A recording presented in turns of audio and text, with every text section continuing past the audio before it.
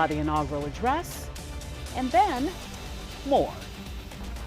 And at this hour, we have some breaking news from the Biden White House. In the final hours of his term, President Joe Biden has issued a number of last-minute pardons. They include Dr. Anthony Fauci. He, of course, has been a long-time target of Republican attacks over the federal government's response to COVID.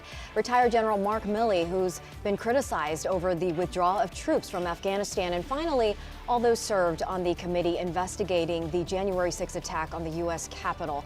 That includes former Republican Representative Liz Cheney and Maryland Congressman Jamie Raskin. Right now, today's events are kicking off, and our Jess Arnold is live on the rooftop near the White House this morning. Jess, good morning.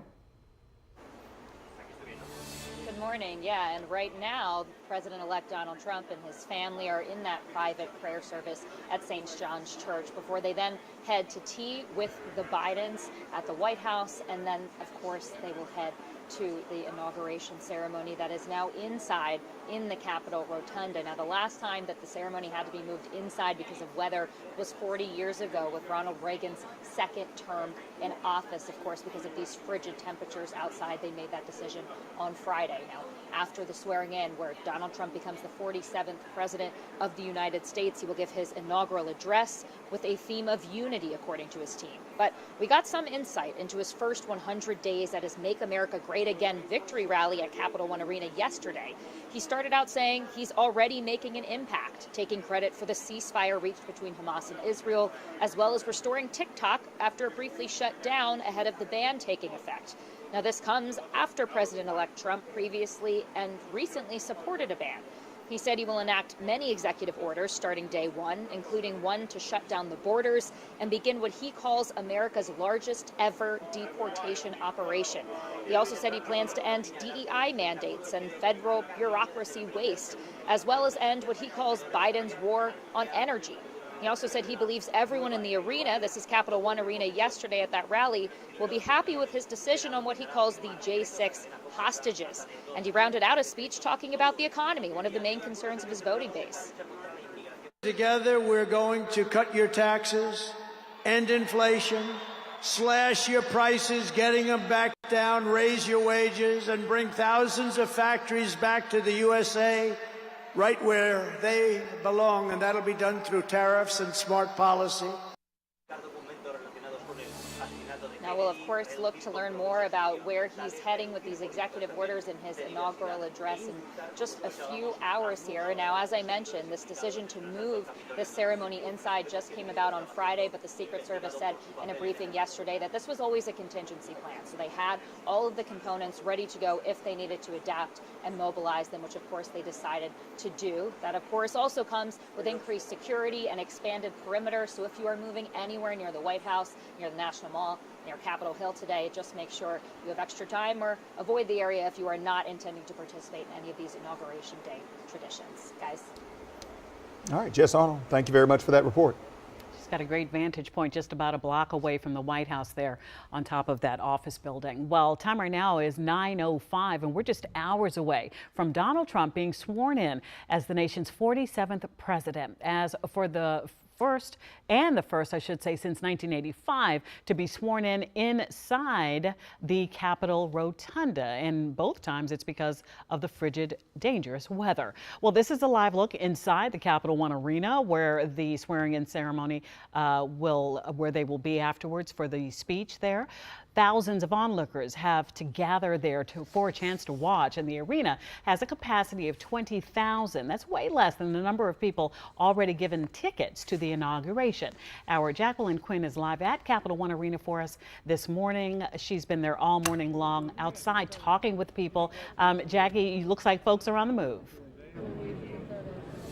Yeah, you know what, just a couple of minutes ago, we saw this movement here with the National Guard stepping in, and you can see that there aren't as many people now in the barrier, the fencing there. It looks like it's sort of the end of the line there now. To the left, we're understanding that's an expedited line, but it looks like it could be the end. We've been waiting to hear official word to see how many people they're going to let in. You know, as we've been talking, this arena can only hold about 20,000 people. About 200,000 people initially got tickets. So there was a lot of excitement to come out, but right now we're just watching. And you know what, Mario, if you can just pan to the left over here, you can see while this is the end over here, there's still a ton of people just in these in this area, and we know that security is very tight. So the National Guard, police from agencies all across the state out here helping to move people through. Now I'm going to talk with Ethan Parks. He's actually a poli-sci major, and he is here with his mom, and you're not totally sure if you're still going to get in line, but this is a big day for you. Tell me why you came out. Well, it's a historic moment. This is the first time that a president's won 2 non-consecutive terms since President Cleveland back in the 1800s. And my congressman, who I've interned before, he allowed us to have some tickets. Me and my mom gave us 2 tickets. So we made a family trip out of it, and we came up here not knowing what was going to happen. We didn't have any expectations, and we heard the news. So right now we're just trying to make the best of the situation right now. Yeah, so it looks like you don't want to get in line because it was, your understanding was it's general admission, so too many people came in, and you just, it's cold, you don't want to wait. So you're going to try to make the best of it. What do you think you're going to do for the rest of the day or the time? We might go down to the Capitol, try to see if we can see the motorcade, try to see President Biden and Vice President Harris leave the Capitol for the last time. So that's what we're thinking about doing, but we're right now just playing it by ear. Okay, so you just want to watch history sort of, unfold here. All right, again, we're seeing a lot of security and a lot of people now congregating as they're sort of shutting off this area. Now, this is not supposed to really happen or get kicked off until after the president travels here from the Capitol with the motorcade until he gets here to Capitol One Arena. I did check in with MPD about any incidents so far. They say no incidents. We've also reached out to the Secret Service, and we're still waiting to hear back. But right now, things are kind of quiet out here, so you can check back in with us. But we'll continue to stay out here and monitor how things are flowing out here. For now, I'll send it back to you guys. All right. Jackie Quinn, trying to see if I can have a moment with you to ask you a question. Can you still hear me, Jackie? Yeah, I can hear you. Okay, seems like a lot of people, and we know that capacity for the Capitol One Arena is at 20,000. Are people afraid they won't be able to get in at all?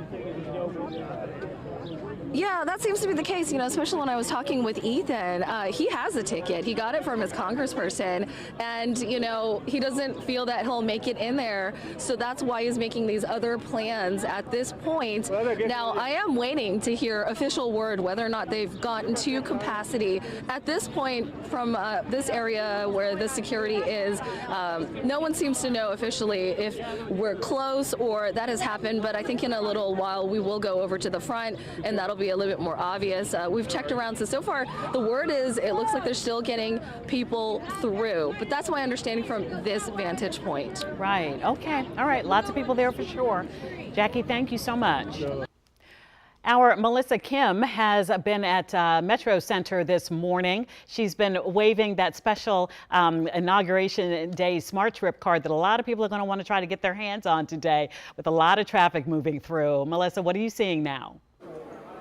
Oh, yeah. So I'm telling you, this is the last place that you can get it, right? They've sold out at every other station here in the district. And here, this is the last machine here. This is the line of people trying to get their hands on the commemorative Inauguration Smart Trip card with President Trump on it. We spoke to people in the 5 o'clock hour this morning who woke up at 3:30 just to get here to make sure that they get one. I'm told at this hour that they have less than 50 right now. And, people have been buying them in droves, people from all over. I talked to people from Michigan, a family from Indiana. They were buying them by the dozens. So I think they're only allowing people to get one at a time, though the machine's only giving out one at a time. But these lucky folks, one of them will be the very last person to get one of these cards in this country. So I actually got my hands on one earlier today. This is what it looks like. It has Donald Trump's portrait on it, of course, the number 47 in the background, the inauguration of Donald J. Trump, the words on the front. So this is what everyone is trying to get their hands on here. Again, officials are telling me that this is the last of it. If you don't get it this time around, you're kind of out of luck this time, because this was kind of the second chance opportunity to get them after they sold out at other stations. You can see some station managers here trying to help folks out with getting them. Exactly, and folks just trying to make sure that they get one, and that hopefully they're the lucky last person to get one. Ma'am, can I ask you really quickly, where are you from? Florida. Florida. Indiana. Okay, so why was it so important for you to come here today? Because we love Donald Trump, and we are so excited for the next 4 years and then years to come. Are you hoping to be one of the last people to get these cards? Yes, yes. We made a special trip here just for this. Are you going to any of the other events today? We're going to the inauguration. Okay, Yes. awesome. Okay, well, good luck. Thank you very much. So hopefully one of these folks will be the very last ones to get these cards. Again, people were really excited earlier when they were getting them. We saw a lot of people. This line has been here pretty much all morning long, again, since this station opened at 5 o'clock in the morning. So we shall see. We will stand by actually and monitor and see who the last lucky person will be to get one of these commemorative cards. Again, this is what it looks like. This is what we're going for here. This is what everybody is waiting in line for right now. And the very last one will be given out in, I'm told, in just moments. All right, Melissa Kim, live from Metro Center. Thanks so much, Melissa. We'll check back in with you shortly. Meanwhile, we know by now that the inaugural events have been moved inside because it is just too dangerously cold out there. Today is actually the fourth coldest inauguration day in U.S. history, right? And yes, the first coldest was actually back in 1985 when Reagan had his second inauguration. But yes, we are very close to it with temperatures today stuck in the 20s, but our wind chills, that's going to be the biggest problem. Going to feel as cold as about 10. And guess what? Monday, Tuesday, and Wednesday, it's a weather impact alert for this cold. So this is kind of a long stretch of cold weather. Wind chills are going to be sub-zero to teens at best. You'll need to dress in layers, limit time outdoors. If you are going to be about the district today, participating in some of those inauguration events, which again, a lot of that has been put indoors, but if you're going to be trying to line the route with the motorcade going by, or, you know, folks have been standing, I know, outside Capitol One Center. People are boarding the metro, boarding buses, that sort of thing. You gotta bundle up. 28 degrees. It feels like 20. Winds out of the west-northwest at 7 miles an hour. And lots of sunshine, but it's ineffective sunshine. Temperature at 28 in the district. We're 23 at Silver Spring, 19 at Fairfax, 20 at Darnestown, 16 at Leesburg, and Joint Base Andrews right now, we're at 26. Feels like temperatures are in the teens and the 20s. 14 at BWI. We're at 17 at Manassas. Here at home in the district, we're at 21, and 13 is what it feels like at Leesburg. Look at what's coming up the pike. Martinsburg, Winchester, Front Royal, Luray. Temperatures feeling like the single digits to near 10. Petersburg at 0, and it feels like well below 0 at Davis and at Oakland. Let's go ahead and take a look at that forecast over the next 7 days. So for today, 26 degrees. Of course, it's Martin Luther King Jr. Day, but it's also, of course, our inauguration day. So this is kind of what we're aiming for over the next several hours. Notice during the afternoon, temperatures may actually start going in reverse. Temperature at 26 at 10 a.m. Noontime, we're also at 26. Our next coldest inauguration day, that would be in the upper 20s. So I think we're going to fall somewhere around, again, the fourth coldest inauguration day here in district history. It's only going to feel like about 10 to 15 degrees while the inauguration is going on. 25 at 2 and then 24 at 4. We just had a little update here on our numbers. Actually, this is actually even putting out a flurry at about noontime. Not really seeing that too much. But the next 12 hours, again, I think are just going to be plain old cold. There could be a flurry, though, tomorrow. Doesn't look like much impact. But again, there could be a couple of flakes that ushers in even colder air. High only 23 for tomorrow and then 20 on Wednesday. So that's 3 back-to-back weather impact alert days after one yesterday for the snow. And then we're at 31 on Thursday. Friday, some PM flakes around. Again, this should be fairly light, kind of flurries.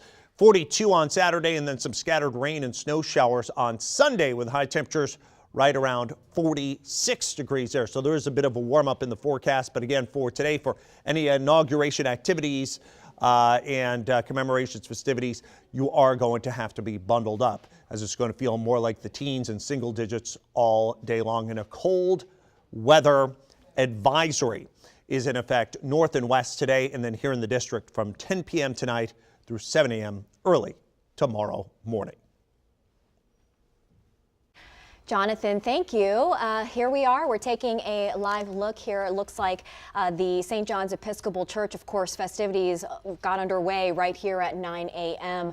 with President-elect Donald Trump along with the Melania Trump for morning prayer service. And this is a tradition that happens. It's apolitical service happening. It's a morning prayer service, 92-year-old tradition. We're seeing people come out. I know that it's typically a short service. It started around a half an hour or so when this began, and you see some people leaving now. Can't really quite make out faces there, but it's a busy day ahead. But it starts with prayer, and that's when we saw earlier. Yes, people are leaving now. Yep. The first couple go into the church not too long ago. And then we know after that, that we'll see that couple go then to the White House to have tea with the Bidens. Right, and this church is located just across from the White House. It's just a few steps away, of course, from Lafayette Square. My understanding is that they, along with J.D. Vance, of course, Vice President-elect J.D. Vance, and a small group of others, took part in a prayer service with Reverend Robert Fisher inside the church. And right now, let's head over to Jacqueline Quinn, because we know so many people are waiting right outside of Capital One Arena to get inside, hopefully hoping to witness this historic moment. Jacqueline's been out there all morning long. Here's a look inside. Obviously, very, very tight security inside and outside. Jackie, how's it going?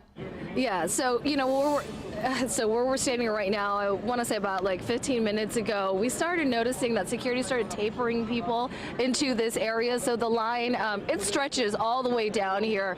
This is H Street, but now everyone's funneling into this area. The big question is, are they going to fit all the people who want to get inside of Capital One Arena? Initially, right, 200,000 people were ticketed for the inauguration events, but you know, now that there's only about 20,000 seats, we know that some people came from the rally yesterday and got in line immediately. They've been here for hours, and some got here very early this morning. And you're still seeing people show up at this point. It looks like some people are making it through this area of the barricade. Now, this is not only where people are lining up right now, but you're seeing a lot of security. Mario, if you want to pan through here, you can see this is where they're inspecting cars, it looks like. So we're not totally sure the route of the motorcade, but we do know that there's a lot of vehicles and you know, it looks like people that need to come through, guests, and this is one of those areas where people are making that check. Now, security at the top of mind for a lot of people, and I spoke with the Secret Service yesterday and DC police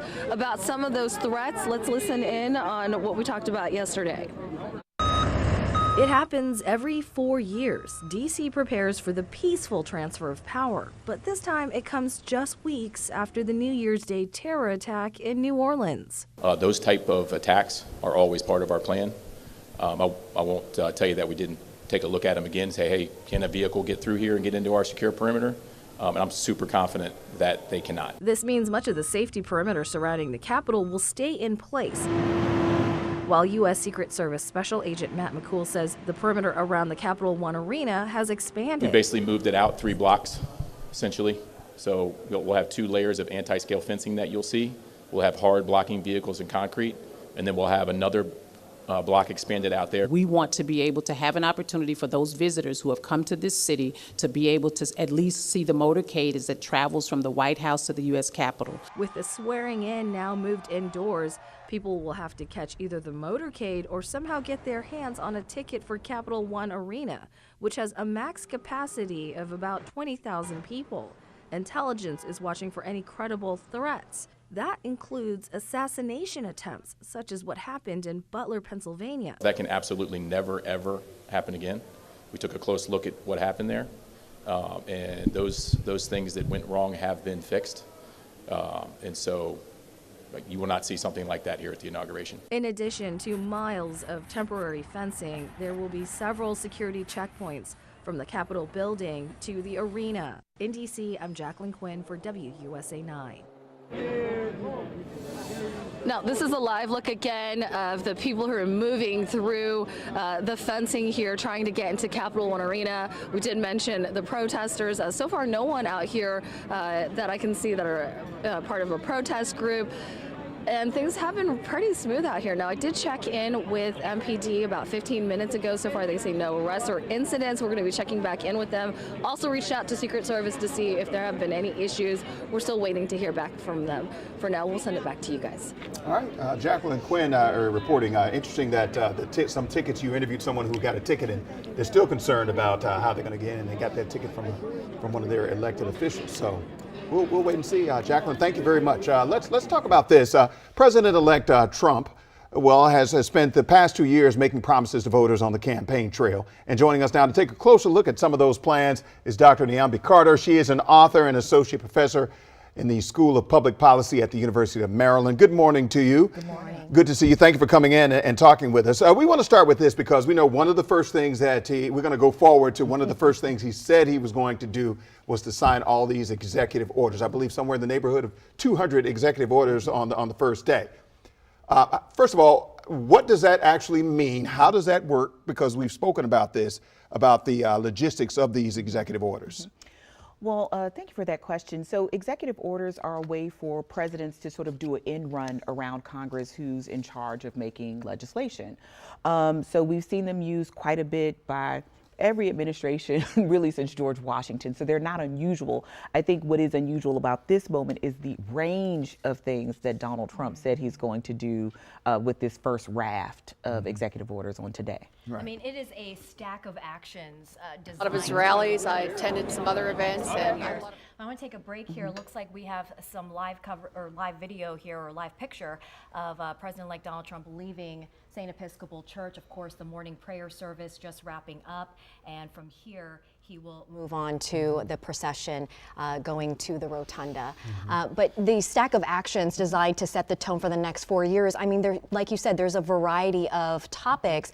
The main headline I think a lot of folks are talking about is the action with immigration. You know, getting, in his words here, carrying out mass deportations of undocumented immigrants very quickly. What does that process even look like? Well, we don't know. They've been actually quite tight-lipped on how they're going to achieve this, because what they're talking about is essentially rounding up somewhere in the estimated range of about 11 million people. How that's going to happen, how much it's going to cost. He's essentially said there is no limit on the budget or the personnel that he's willing to pledge to this, but we don't know what law enforcement agencies might be involved. We don't even know what, say, local law enforcement's involvement in this will be, because as you know, we're in a place in a region of the country that is a protected place for undocumented people. We are sanctuary cities like DC, and then there are counties in Maryland that are sanctuary counties. So what does that even look like?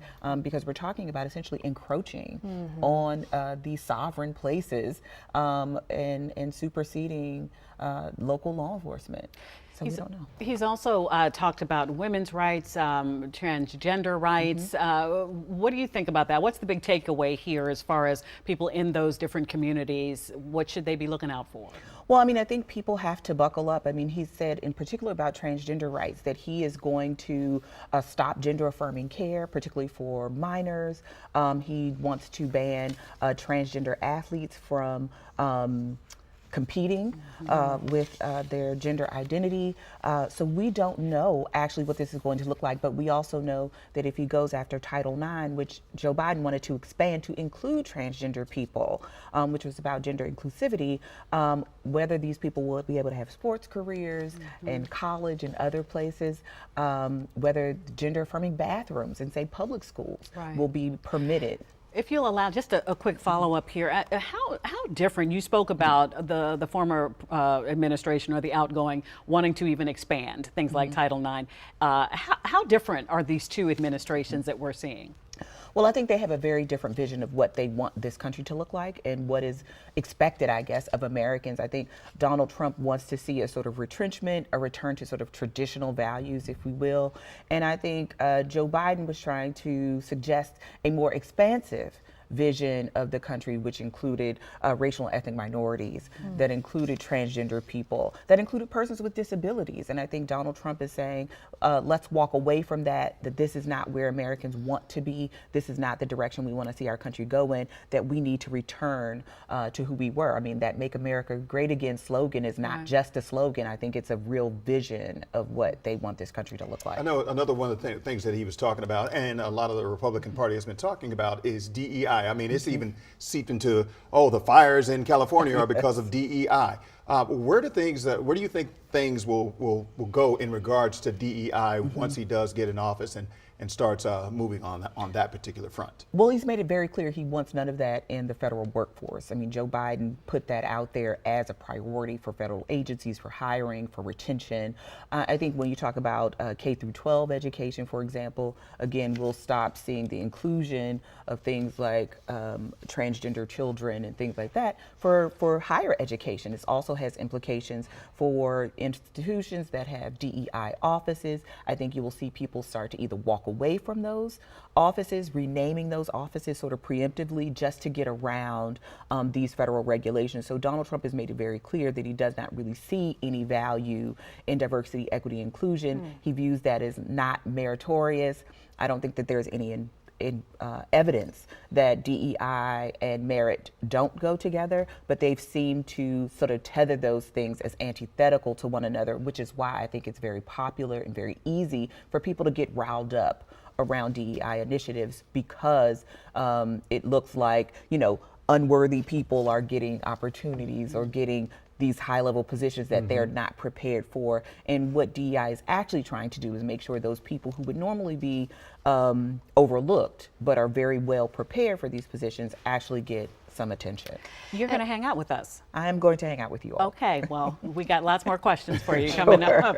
But within the last few minutes, President-elect Trump and the incoming First Lady Melania Trump wrapped up their morning service at St. John's Episcopal Church, located across Lafayette Park from the White House, just a short distance. There you see some photos from inside, also J.D. Vance as well. A longtime tradition for presidents-elect. These are, again, some photos coming into the newsroom now. You see I see Marco Rubio there, his son Barron next to his parents, Ivanka Trump. So lots of family and friends gathered there. It's a great inside look at something that is a private service before the day's ceremonies get underway. Also, Vice President Kamala Harris arrived at the White House moments ago. There you see the outgoing administration, the second husband there. It was it's just sort of just politics aside, it was a fun thing to be able to say the second husband for the last, so the first gentleman, excuse me, for the last 4 years or so. There you see the four of them going inside soon to meet with the Trumps. A lot of people, of course, in town celebrating President-elect Donald Trump's return to the White House, but we know some people may not be feeling the same way. Our Lorenzo Hall spoke to a D.C. police officer who says that he is worried about the year ahead. The entire D.C. police force is working to secure President Trump's inauguration, including Officer Daniel Hodges. We caught up with the 10-year veteran of the department before Trump's swearing in. Are you prepared for that day?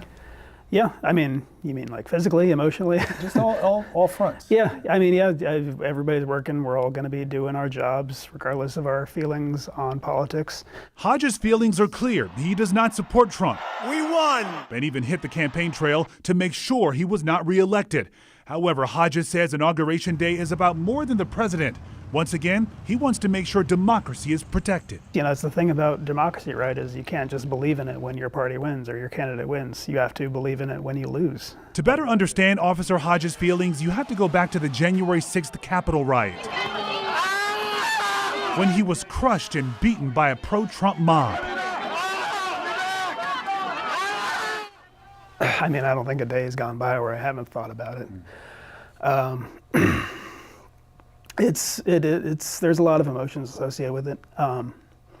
Pride also, because I'm proud of the work I did, but also sadness, anger that people would do that people still think that they were right. You swear or affirm? Hodges says he's on a mission to make sure people don't muddy the facts of that day. He's testified before Congress, testified against at least 4 men now convicted of assaulting him, Hodges also pushed to have special counsel Jack Smith's final report released detailing Trump's efforts, the government concluded, to overturn the 2020 election. It's part of the story, it's part of truth, and truth still matters. His report is the last, best, closest thing we'll get to learning all the details about what Trump did and how thoroughly close we came to having the election actually be stolen from us. Hodges' efforts and outspokenness have made him a frequent target of Trump supporters. They called you a liar. They say you've attacked some of the Trump supporters that day, a loon, things I can't even say on TV. I mean, those people, I don't think there's anything that can convince them because the evidence is plain. Do you worry about your safety at all? Not really. I mean, I'm a cop in D.C. It's not the first time I've been threatened. It's not going to be the last. And if they want to come after me, that's their choice. I'm ready. I would encourage them to rethink their ways, particularly if people are pardoned. Tomorrow, everybody in this very large arena will be very happy with my decision on the J6 hostages. That was Trump at his rally Sunday night. He's talked repeatedly of pardoning some January 6th defendants on a case-by-case basis. If there is anyone, I would say it's very, very few people deserve pardons, if any. Between the election results and potential pardons, Hodges admits he's exhausted, but plans to keep serving D.C. and fighting for democracy. The American electorate rejected our pleas. They decided that what happened on January 6th wasn't disqualifying for a presidential candidate, and that wearies me. It's depressing to see that people don't care that much. What would give you peace? I just have to hope that the longer cultural victory is ours, that 5, 10, 50 years from now, people look back and say, wow, it's hard to believe that Americans would do that. We would never do that again.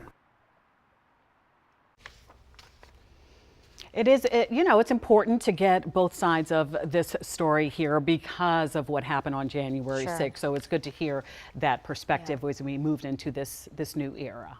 And there you see the Vice President and Second Gentleman waiting to receive the J.D. Vance and his wife. And then we'll see the President, Biden, welcome President-elect Trump. They are expected to go in and have a private moment between these families, have some tea before heading to the Capitol Rotunda for the day's swearing-in ceremonies and all of the other pomp and circumstance that will happen there now in the Capitol Rotunda. Yeah, this is there's a lot of circumstance and tradition involved in this whole process.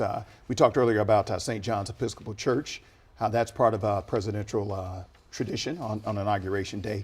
This church was established in 1815, and actually James Madison was the first president to go there on Inauguration Day in 1809 when he was elected president of the United States. He was invited there, and they actually rented out the pews to the parishioners to get some money out, to make money off of this. Madison, in return, paid the rent for the year for the church. That was back then. So again, this speaks to the tradition, a lot of the traditional things that go on during Inauguration Day here in the United States. And this tea service, of course, just one of several inaugural events unfolding throughout the day. We will continue to bring you live coverage all day long, but really a reminder of the powerful traditions, the meanings behind this, as hundreds of thousands of people have gathered in our nation's capital to witness what is happening today, the 60th inauguration ceremony. You have folks from really all pockets of the world. I mean, we've heard from people from as far as New Zealand and across the states who have come here to witness this, and there they go inside for this private moment. Right. It's an historic day in the district, and just very interesting to see some of the traditions that many of us have seen just through the years still being carried out as this peaceful transition of power sets to take place today. All right, 9:35 is the time right now. Let's check in with Jess Arnold, who has been live on the rooftop near the White House all morning long, keeping track of today's events. Jess, good morning to you.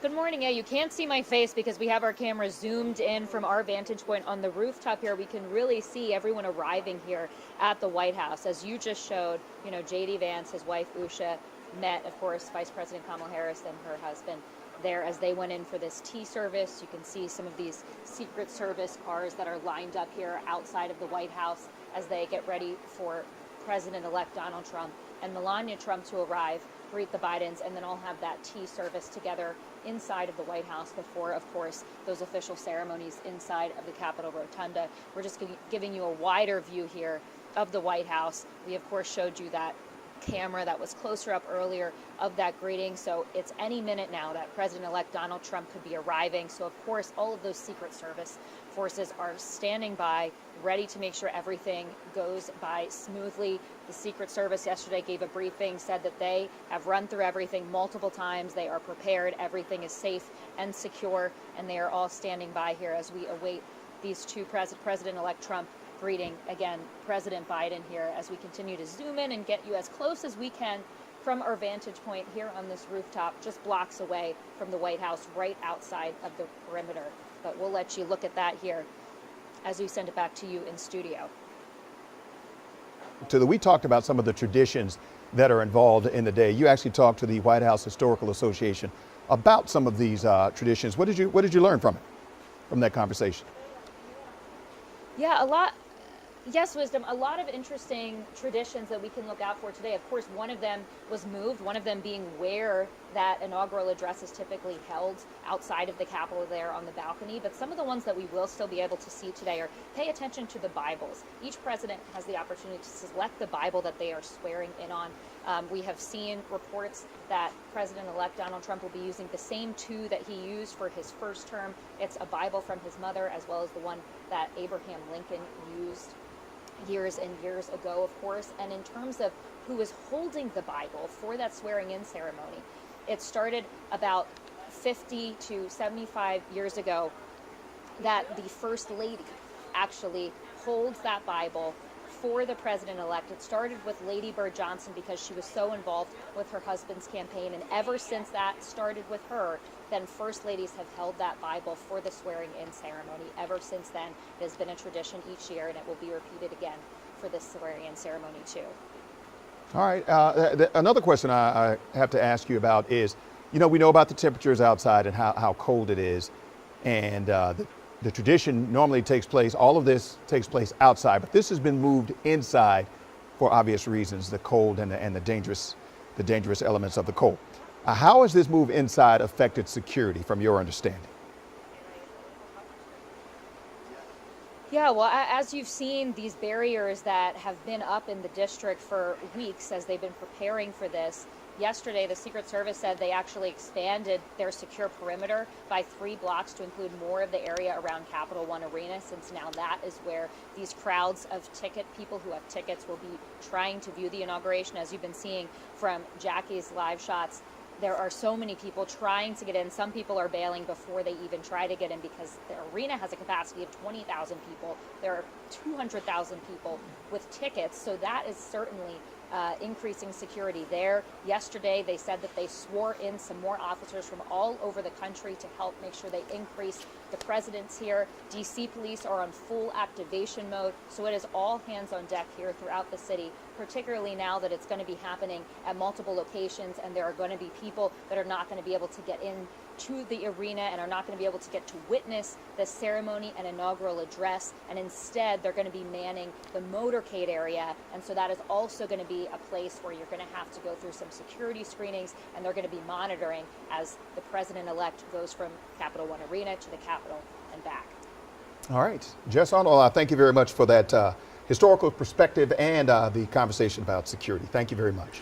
Speaking of the Capital One Arena, our Jacqueline Quinn has been out there. She started really early this morning, and you saw crowds there. They had been there since the evening before, of course. Thousands gathered, braving the cold to watch. But Jacqueline, there's been a bit of a dilemma. Yes, I am. Thank you. Only 20,000 can get in, and I'm not sure if that's a counter protester we're listening to right now.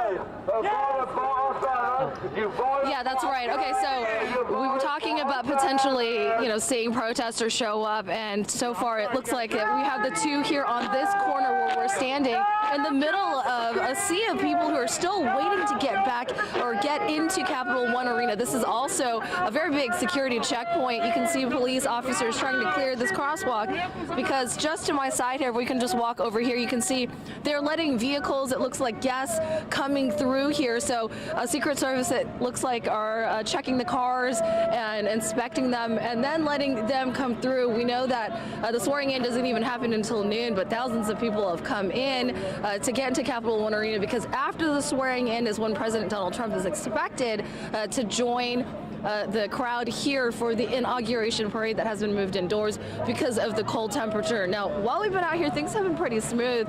In fact, it's been a very, energetic atmosphere. So many people excited to be a part of this today. So things have been relatively smooth. I've checked in with MPD for any arrests, and they told us so far no incidents. That was about 20 minutes ago. And we've heard the same thing from the Secret Service, who they're all over this place right now. You know, we've had multiple layers of security to get through to even get to this point where people are lining up to get into the Capital One Arena. So for now, things are relatively smooth, and we're still seeing people come into line, get into the line here. Now, we don't know how many of these people will still get in because as we talked to some of those folks earlier, they had tickets, but they're not sure. It looks like it's general admission. You show up, and at some point they have to cut off the line, but this line's still out here. People are still getting through. It's still moving, apparently, so we haven't been to the front. At this point, it's hard to get over to the front to see what's happening, but an enthusiastic crowd still showing up at this point, and again, like I said, people are continuing to show up, and even for those who I think that are not going to get in, they still wanted to be out here, possibly to see the motorcade, just to be a part of the excitement. We know that there are vendors now out here trying to make a profit out here. People are holding signs, so still a momentous time for people to come out here. As to how many people will get in, we already know the capacity of Capital One Arena is only about 20,000, and initially about 200,000 people were able to get tickets for the inauguration. We're going to have an update for you on that as this wraps up a little bit later today. But for now, things are, seemingly going smooth, and we will check back in with you as we can. Looks like a mixture of supporters, counter-protesters, onlookers, right. A lot happening in that corridor. But as for the counter-protesters and supporters, you kind of really see that the deep division of the election cycle, right, reflected there. And I know that Jackie's out there bringing us the latest on what's going on, but I did want to ask her, what's that feeling like? Because up close and personal with such different views can feel a little tense, but it looks like the people that are there waiting to get inside are still, keeping sort of a cool sense and not reacting to those with the really loud the focus megaphone. Being the peaceful transfer of power. Yeah. So, and speaking of which, I think that we're seeing more movement here. Not exactly sure. We didn't miss the president, or it looks like actually the Capitol there. Can you tell me exactly what we're looking at? Looks like folks entering the Capitol Rotunda. The Capitol, right. Waiting. And again, we know that the president-elect has to be sworn in before noon today. We're looking at that countdown clock. And you should notice it too, that countdown clock right there, keeping us honest on the time, 2 hours, 15 minutes, a couple of seconds or so until that happens. There we see the former first daughter with her family there, and I feel like we've seen those children grow up. Yes. So it's interesting to see them now 4 years later. Along with her husband, Jared Kushner, there. We are watching history unfold. Meanwhile, hundreds of thousands of visitors are here in the nation's capital because of the inauguration. And as you can imagine, prices for hotel rooms were pretty competitive, but none compare to the presidential suites at the iconic Watergate Hotel. Those set some people back $75,000. And our Randy Ayala got a chance to go behind the scenes to look at exactly what this hotel package includes.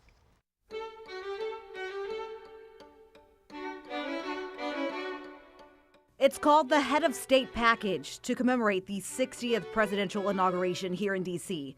The Watergate Hotel is promising a unique and luxurious front row seat to one of the most significant events in the country. But a disclaimer, it comes with a hefty price tag that most cannot afford. You can't really speak about political intrigue or political history without the Watergate. World famous, certainly well known in Washington, but throughout the world, when people think about political American history, you have to think about the Watergate. Abe Liao is the managing director at the Watergate. This weekend's VIP package includes a 3-day stay inside the hotel's presidential suite. It's a spacious 2,400 square feet and boasts sweeping views of the Potomac River. It's something that our hotel offers that nobody else can say they have. It's really thinking through, if someone were to choose Washington, choose the Watergate for inauguration, what would they want to experience? The package also includes round-trip transportation from New York City to D.C. on a helicopter. And once travelers touch down in D.C., they'll be chauffeured in a bulletproof Maybach. The helicopter is always synonymous with the president, being chauffeured around in an armored vehicle, having access to limited, rare, vintage things that the greater community maybe doesn't have. All that really speaks to luxury. We said, how can we bring that to a guest that's looking for that presidential experience? So actually it was quite difficult. We had to source the armored Maybach from outside of Washington. Can't necessarily disclose where, but it was definitely a challenge to find it. But luxury comes with a price tag. The stay costs $75,000. The hotel has 2 presidential suites and both are booked for this weekend. The lucky few guests will also receive a private whiskey tasting and keepsakes like a Watergate crystal and custom wax seal. And they get an up-close and personal tour of the infamous room where the Watergate scandal occurred. It's the actual room where the break-in occurred originally, so we've memorialized it. There's a lot of great iconography and history in the actual suite itself. A stay at a historical landmark while we usher in our 47th president. In Northwest, Randy Ayala, WUSA 9. We want to also talk about this right now. President Joe Biden just tweeted with wife Dr. Jill Biden, "One more selfie for the road. We love you, America." So here we are. The thought of the president doing this, we are definitely in the new age here. So it's pretty good job for a selfie, right? Really good job. Okay. And just a short time ago, we also saw Vice President-elect J.D. Vance and his wife, Usha, arriving at the White House. We saw this happen live. We brought that to you just moments ago. Being received, of course, by Kamala Harris and Doug Emhoff, the former or soon-to-be former second couple there. There are plenty of vendors in town for Inauguration Day, including one crew that follows Mr. Trump everywhere he goes. And our Matt Gregory spoke with them about their journey.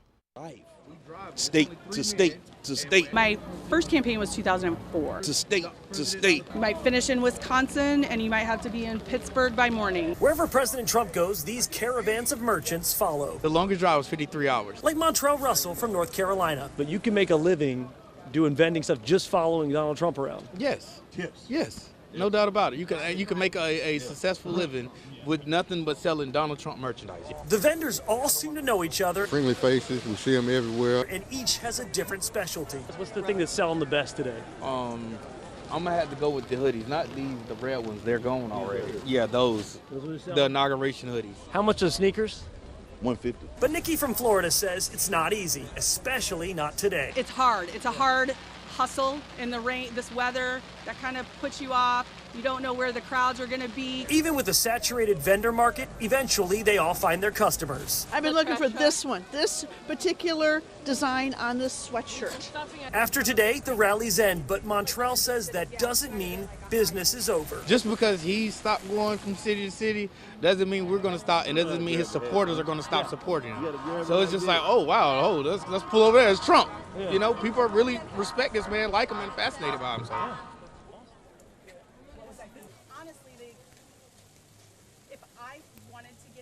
Matt Gregory reporting there. One vendor who didn't want to go on camera said that he sold $500,000 worth of merchandise last year.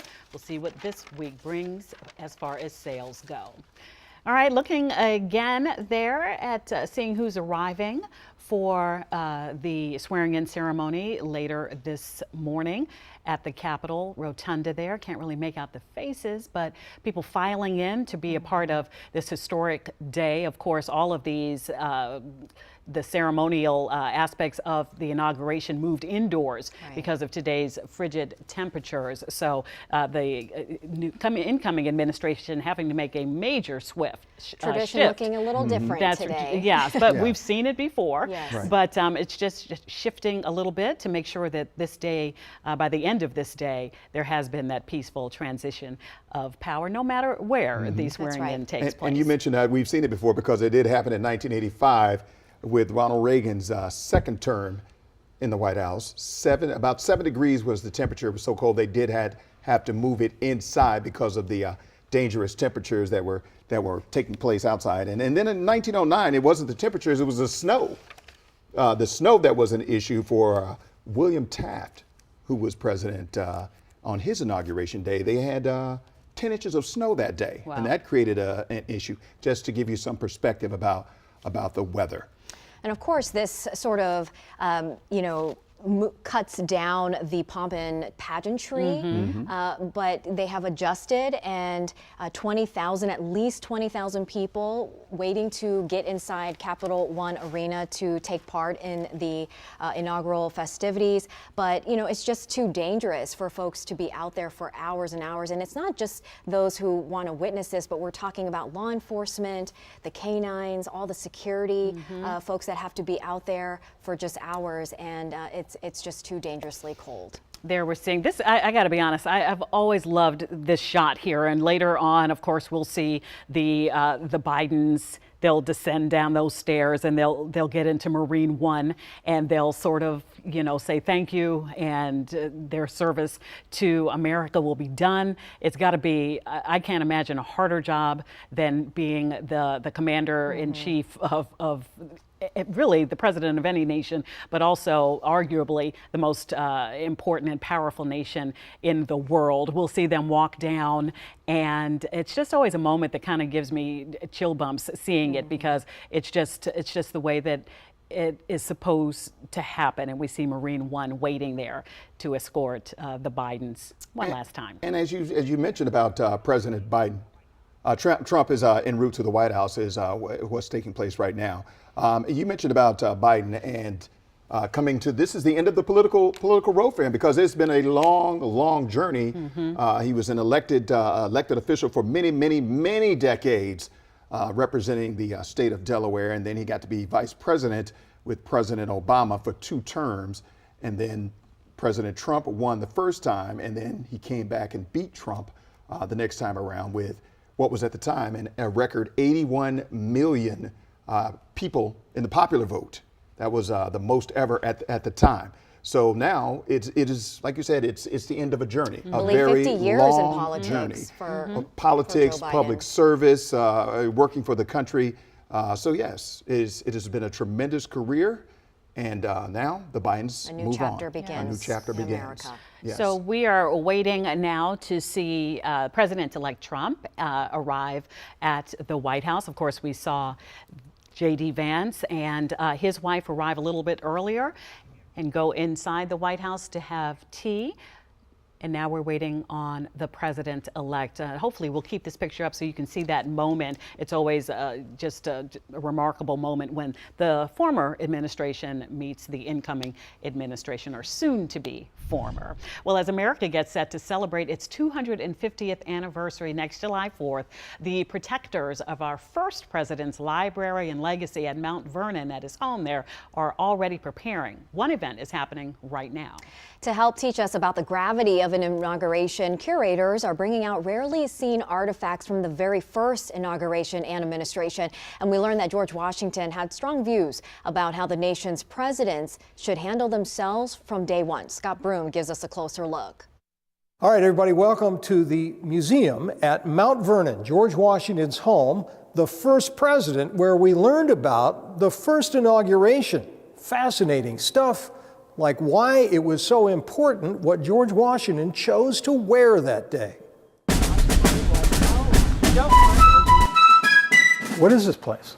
We're in textile storage at George Washington's Mount Vernon, where we have 450 textiles that belong to George and Martha Washington. I call it the morgue.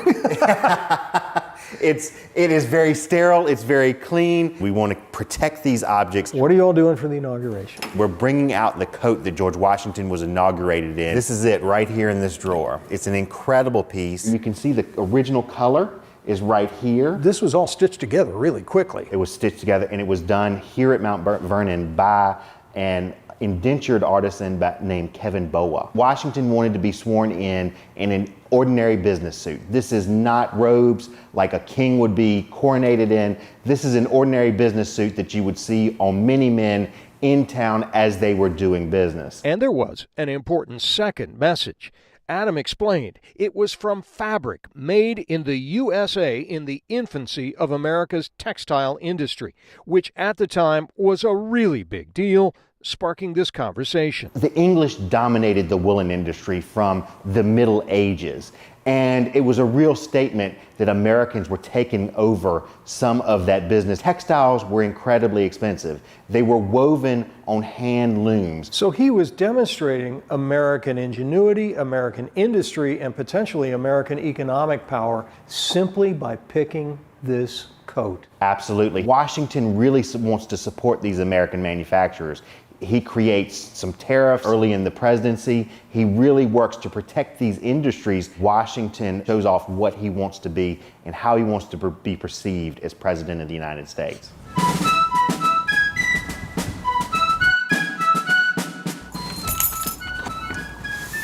So this is our recreation of Washington's library. Wait a minute. Those are George Washington's books? Yes, they are. Yes, they are. God. And that's when Mount Vernon's Special Collections librarian Caroline Sharp showed us some of the documents demonstrating how Washington followed through, all the way to his final statement to the public as president. Washington's farewell address is him announcing to the public that he will not run for a third term. And all of these things, Washington is formatting the presidency because it is unprecedented. So in Washington's farewell address, he is setting the precedent for a two-term limit. There are a lot of people at the time who wish that Washington would be a lifelong president. Washington is making sure that he sets the example that that is not the case in the United States. We do not want another monarch. Also among the documents, a presidential pardon with a curious backstory. Washington only issued 16 pardons during his 8 years as president. So this is actually Washington pardoning a man named David Blair, who was accused of rum smuggling. Potentially, Washington may have pardoned him because he was a fan of Blair's rum. This is a sash that George Washington wore. Back in the morgue, we looked at more fabrics. After George and Martha Washington died, family members got their clothing and chopped it up and gave it to people as gifts, as relics of George and Martha Washington. The buttons on Washington's inauguration suit are missing for the same reason, but the message this artifact communicates has survived. He was a man of the people. He wanted to appear to be a man of the people. So it really matters what a president wears. It really matters what a president wears. If you want to see that coat yourself, you can. You can come to the museum here. It will be on display until February 3rd. It hasn't been displayed here at Mount Vernon since 1963. Scott Broom, WUSA 9. All right, our coverage of Donald Trump's return to the White House, Inauguration Day in America, continues. About an hour ago, we got our first look at President-elect Donald Trump and his family and some of his administration as well. They all attended a church service at St. John's Episcopal Church, which ended about 30 minutes ago. After that, Trump and his Vice President-elect, J.D. Vance, began traveling to the White House. That is where right now both of them are meeting with President Biden for a ceremonial tea. That meeting is close to the media, but we captured the moments that Trump arrived and entered the White House. Here, we will show you that in a moment, but right there was Vice President-elect J.D. Vance along with his wife there. A lot of events today. Let's give you this Inauguration Day schedule. After that meeting, Presidents Trump and Biden will ride together to the Capitol Rotunda for the swearing-in ceremony. Let's give you a live look right now inside the Capitol Rotunda as we prepare for Donald Trump to take the oath of office in under 2 hours now. That ceremony starts with the arrival and introductions of lawmakers, former presidents, and our next president.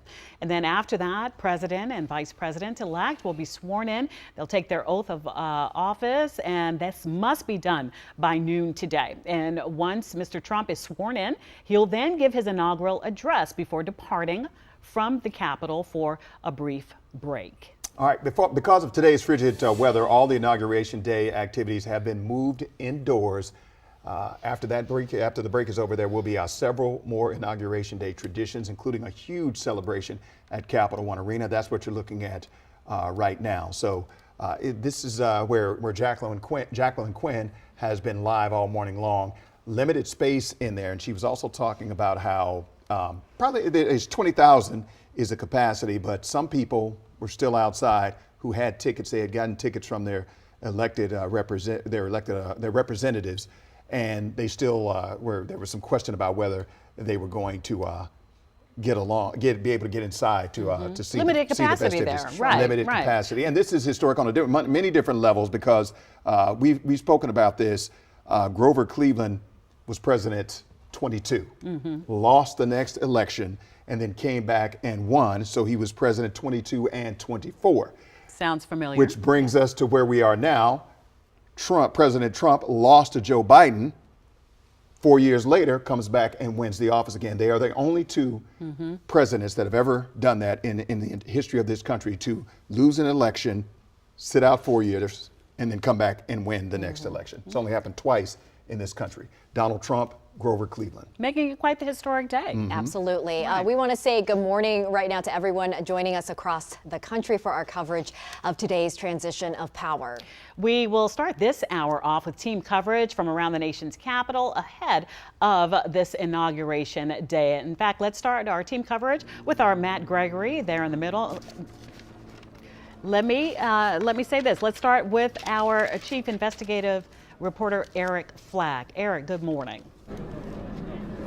Hi, Allison. We are here at the corner of 10th and H outside of a very large perimeter at Capital One Arena. People have been lined up to get into the inauguration parade inside Capital One since early this morning in the overnight hours. I can tell you the line stretches all the way down H Street right here through those iconic Chinatown arches that are down there that we all know so well. So many people here are through a sort of a cattle call, sort of a barricade situation. Many people still arriving here on the scene. Once they get through here with these lines that extend all the way down, they then come through this area. And Mo, if you want to come back to me right here, yep, you want to come back to me right here. You can see that it then goes down 10th Street right here, and then you'll get to G, and then take a beeline into Capital One, where there are security gates. People have come from really all over the country and across the world to be here. It is a very positive, festive atmosphere down here. We have seen one protester who's across the street behind us, but really other than that, it's all been an extremely pro-Donald Trump crowd. Everybody celebrating the return of President-elect, soon-to-be President Donald Trump, to the White House. I don't know if we do have some sound from one of those people who came from, I believe, New Jersey to be here. We do have that sound. We're going to toss it out right now and hear a little bit about her experience. What was so important about being here today? It's a monumental event to be here today. To see history live like this, it just means so much, and to be a part of it and be here is so exciting. What do you think about these crowds and the experience so far? I mean, it's so great to see that everybody came out, but also disappointing because everybody wants to get in, right? So, yeah, we'll see what happens. But how was your experience yesterday? it was good. I mean, getting into the city wasn't bad. Unfortunately, I didn't make it to the rally. I couldn't get in, but you know, hopefully we'll see. Maybe I'll have some luck today, or at some point catch a glimpse of what's going on. Any backup plans if you don't make it in? Find a nice restaurant and with a big TV and hope for the best. Welcome. Thank you so much. Thank you. Thank you. Judging by the crowds out here, there's probably going to be a lot of people looking for that restaurant and a big screen to watch that inauguration parade. Inside Capitol One is where they're going to have that inauguration parade. I'm still trying to figure out how you have a parade indoors. Our Matt Gregory is inside Capitol One live right now. And Matt, maybe you can answer the question for us. How do you have a parade indoors? And I will say nothing. Of course. Well, guys, right now we're having some technical issues. One of the main issues that, you know, I can't really hear what's happening back in the studio, but, you know, given the weather that's happening today, you know, the cold sub-zero-esque temperatures, everything was moved indoors, the inauguration, the inaugural parade. So what Capitol One yesterday being the victory rally for Donald Trump, today what it ends up being is a watch party. In fact, over the last, you know, half hour since we've gotten here, we've seen folks all over as they poured in, watching the images on the big screen above me, the one that's normally reserved for the Wizards and for the Capitals. Now you're seeing, you know, President Biden and soon to be sworn in again President Trump talking to folks, or sorry, showing up on the screen and people are clapping and there's music playing. It's a festive atmosphere. But the thing we're really starting to notice about all of this is, you know, we're getting new details rolling on what the inaugural parade will look like, right? It's supposed to go down Pennsylvania Avenue to the White House. Instead, they'll be coming inside to here at the White House, to here at Capitol One Arena. Now, from the little bit of information we're slowly getting through, there's going to be marching bands here that will be performing inside Capitol One Arena. I'm not sure exactly how the parade aspect will look, and we do know they'll be honoring the U.S. Army as well as those Butler County, Pennsylvania first responders, some of those first on the scene to tend to President Donald Trump during that assassination attempt in the summer. So that's what we're looking forward to seeing as folks pour in to warmly watch the inauguration ceremony here around 11:30 is when we expect to see things kicking off. And then as we get to noon when he's sworn in, I expect that momentum to really build inside Capitol One Arena. And then by the afternoon, one of the things we're really expecting is going to be you know, people really amping up around 3 o'clock. That's when the parade is supposed to start. So all of this in here early for this 3 o'clock parade that's supposed to be here in the Capitol One Arena. But that's a look at what we're seeing right now. I'll send it back to you all in the studio. All right, Matt Gregory, thank you very much for that. We want to talk about this now. President-elect Donald Trump and Melania arriving at the White House just moments ago, and you know, Matt Gregory was inside. The reason, obviously, we've been talking about this. There's President Trump getting out of the SUV right there and greeting President Trump Biden. And Melania Trump greeting President Biden and Jill Biden, Dr. Jill Biden, right there at the White House as part of the ceremony. Now they're scheduled to go inside, and I believe they're going to have tea inside at this point. And then closed to press. It'll be closed to the press. It's a very, very private meeting, and you can see the wind blowing out there. Clearly, it's cold, and this is the reason that a lot of these events have been moved inside. We talked about this earlier. Ronald Reagan, coldest, 1985. January 21st, 7 degrees. They had to move it inside back then, and they're moving it inside today. That's some historical perspective about the weather, how the weather plays a factor in this. And one more thing, as they get ready to go inside here, January 20th is Inauguration Day. It hasn't always it hadn't always been that way. It used to be actually in March, in March. But the elected leaders wanted to reduce the time from the time you got elected until the time you took office. So what they did was they moved it up. Obviously, they moved it up from March and to where it is now. And the first one to actually do that as an elected official was FDR. His second inauguration was actually on January 20th. He was the first president to have an inauguration on January 20th. Before that, it had been in the spring, basically. Right. Yeah. Which, wonder if it goes back to that now. It would probably be a better situation weather-wise. Obviously, it would definitely be better. What I find interesting there, and perhaps it's just me, a new administration, the color, we're always used to seeing the President Trump with that red tie. That's sort of what we saw. Today, he has on a purple tie, which of course, you know, might it be a signal of the blending of the blue and the red? But I just think it's important. Emphasize unity in this Trump 2.0. But as tradition dictates, there's so much celebrations happening. This tea service followed the morning prayer service at St. John's Episcopal Church that kicked off at 9 a.m. They then rode over to the White House for that private meeting along with their spouses. The tea ceremony will take place, and from there they will make their way to the Rotunda, Right. where And we see people filing in now. And Presidents Trump and Biden will ride in the same car together. That's right, Interesting. as Wonder what that tradition, conversation yes. will And be. also the perspective of, I just want to, before we get to our next report here, the perspective of 4 years ago, none of this was taking place. Right. None of this was taking place 4 years ago because President Trump did not participate in any of these ceremonies Right. on election day. So that's just some perspective, some history, and some perspective there. I think that now we are going to go back out and join Larry Miller there with that beautiful vantage point of the White House right behind you, and on top of that that office building there, right in the middle of everything. Good morning. Guys, good morning to you. Of course, good morning to you at home. I want to piggyback on a point that you made about the president's tie. I think it is not lost on any of us that today, in addition to being Inauguration Day, is also a day in which we celebrate MLK Day as well. And so the tie potentially symbolizing the sort of tone and tenor of the speech that we could likely hear from the president once he is sworn in this afternoon and gives his inaugural address about bringing the country forward, uniting the country in what has been and what was a rather divisive and contentious race for president. One of the things that we've also been focusing on are a number of presidential pardons that have been issued by now outgoing president, or soon to be outgoing president, President Joe Biden, who signed a number of preemptive presidential pardons for General Mark Milley, Dr. Anthony Fauci, and members of the committee investigating the January 6th Capitol attack on January 6th. I want to read you a part of the statement that was released from the White House earlier today, saying this, that our nation relies on dedicated, selfless public servants every day, and they are the lifeblood of our democracy.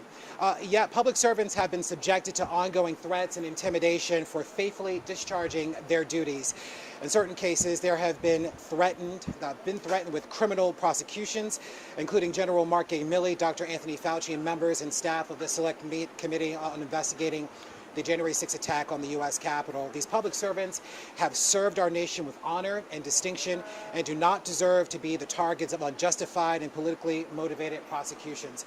So these are yet more pardons that have been signed by President Joe Biden, and he is now going to be leaving office with a record number of pardons and commutations signed by him. We just talked about the 2,500 that were signed on Friday. In addition, for the pardons that was signed for his son Hunter Biden, who was facing a number of federal charges as well. But these sort of presidential pardons being signed, according to the White House, to protect members and critics of the president-elect and his incoming administration from any sort of political prosecution, as they have termed it. But we know that these sort of presidential pardons have also been the subject of fierce criticism, and so we anticipate that the legislative branch will try to address this in some way. What they do, how they will do it, still remains to be seen, but we know that this is something that they do plan to tackle once the president-elect is now, or then becomes, the 47th president of the United States. Guys? Larry Miller, thank you so much. That's such good information as we get ready to move into this new administration. The oath of office being administered in 1 hour now and 45 minutes. We'll check back in with you, Larry. We would like to turn our conversation now to our next guest, Al. Dr. Peter Kuznick is a professor of history at American University. Thank you so much for joining us here on WUSA 9+. Let's talk about what this new administration, what we can expect from a second Trump term here. Well, we can expect the unexpected. I mean, it's so hard to predict what Trump is going to do. He's already contradicted many things that he said he was going to do. He talked, for example, about trade war with China, talked about 60% tariffs. He used to talk about banning TikTok. His first administration was quite hostile toward China. Now he says the first foreign trip he wants to make is to visit Xi Jinping. He's got the vice president of China at the inauguration today, and he invited Xi Jinping himself. He's going to overturn the TikTok ban or resolve that somehow. I mean, the policies, that's why it's so hard to predict him, because if you look at his administration, it's full of China hawks. Marco Rubio's testimony was extremely provocative toward China, and then Trump goes the other direction. So Trump is transactional. We know that's his nature, and he wants to make deals. Well, to that end, we've seen Elon Musk take a really sort of important position. That's what it looks like now with this incoming administration. And you talk a lot about cultural movements and the shifts. How much of that influence do you think is going into things like social media, artificial intelligence, that sort of sector as we move into these next 4 years? It looks like, in the beginning at least, Trump has got an extraordinary amount of influence. Musk has an extraordinary amount of influence over Trump. But we don't know, because you've got his MAGA base on one side, and you've got the tech bros on the other side. We already saw the controversy over the H-1B visas, where Trump's base wants to not give H-1B visas, and Musk insists upon it. 70% of those H-1B visas for highly skilled workers, software engineers and others, go to Indians. I was on Indian TV earlier this morning. They're very concerned about that. So we don't know how long this alliance, which seems in some ways to be an unholy alliance, is going to hold together. Right now, it's very, very firm. There is a lot of uncertainty ahead, but can you speak to what we know for sure, what we should be watching closely in the first 100 days? Well, we know he's doubled down on, he was coming across as a more benign version of himself, but if you heard yesterday's rally, that was the old Trump, the Trump with the grievances, the Trump who's going to get revenge. That was the Trump who's going to deport millions of immigrants very quickly, and to do that, that's not something that can be done easily. Maybe you can pick out a certain number of immigrants who have committed violent crimes, and everybody will support that. But if he's going to do the mass roundup that he's threatening to do, that's going to have an enormous impact. But even his immigration policy overall goes against the business interests, because the business interests are very much dependent on those immigrants, not necessarily the handful of violent ones, but he's talking about deporting 20 million immigrants over the long run. He wants to deport more immigrants than anybody else ever has. So that's number one.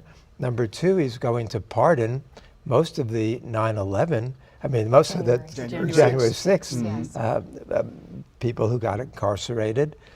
That's not popular in the country.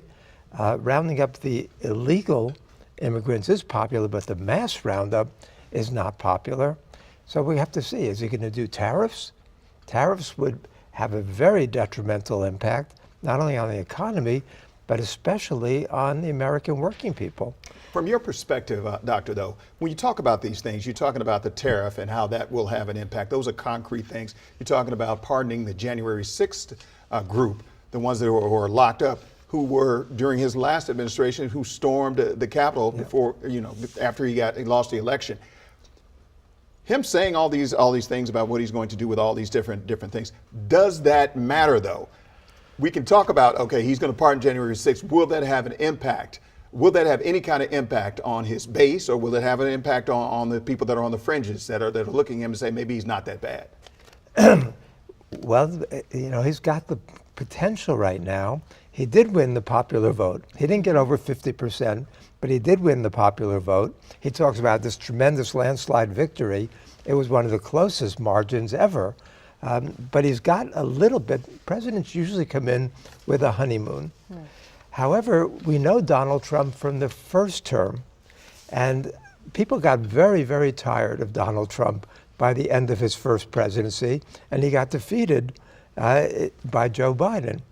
So, his leash is probably shorter than most presidents when they get a certain honeymoon period, because he's going to bring back a lot of those memories of the things that he did were so divisive. And so, but he's got the potential to go a different direction. Is he capable?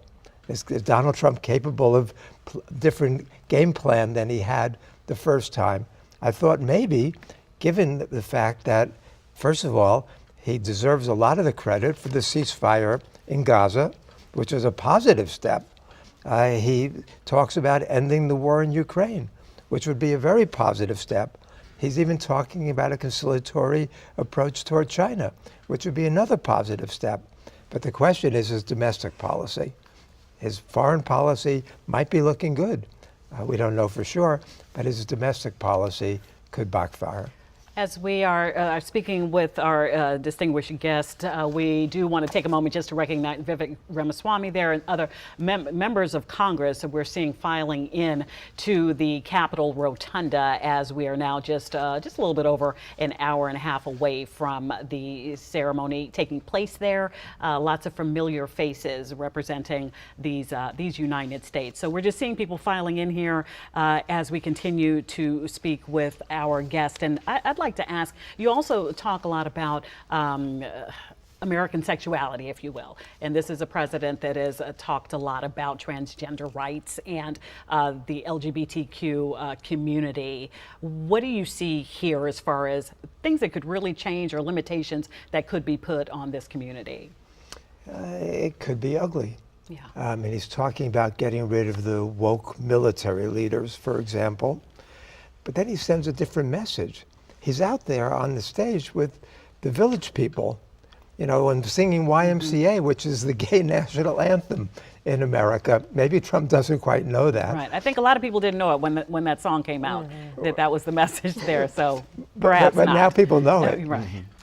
So, but that's a kind of raw meat for Trump's base, talking about especially trans people. Yes. And it's going to be very, very uncomfortable in the United States. They were already doing away with the DEI, and most of the corporations have done that even before there was pressure on them to do that. So we see a certain sucking up, a certain acquiescence, obsequiousness toward Trump already on the part of business community and others as well. There's not the kind of fight and resistance that we saw in 2017 toward Trump. There's a kind of sense of resignation, almost a feeling of defeatism about Trump this time from the people who were opposed. You have to remember that here in D.C., Trump got 4% of the vote in 2016. 4%, that's mind-boggling. So this is not friendly territory, even still in that regard. But in rural America, clearly he resonated. There's been a lot of talk among the 100 executive orders that he's talking about the federal workforce and implementing the mandate to go back into the workplace. Of course, COVID-19 reshaped all of that, and many people ended up working from home, and it has become sort of our new normal. What does that look like, if you can shed some light on that? Well, not only is there a lot of pressure for people to go back into the workplace, but he's talking about firing huge numbers of federal employees. Right. You know, one of the concerns people have is the level of competence. There was a word that was popular in the late 19th century, kakistocracy, and that means government by the worst people. Many of the people who Trump has nominated or appointed are people who don't have any expertise, don't have any competence. For example, Linda McMahon from the World Wrestling Federation to head up the Department of Education. It's a joke, right? And so the question is, are they going to be competent people? Is he going to replace competent career people in the federal bureaucracy with incompetent employees who are loyal to him? You know, we haven't seen that. Trump is a different kind of president. And some of it could be very frightening, and some of it, you never know, could be positive. These people don't believe in the institutions. They want to blow things up. And a lot of Americans want change. When Kamala Harris was asked how she's going to differentiate herself from Biden, and she said she didn't think of any way she's going to, that was the wrong message. People do want change, but they want constructive, positive change. which is what we're waiting to see. Right. As we take, we're still looking live at people filing into the rotunda. We saw D.C. Mayor Muriel Bowser walking in as well, along with other dignitaries who are here to participate in the inauguration today. One last question. I know we have to go. In history, you're a historian, so Yes. you've studied presidents for a long time. Is there any comparison to what's going on right now to any other president or administration that you've seen, that you've studied in history, whether it be current or a long time ago? The only comparison I make is to Trump's first term. Right. Trump is different. There's never been anybody like him. Somebody who's got some interesting new ideas on occasion, but he's also got very fascistic proclivities. When he talks about the purity of the blood and the purity of the race, his first wife said he used to keep a book of Hitler's speeches on his night table, and we know where this kind of language comes from. Is that going to be the Donald Trump, or are we going to get a refreshing Donald Trump? We don't know yet. We're waiting to see. Dr. Peter Kuznick is a professor of history at American University. We've really enjoyed your perspective. Thank you so much for joining us. All right. Time right now is 10:26. We are taking a live look outside at the White House right now as we wait for President Biden and President-elect Donald Trump to finish their tea meeting. That meeting got underway at the top of the hour, and once that meeting is done, both will then travel together to the Capitol Rotunda. And we've been talking about this all morning long as well, about the temperatures, because it's really cold outside, brutally cold outside, and that is why the ceremonies have been moved, the parade, everything has been moved inside because of the temperatures. And Jonathan, we're going to bring Jonathan in right now to get an update on weather. We've been talking about this. We mentioned 1985 several times because that was the last time, 7 degrees. Reagan moved his inauguration inside. That's right, brought inside. That is one of the, let's see, they had, as you stand there and listen to me talk here, Jonathan, 1961 Kennedy, 22 degrees, 1873 Grant, 16 degrees, Jackson, 1833, 29 degrees. So, you know, it's cold.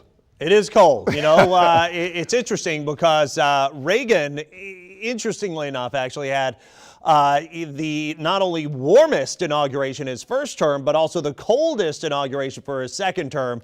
And then we're following up the now the cold inauguration here that's bringing things back inside like they did back in 1985. So we are under a weather impact alert for our Monday, Tuesday, Wednesday. So of course that includes our inauguration day, hence well, not because of our weather impact alert, but because of the fact that it's so cold that the activities have been brought inside and onto inside in the rotunda. Wind chills sub-zero to teens for not only today, but actually ongoing for the next 2 to 3 days. So it's really been several years since we can not only see this intensity of cold, but also this duration of cold. So you need to dress in layers, limit time outdoors. Again, as Wisdom was mentioning, some of the coldest inaugurations on record here in the district. The last one actually back in 1985, or I guess I should say the first one, the last one that was brought inside, but the first one on our list was Ronald Reagan at 7 degrees during the time of inauguration in 1985. Ulysses S. Grant back in 1873 was 16. John F. Kennedy's 1961 inauguration was at 22 degrees, and we would fall somewhere between this 1961 and 1833, probably putting us at the number 4 spot with temperatures already making it to about 28 degrees, where I think we're going to level off and maybe even drop a degree or two as we head through inauguration. The fourth coldest, which again we may displace here, was back in the 1830s. That was Andrew Jackson at 29 degrees. Right now, again, beautiful, beautiful skies, but it is not feeling beautiful. You see in front of the Capitol, the winds are whipping the flags around. It's 29, but it feels like 18. Winds out of the west-northwest at 14 miles an hour. And this is going to be the constant issue over the next several days. If it's not the wind and the cold, it's just going to be the plain old cold. Today is probably the, I'd say, the windiest day, but it is not the coldest. 29 now in the district. Actually, we've gone up a degree since the last time I saw you. We're at 26 at Silver Spring, 26 at College Park, some low and mid-20s, Darnestown and Gaithersburg, 24 at Clifton. and just pulling themselves out of the teens here in Loudoun County at Leesburg at 20 degrees. Feels like temperatures all up and down the 95 corridor. Wherever you're heading on in from, temperatures are feeling like the single digits in teens, if not below zero. Take a look here. Petersburg, Davis, Oakland up there in ski country, below zero is how it feels. Forecast for today, we're at 28 degrees. Can't forget, it's also Martin Luther King Jr. Day for today. The next 12 hours. Yeah, I know. And I'll come back and get you, like I said. Jonathan, thank you so much. I believe that we just saw the president-elect, Donald Trump, get back into that limousine. Am I correct? Okay. And now, yes. And so protocol calls for Presidents Biden and Trump, the outgoing administration and the incoming administration, to ride together to the different venue. In this case, it's going to be the Capitol and inside the Rotunda for this swearing in ceremony, which is less than an hour and a half now to go. So still looking at the doors there of the White House where we saw the president come out and the president-elect go in. Let's go back to Eric Flack. Eric is live outside of Capital One Arena, where we've seen crowds gathered there. When we came on the air this morning at 4:30, they had been there overnight. Eric, what are you seeing?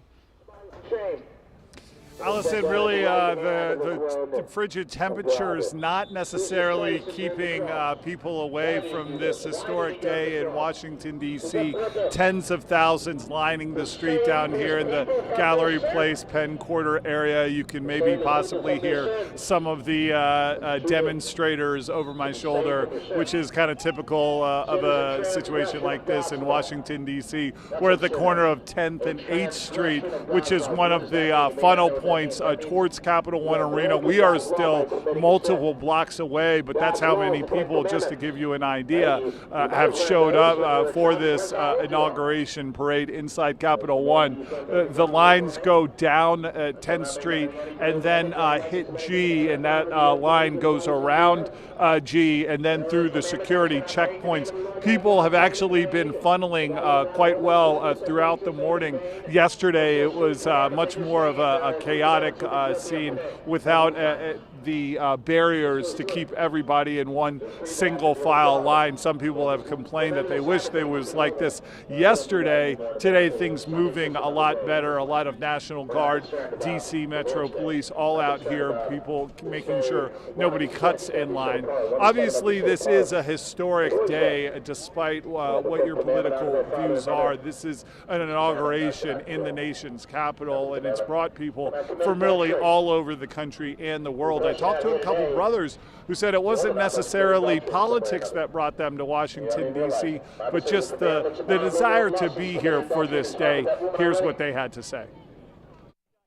Why was it so important for you guys to be here today? Well, I know my brother here is a big fan, but a lot of it, we just never been to an inauguration before, and we're like, you know what, we have the time, we got the means, why not come out? So less political and more historic. Absolutely. We're both veterans. I was in Afghanistan, he was twice in Iraq. He's a helicopter pilot, I was infantry, so you know, it's important for us that these kind of wars kind of ended down, and Trump did that. And then, I mean, I was skeptical of him at first. I was one of those people who didn't like him, and then I went from being on the left to going all the way towards him, just like. What's the experience been like for you here? It's been a little chilly, so, you know, a little disappointing that each time we get there, it's like something's canceled, but, you know. You're hoping to get in today?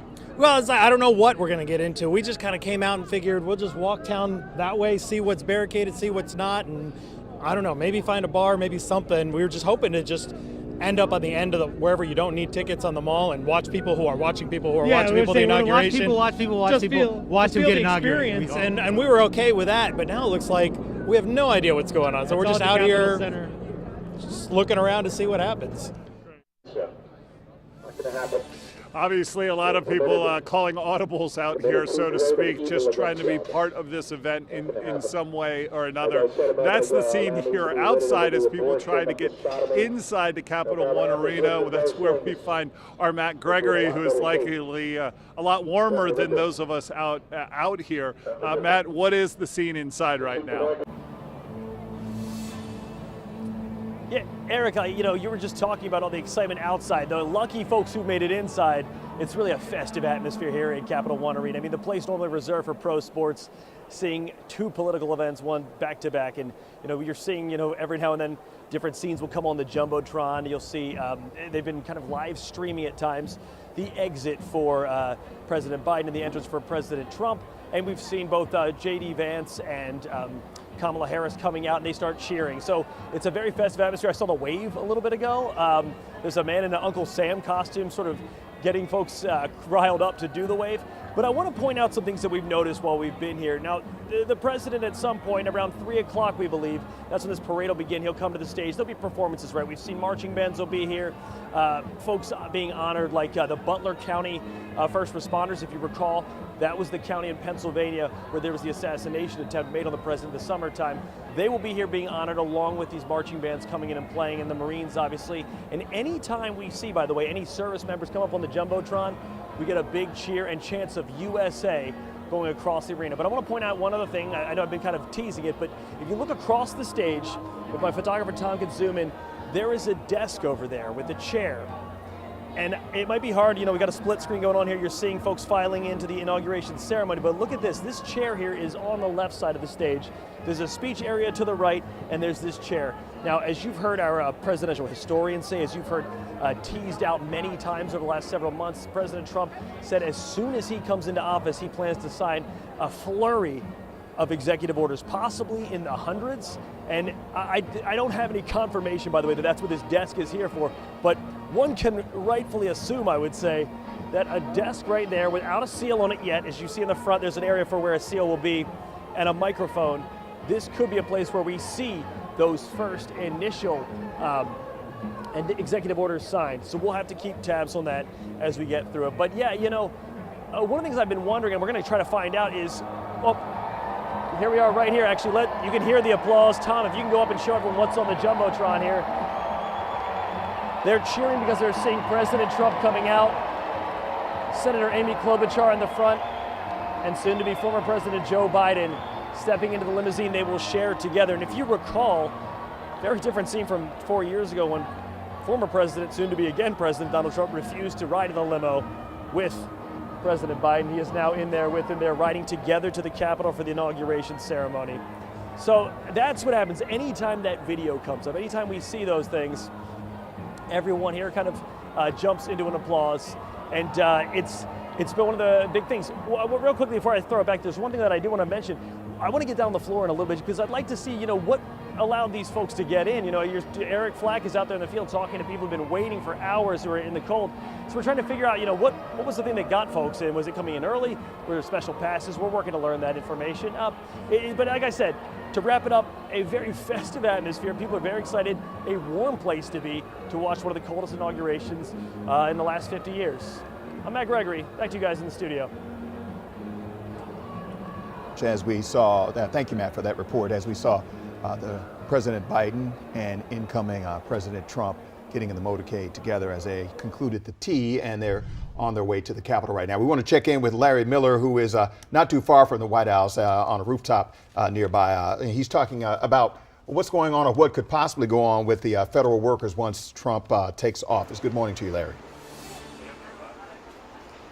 Martin, good morning to you. Yeah, specifically regarding federal workers, we know that a number of executive actions will be signed by the president-elect later on this afternoon that will deal squarely with the issue of federal workers. One of those executive actions being reported by the Washington Post says that action would weaken the power of federal employees to participate in collective bargaining units. That's important because by participating in a collective bargaining unit through the union, which is typically the American Federation of Government Employees, it allows for that union to advocate on behalf of the more than 1 million members in which it represents to specifically work toward getting certain federal protections as well as rights while under federal service. We understand that there will be an executive order that will strip some of their power away. Another executive order that we expect to be signed by the president-elect later on tonight will deal with forcing some federal workers back into the office. Now, this is a big issue because we know that a number of federal employees were working from home in response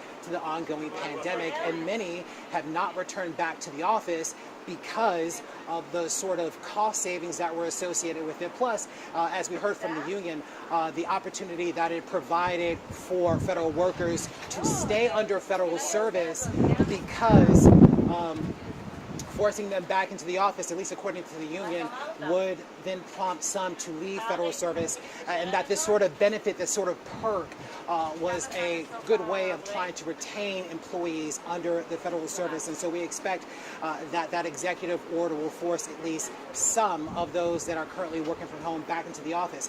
I do want to point out that this is an issue that D.C. Mayor Muriel Bowser certainly supports. She has talked about this time and time again, about the lack of federal employees that are now working inside of their offices and what that has done specifically not only to DC but economies all across the country.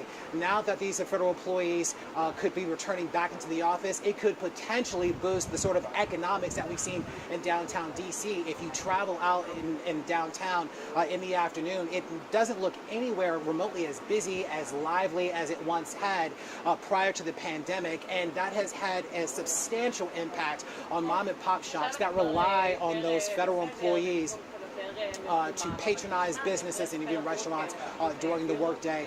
We know that Mayor Bowser also had a conversation with the president-elect. We believe that this was one of the issues that was discussed as well. So we will see exactly what that executive order looks like and what it will mean for employees, not just here in Washington, but those federal employees that are spread out all across the country as well.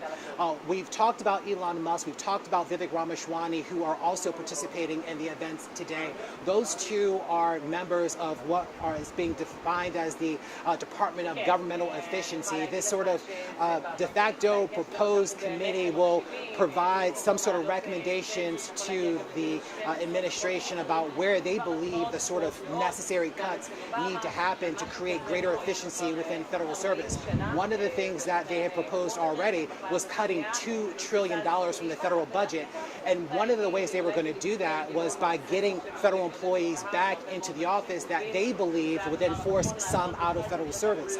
But even Elon Musk just a few days ago saying that trying to meet that $2 trillion goal, it will not be met in the time that they've already laid out as well. Another important point as it relates to this Department of Governmental Efficiency, we talked about Elon Musk and Vivek Ramaswamy leading that group, but we've also learned, according to our partners, CBS News, that Vivek Ramaswamy is likely to leave his post with that sort of committee to then participate and run for governor of Ohio.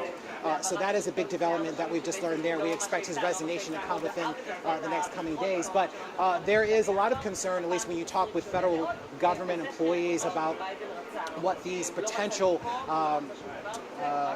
executive actions could mean for them, their livelihood, their ability to live and work in the place in which they feel is important to them.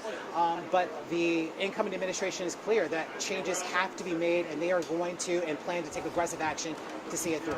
Guys? Very much for that report, that live report. As we take a live look at the motorcade that's moving along here, we just saw just a few minutes ago President Biden and incoming President Trump finishing their tea as they get ready to head over to the U.S. Capitol for the next phase of the process. President Trump will be sworn in at noon today. So that's what we're taking a live look at right now. And we're going to talk about our guest here on the set is Dr. Peter Kuznick from American University. He's back with us now to talk more about what's going to take place today. And one of the things we heard Larry talk about was these federal workers and bringing them back to the office and what kind of impact that may have, as well as there's been some conversations as well about maybe some of these federal workers will either be dismissed or shipped out to somewhere else. The significance of just the thought of this happening in this country, in the nation's capital. There is a lot of sense in the Trump people that the federal workers are part of the problem more than they're part of the solution. There's a certain kind of hostility toward them. We know that 80% of all federal employees are outside of the DC area. So they're already spread out around the country. You're talking about Maryland and Virginia. The DMV, as we call it. Right. And so they're already spread out. This, in some ways, is punitive, but it possibly could make things more efficient. I mean, there are some people probably who do slack off, but all the federal employees who I know are very hardworking, very conscientious, work a full day from their homes if they're working remotely, and most of them are working a hybrid, some days in the office, some days out. So I see that as more punitive than really an attempt to make things function more smoothly. But it's going to affect people's lives. And moving jobs outside of the DC area also affects people's lives. People can't just, if they've got families, pick up and move to Kansas or Iowa that easily in many cases. So again, it's going to hurt morale in the federal workforce. We've seen this happen before, but it's unfortunate when it does. That, to me, it feels like a huge undertaking to take that on. What does that process even look like? Where does he start with that? He starts with his Doge folks, starts with Musk and Ramaswamy and what they are going to be able to do. I mean, if you really want to cut government spending and government employment, the place to start is the military. What is the one place that's really bloated? It's the military. If Trump says we're not going to be fighting more wars, we're going to cut back on our overseas involvements, then that's the place to start. We're up to really, in terms of real military spending, we call in this country defense spending, but that's a euphemism. It's not about defense. It's about offense, about maintaining American domination around the world, which Trump gets on occasion. And so that's a good place to start. I would like to see that. Because as President Eisenhower said back in '53, every dollar that's spent on planes, on missiles, on bombs is a theft from the American people for what they really need. Schools, housing, health care. I mean, climate, dealing with global warming. These are what people really need. If Trump and Musk and Ramaswamy are going to take that on, more power to them. That would be great. Well, with that core group, do you see other areas blossoming, space exploration or energy in those arenas? Well, energy is a mixed bag because on day one, he's threatening to not only take us again out of the Paris Climate Accords, but to roll back all of Biden's efforts at energy conservation and alternatives, renewables, and cutting greenhouse emissions and stopping global warming. Trump says, you know, it wants just to increase the amount of oil and gas. And so that's going to have a very detrimental effect on the attempts to stop global warming. And we see the effects of that. People feel that already in terms of the extreme weather that we're getting and other effects that they're seeing.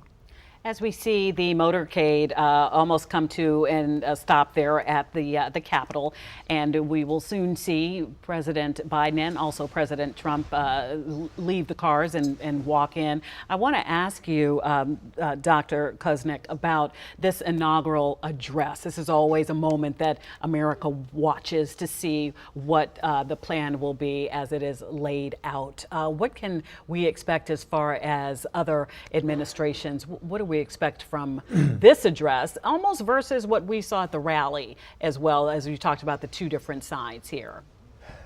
Well, I'm waiting to hear what Trump says. We know what he said back in 2017. He talked about American carnage. That's what we talk about, this very, very dark vision of America. And are we going to see that again? I did see that at the rally yesterday. I'm hoping that's not his message today.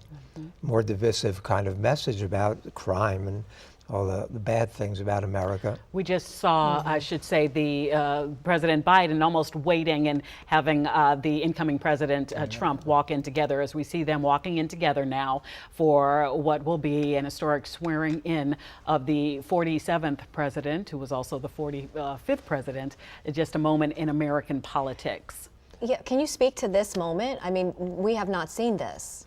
No, but we did know back in after Biden defeated Trump last time, Trump did not invite Biden to the White House, as has always been customary. Biden did invite Trump to the White House this time, but you know, this is inaugurations are about the peaceful transfer of power in this country, which we've always had until 2021. So fortunately, we're going back to that, and it can be an uplifting moment. Inaugural addresses have been marked by soaring rhetoric, positive visions that have really inspired Americans.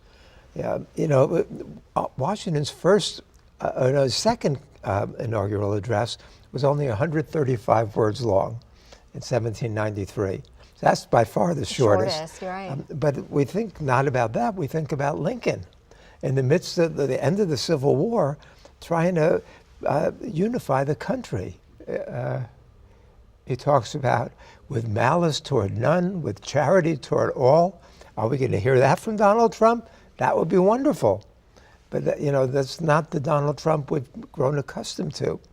We talk about John Kennedy, ask not for what your country can do for you, ask what you can do for your country. Kind of a positive nationalist vision. The Kennedy of 1961 was still a kind of unrepentant cold warrior who's going to change after the Cuban Missile Crisis.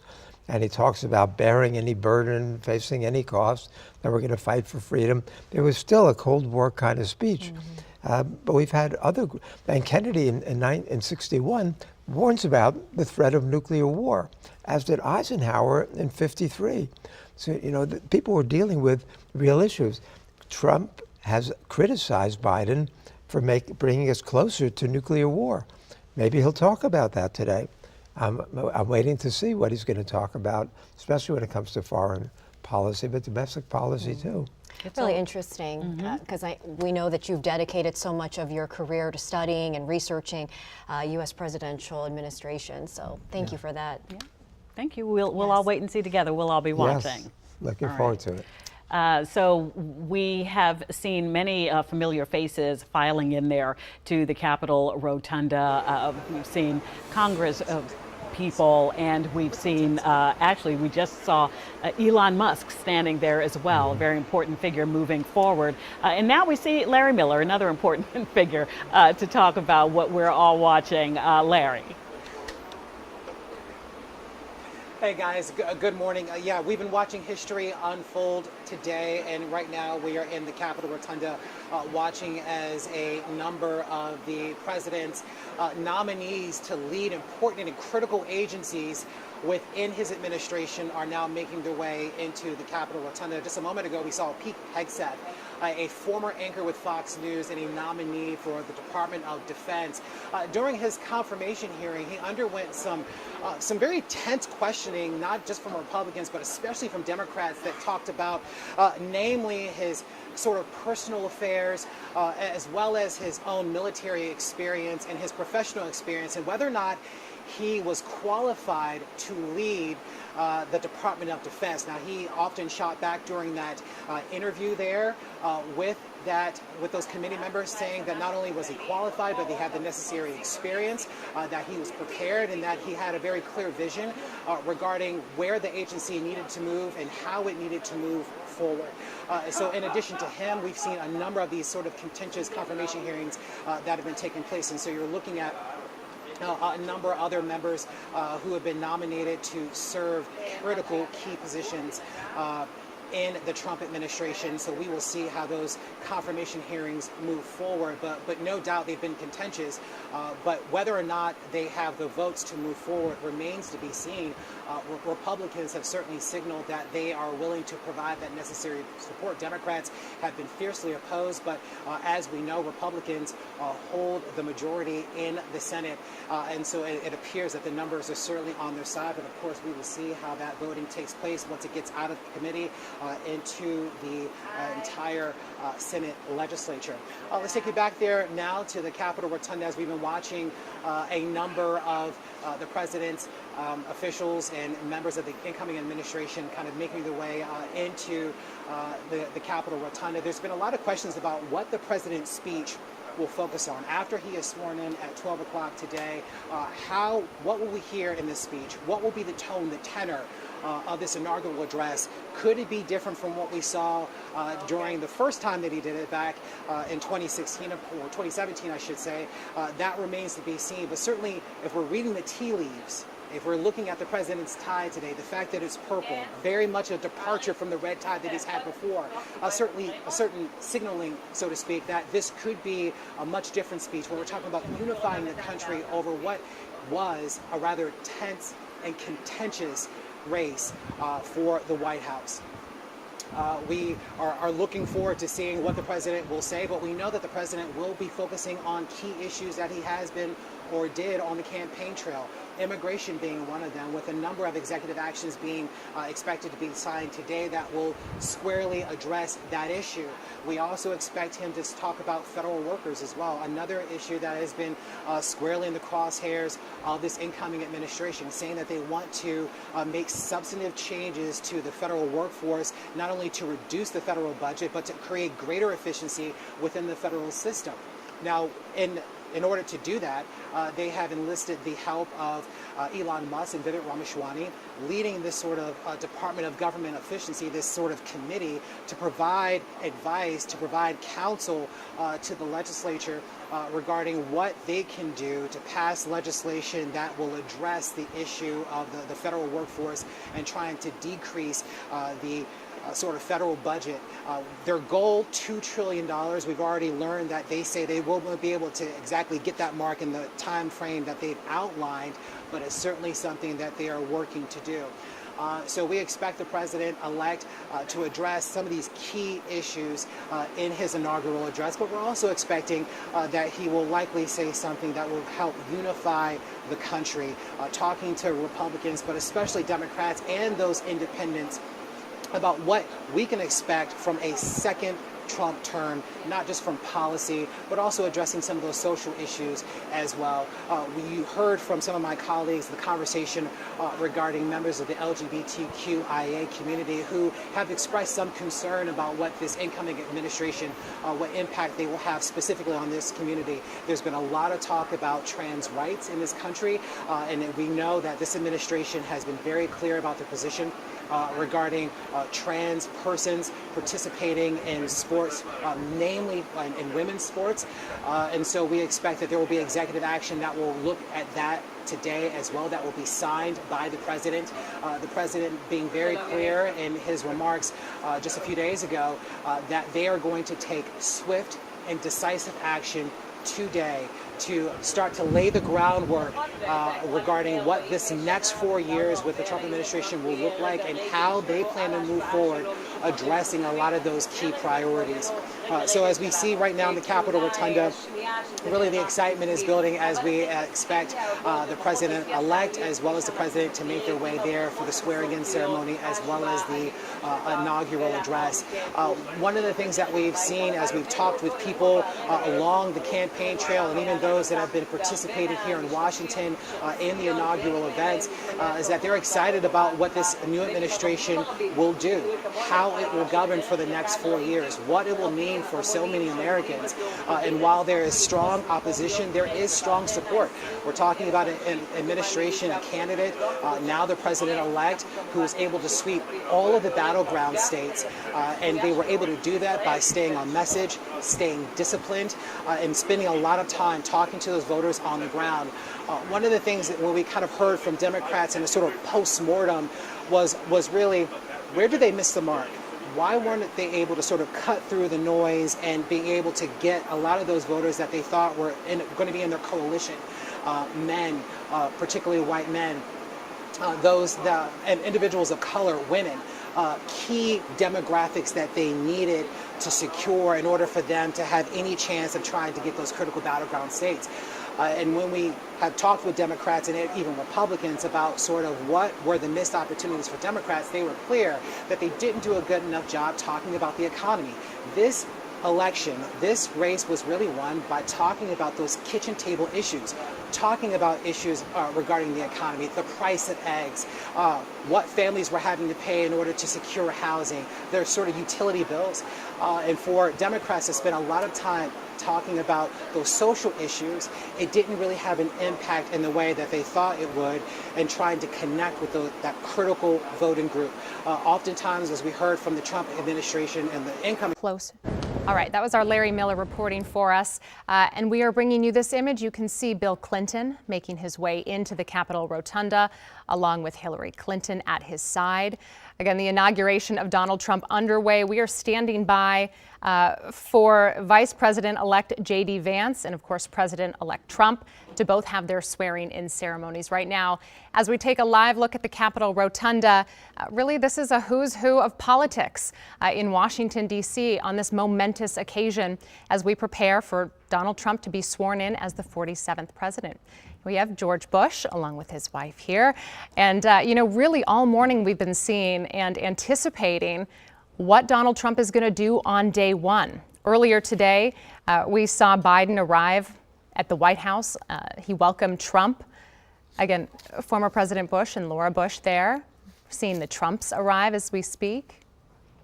Giving you a live look in here. And again, as we were at the White House earlier, we saw former President Joe Biden talking about how he was welcoming Trump back, and he was talking about the overarching tone of the day being joy. You're seeing Barack Obama here walking in. Notably, his wife Michelle said she would not be in attendance today. No reason given as to why that will be the case, but that's what you're seeing here again. Former President Barack Obama entering into the Capitol Rotunda.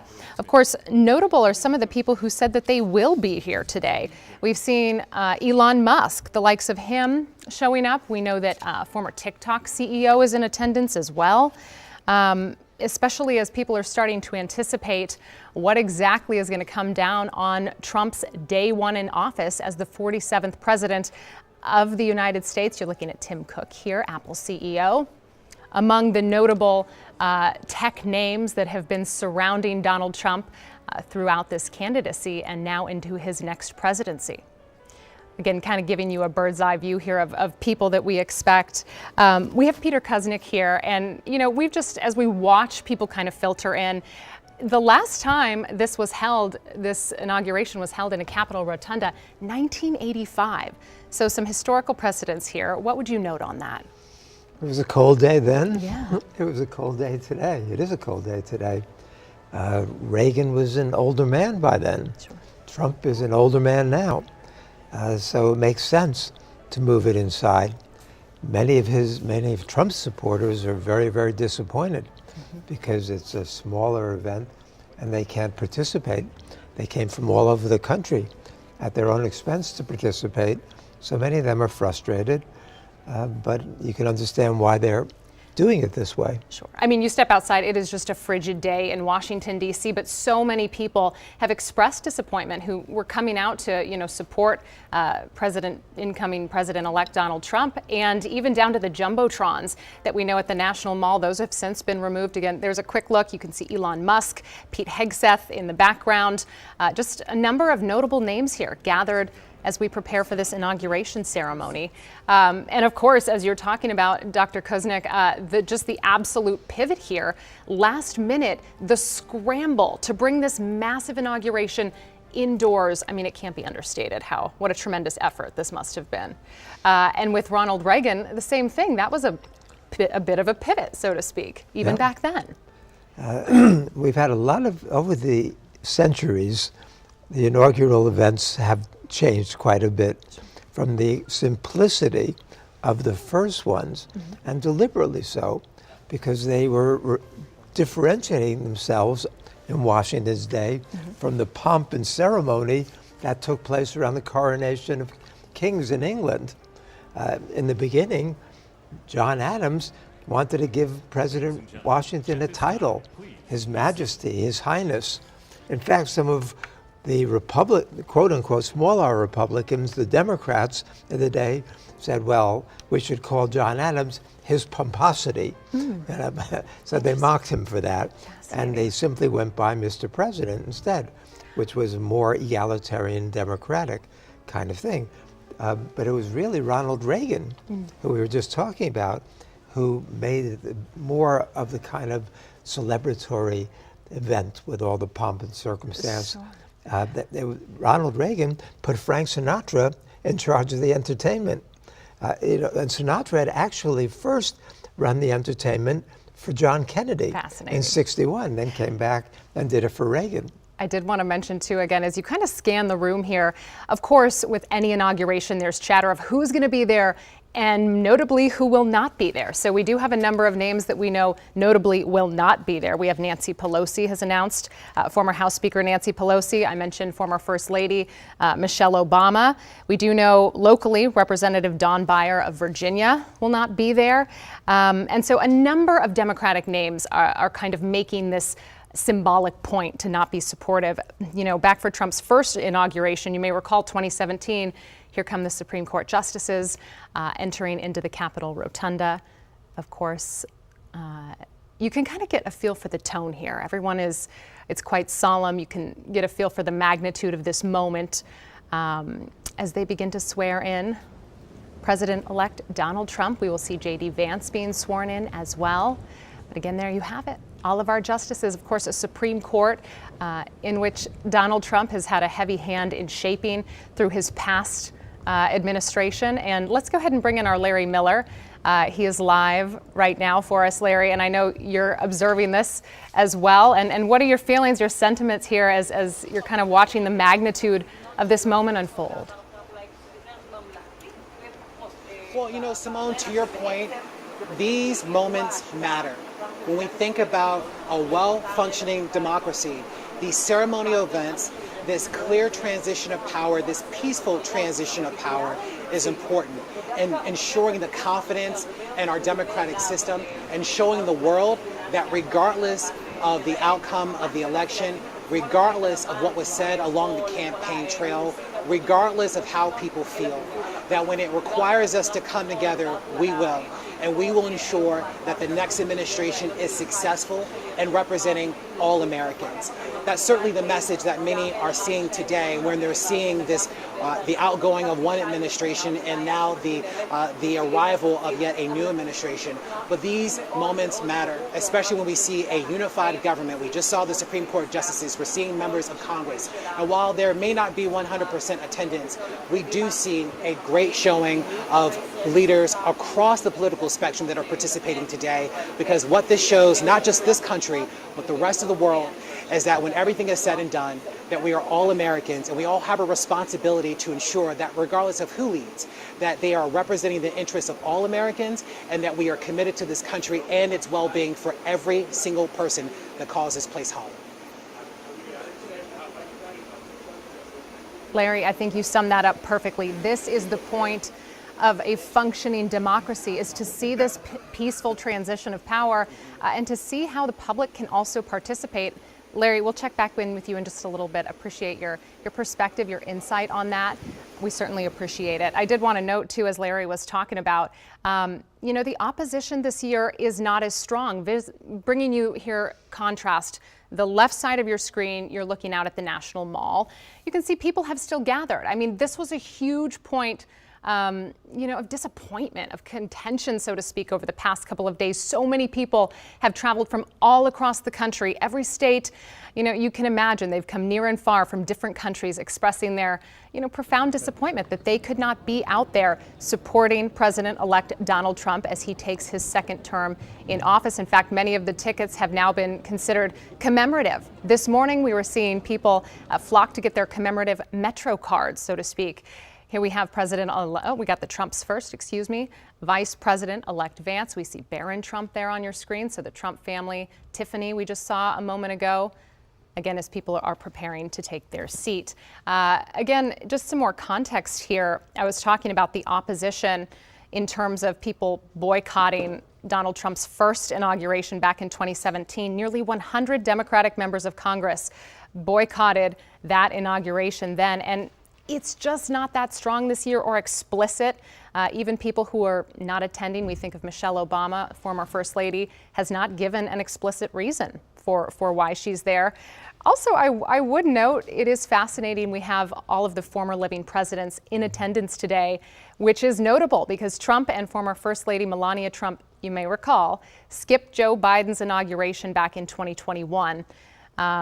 Of course, when the president left in 2021, former President Trump, it was under some pretty tense circumstances. And so now the tone has shifted.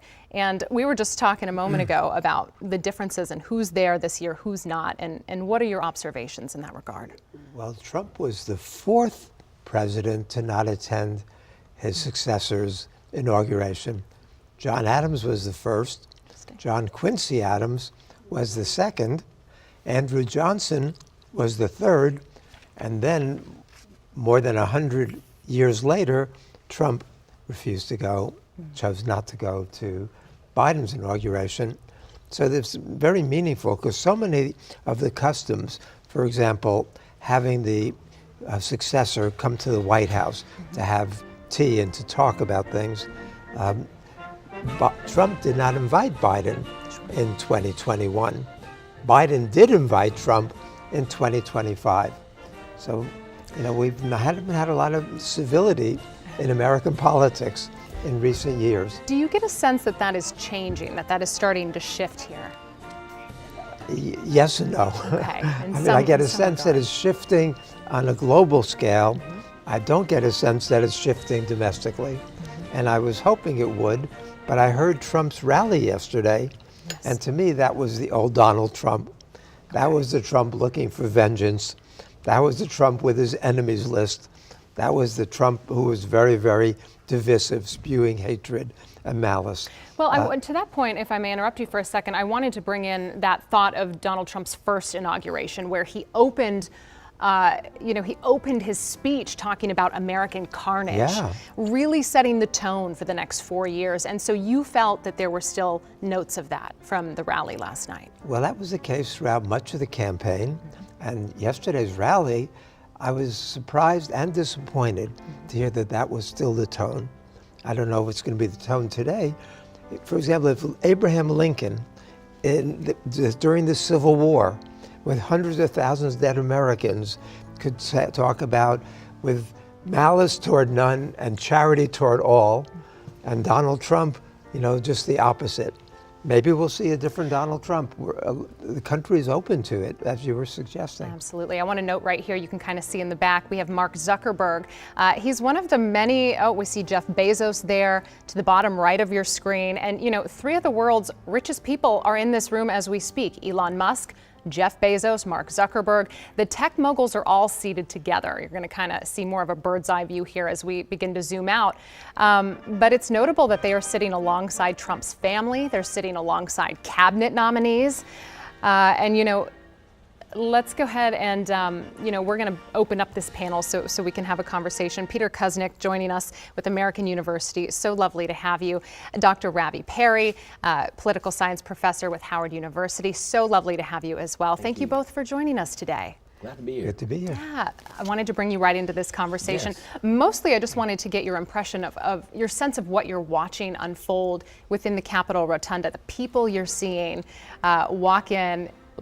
I mean, there's so many names, the tech moguls, the cabinet members. What's your sense of this? Well, I think it's a story about who's not there. Sure.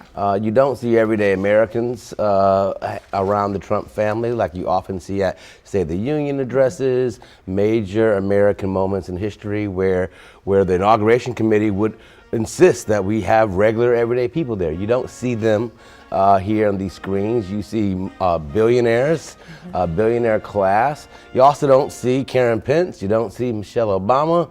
And if you drive around DC, as I just did on my way here, you don't see a lot of people in DC. It might be 10, 20,000 folks here, but it's nowhere near the hundreds of thousands.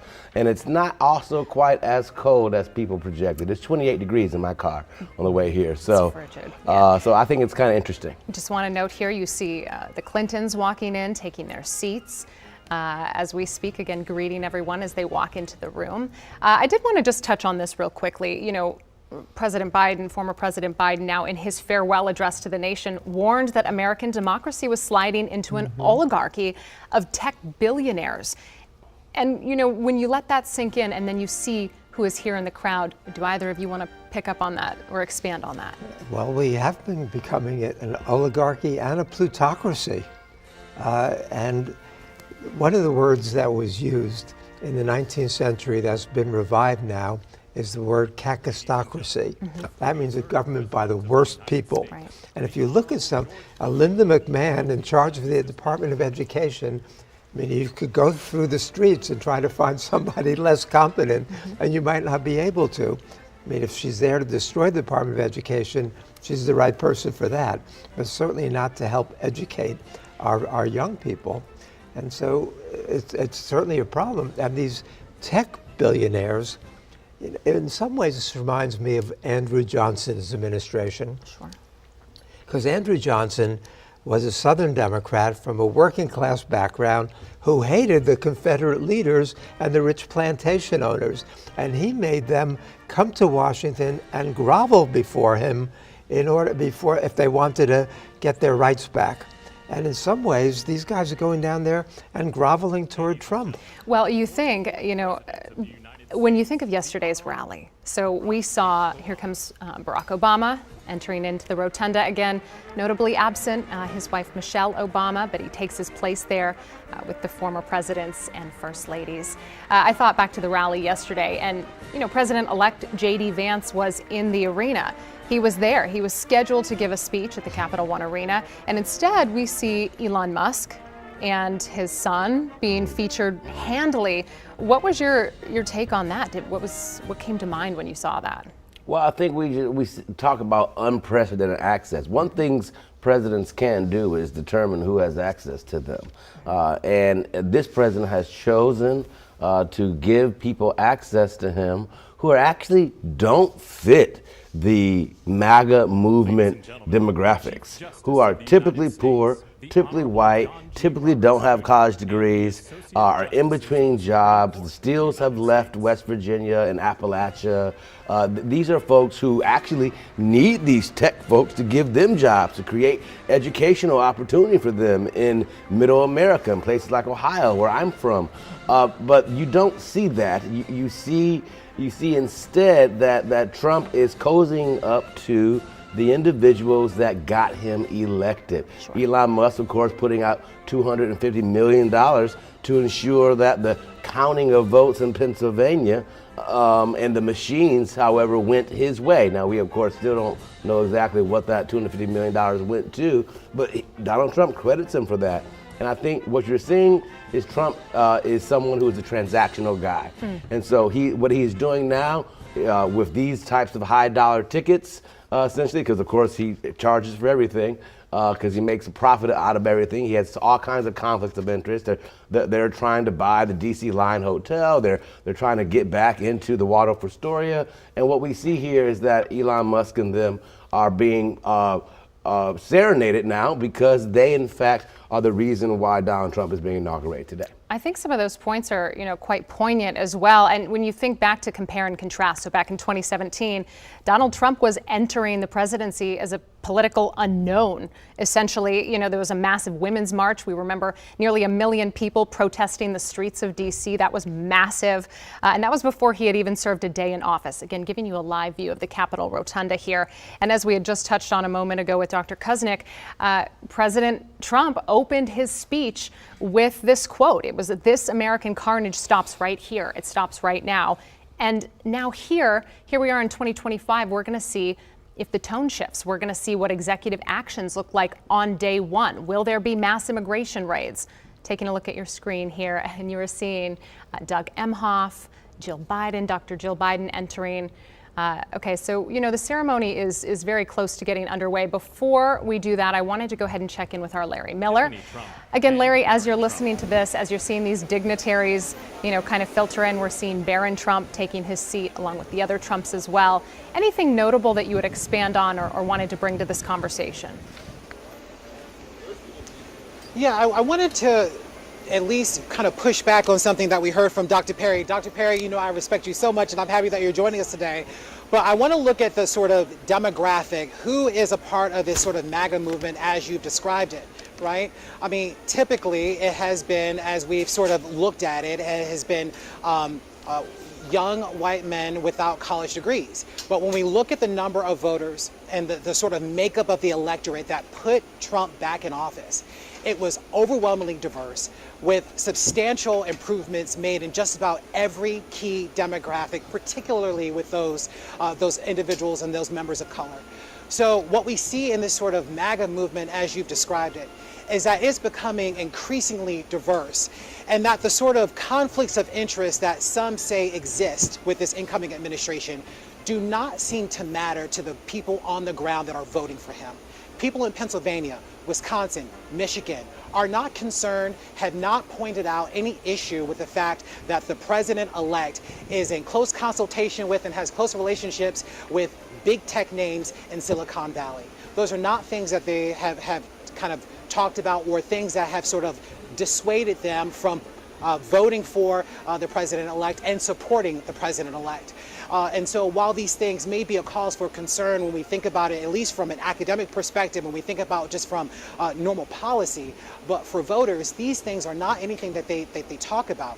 In fact, that the way in which the president has imported some of these talked about some of these key issues, like immigration, like the economy, the forceful nature and the language that he's used has really resonated with voters all across the country, particularly those in those battleground states. And so I think when we have to consider in all of this is that sort of the thinking inside of the Beltway and inside of Washington is not necessarily something that is shared nationwide, that voters are not sort of hung up on some of these things that traditionally would pose conflicts of interest, that would be red flags, that the voters like the sort of way in which the president-elect talks about important policy issues, and they look forward to seeing what this administration would do over the next 4 years.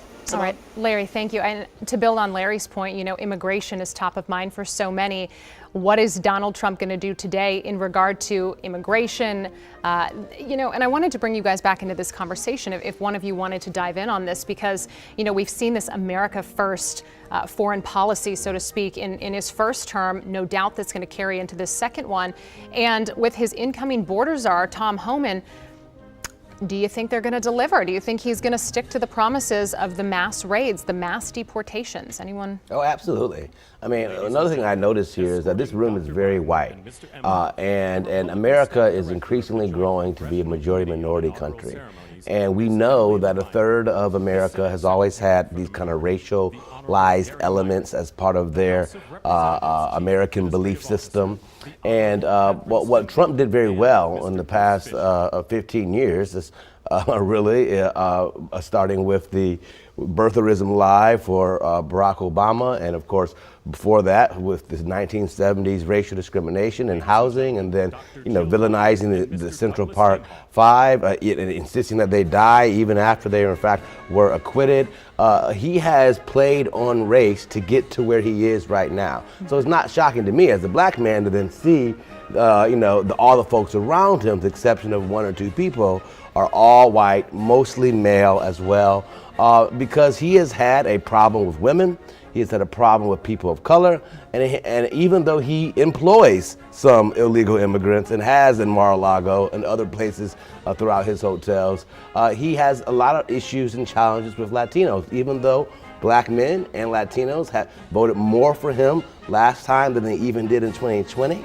But what we're noticing is that this is kind of the last bastion of kind of villainized white power that you want if you are a MAGA supporter. If you don't believe me, look at how they were booing certain folks from the Capitol Arena, his supporters. This is a time where you should expect in a few hours, if you are an undocumented immigrant in America, particularly with brown skin and coming from the southern border and speaking Spanish, you should expect in a few hours that they're going to be knocking on your door and separating your family. Well, to that point, I did want to mention, you know, Trump, it is being widely reported that he will be declaring some kind of a national emergency at the border in short order when it comes to immigration, and that could include, you know, directing the military to prioritize not only, you know, arrests, locking down the border, things of that nature, mass raids, what we've talked about. Anything is on the table, so to speak, in this moment. Things are going to get very ugly in this country. Right. If he does what he says he's going to do, they're starting to back off it, though. They were supposed to go day one after the immigrants in Chicago. Now they're saying, well, maybe they're not going to do it so fast. But to round up, you know, who rounded up the most so far was Obama. But to round up the numbers that Trump is talking about would not only be logistically impossible, it would be so costly, so divisive to militarize this country. In order to do so, you were talking about, you know, from a black perspective, what this all means. But clearly, one of the things that's held the Republican Party together in recent years is white supremacy. That's right. I mean, what else do they believe in overall, except various aspects of white supremacy? And now, if Trump actually acts on this, because Trump talks about 21 million immigrants, illegal immigrants in America, undocumented. The government statistics are more like 11 or 12 million. Either of those is of a scale that you have to incarcerate people. You have to put them in effectively concentration camps. You have to bring the police in, the military in. So he's not going to be able to do that. And if he goes after the ones with criminal records, that would be fairly popular. You know, that he won't get a lot of resistance. But as soon as he goes beyond that, there's going to be more resistance than he wants. And if he wants to make that the feature of his presidency that he's known for, then the other things that he wants to do are not going to succeed. To your point, the cruelty, I think that is something that has notably been brought up multiple times. Will he move to end birthright citizenship? If he does, what would that look like in terms of separating families? Giving you a look at your screen here again, Donald Trump Jr., Barron Trump there. You can see Elon Musk right behind him as we take a look inside the Capitol Rotunda. It is notable and rare that today is also the Martin Luther King Jr. holiday. And as we just spoke of white supremacy and the tones of it that have permeated the MAGA movement and things of that nature, anything you would expand on not only the rarity but the poignancy of MLK Day also following? Well, the Republican Party has done a masterful job of lying about who Martin Luther King Jr. was.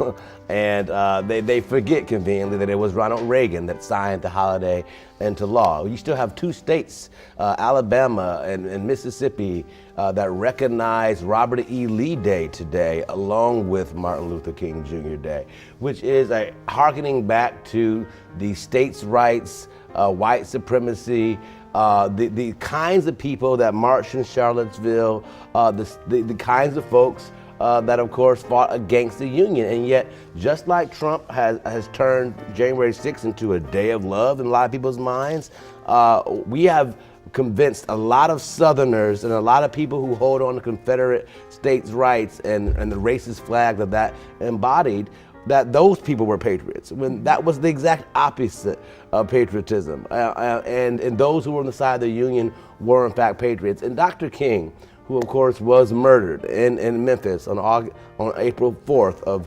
1968, was 39 years old when he passed. He was, and one thing that we do know from what Donald Trump has said, that he intends to release the MLK and JFK and RFK assassination stories via the CIA. That's going to be really interesting. I think Americans will be very much interested in that. But the myth that Dr. King would somehow likely be a Republican today, or be someone who's always talking about content of character versus color of skin. This is someone who was very much against the military-industrial complex, someone very much against economic apartheid and oppression of people of all kinds. And that is not what Donald Trump represents. His entire life story has really been the exact opposite of the kind of life that Dr. King led. I did want to note the inauguration ceremony is supposed to get underway right around noon is what we're anticipating. Perhaps it will start a bit earlier. You're getting a look here at the former presidents, former first ladies. You can see Dr. Jill Biden, First Gentleman Doug Emhoff, notably there, the justices of the Supreme Court. You can see the backs of their heads. As we do await the swearing-in ceremony for Vice President-elect J.D. Vance and President-elect Donald Trump. Wanted to give you a little perspective here as we take a bird's-eye view of the Capitol Rotunda. This can hold roughly 700 people. Right now, the only people in this room is members of Congress, their spouses, and of course, as we mentioned, VIPs, which we've seen the likes of tech moguls. You know, there are dignitaries from around the world. We know the Italian Prime Minister is here as well today.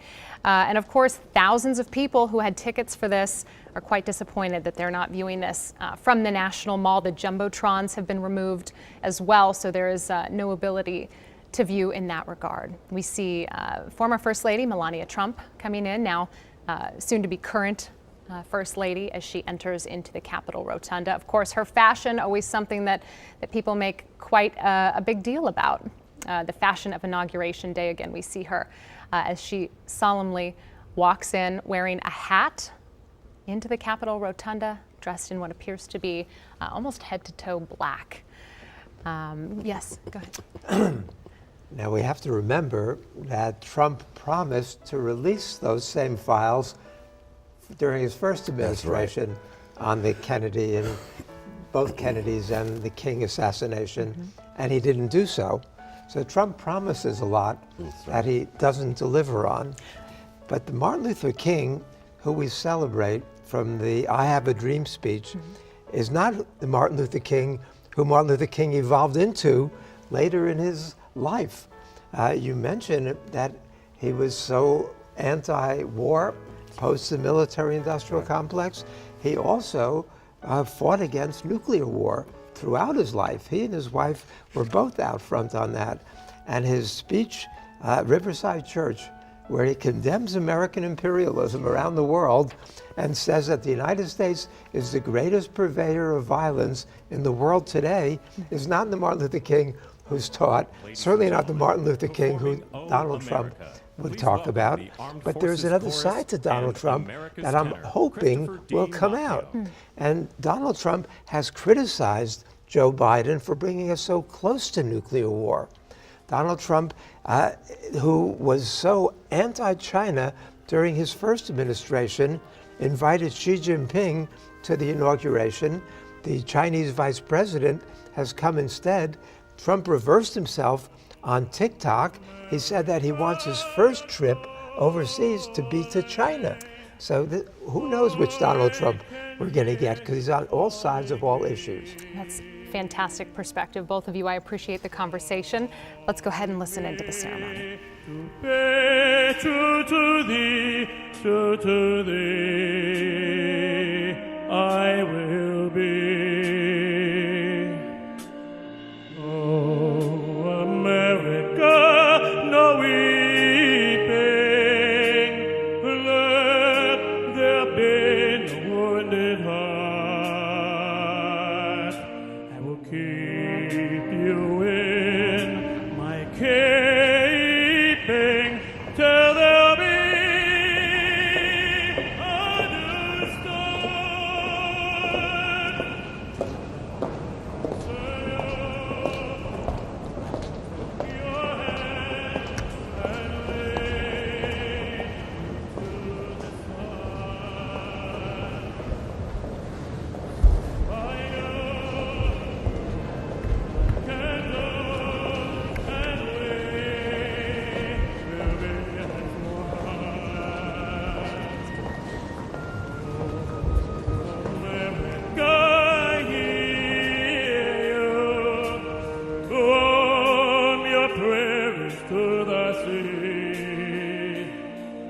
from your mountains grand and all through this land you will be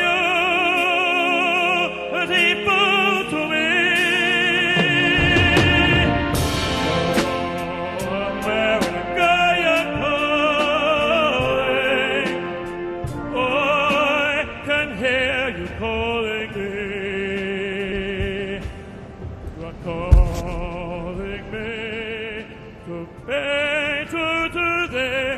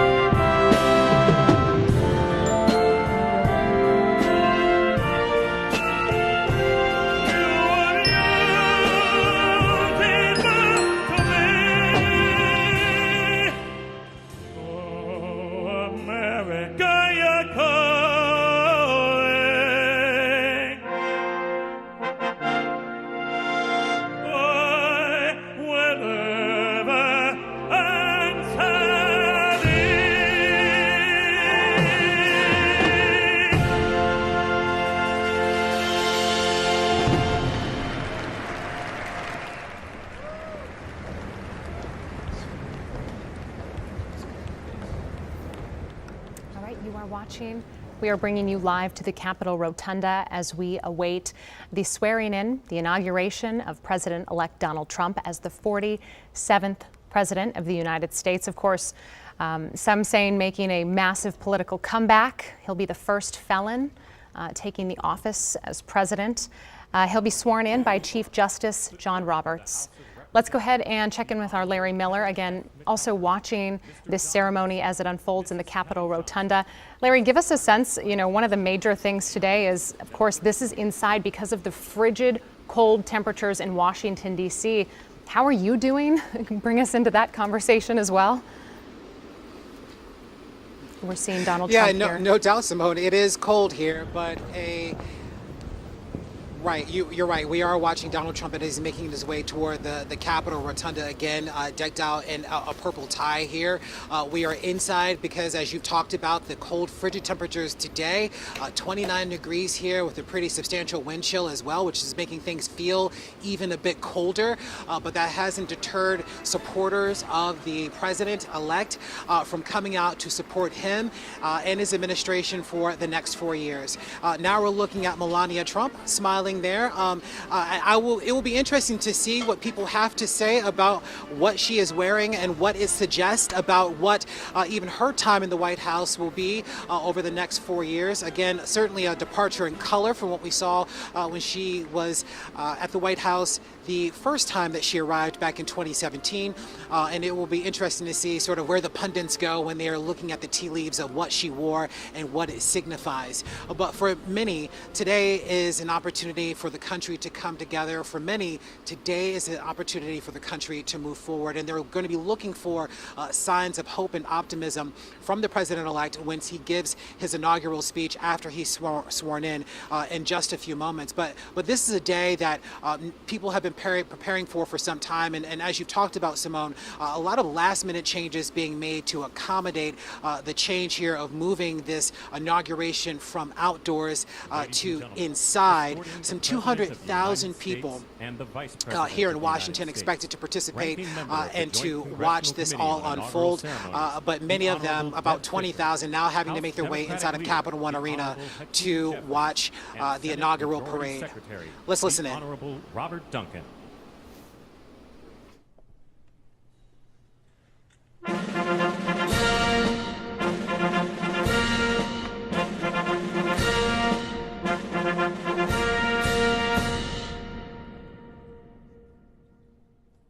Ladies and gentlemen, the President of the United States, the Honorable Joseph R. Biden Jr., and Vice President of the United States, the Honorable Kamala Devi Harris.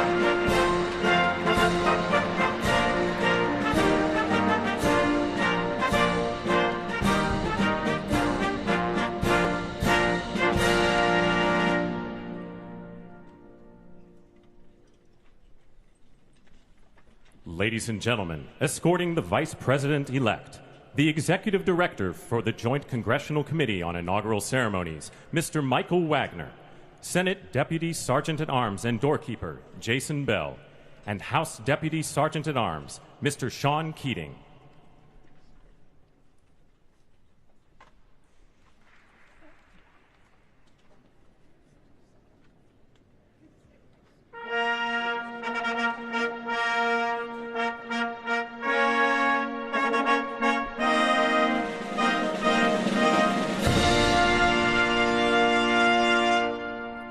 Ladies and gentlemen, the Vice President-elect of the United States, the Honorable J.D. Vance.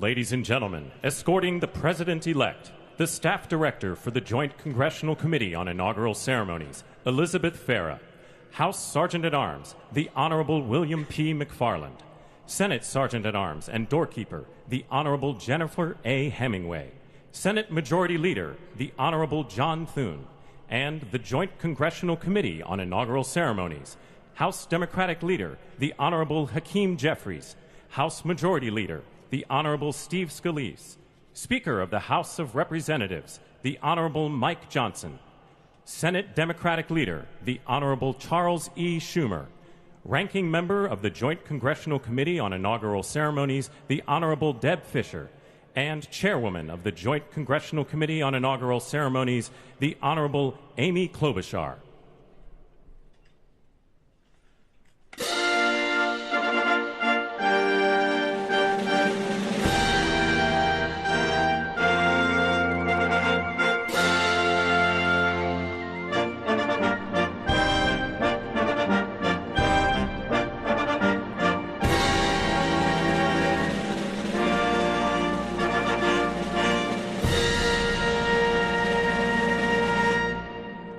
Ladies and gentlemen, the President-elect of the United States, the Honorable Donald John Trump.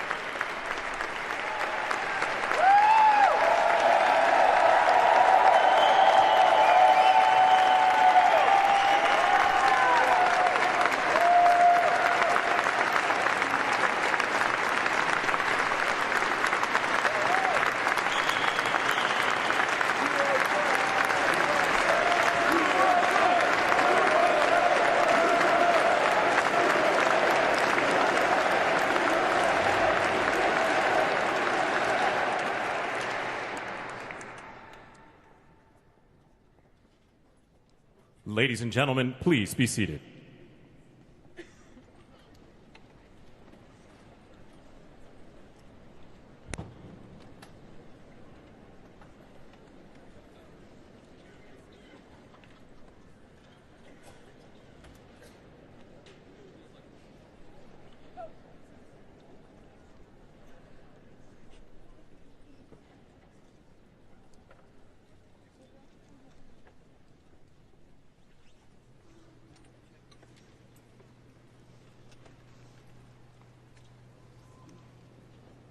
Please welcome the Chairwoman of the Joint Congressional Committee on Inaugural Ceremonies, the Honorable Amy Klobuchar.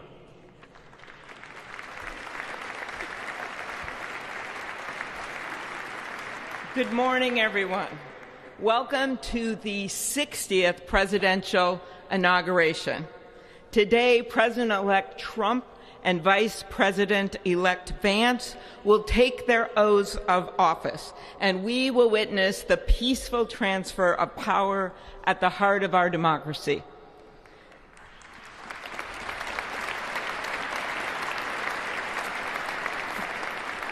For the past year, I've chaired the Inaugural Ceremony Committee, which includes the leadership of Congress from both parties. We thank the committee and Capitol staff and law enforcement who worked so hard over the last year, and especially the last 3 days. You've done a beautiful job, and you have shown grace under pressure.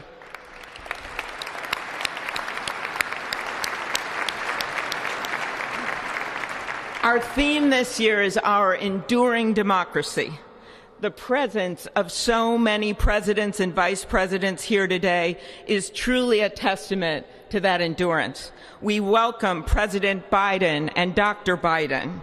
We welcome Vice President Harris and Doug Emhoff, President Obama, President Clinton and Secretary Clinton, President Bush and Laura Bush, Vice President Pence, Vice President Quayle and Marilyn Quayle.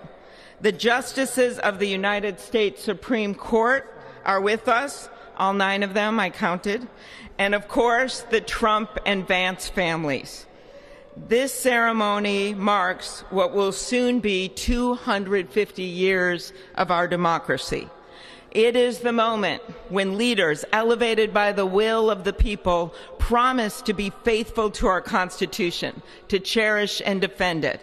It is the moment when they become, as we all should be, the guardians of our country. Through war and peace, through adversity and prosperity, we hold this inauguration every 4 years, and today it falls on Martin Luther King Day, a further reminder that we must strive to uphold the values enshrined in our Constitution, the freedoms, the liberties, and, as is inscribed on the entrance of the United States Supreme Court, equal justice under law.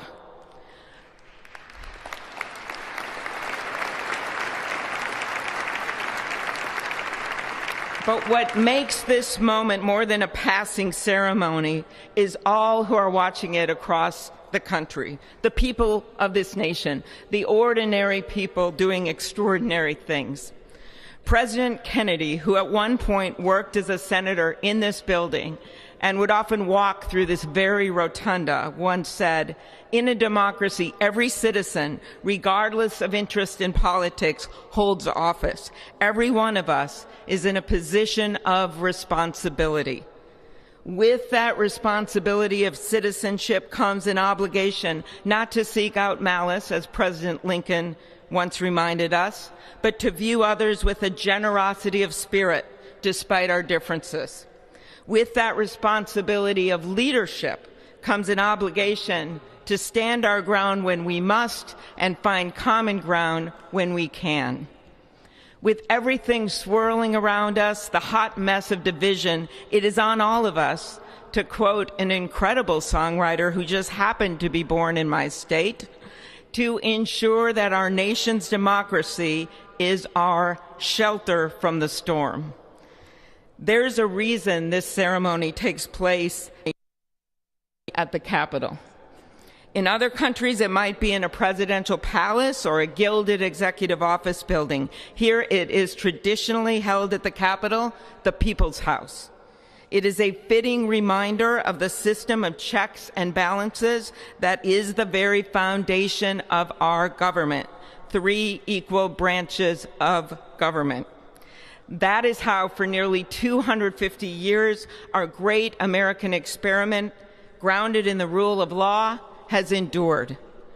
So, as we inaugurate a new president and vice president, let us remember that the power of those in this room comes from the people. The construction workers who build our country, the teachers and healthcare workers who nurture us, the troops defending our freedoms, and yes, the firefighters in Los Angeles putting themselves on the line for us.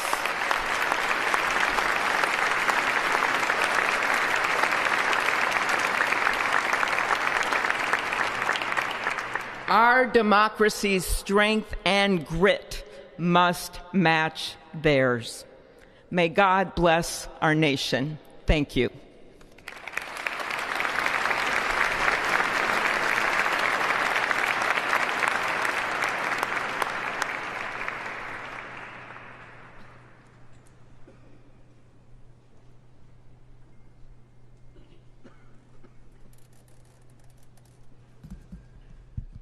Good afternoon.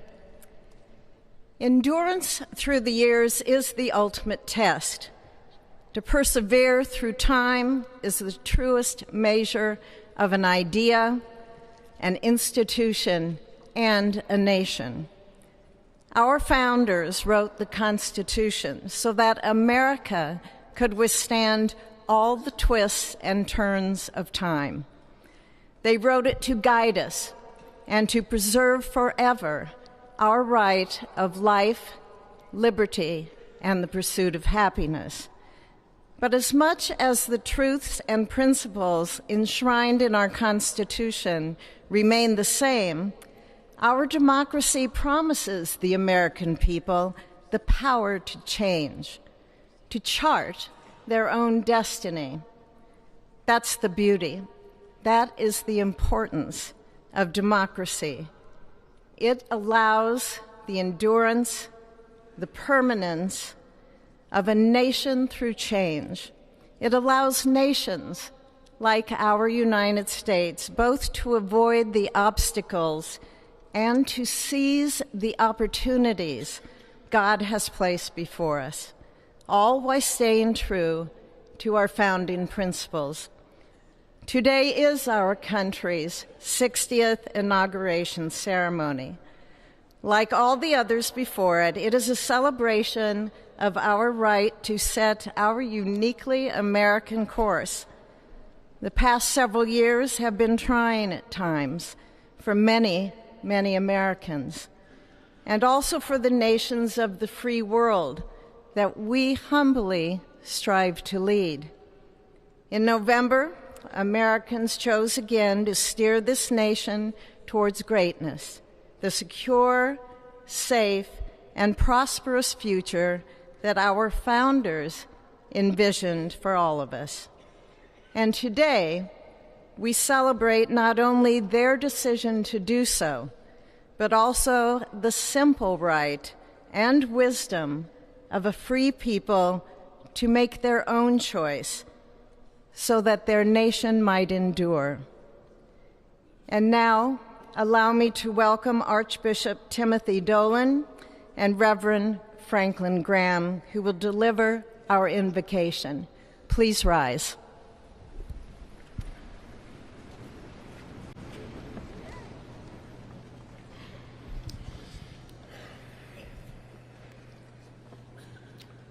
Be still and know that I am God, supreme among the nations, supreme on the earth. Let us pray.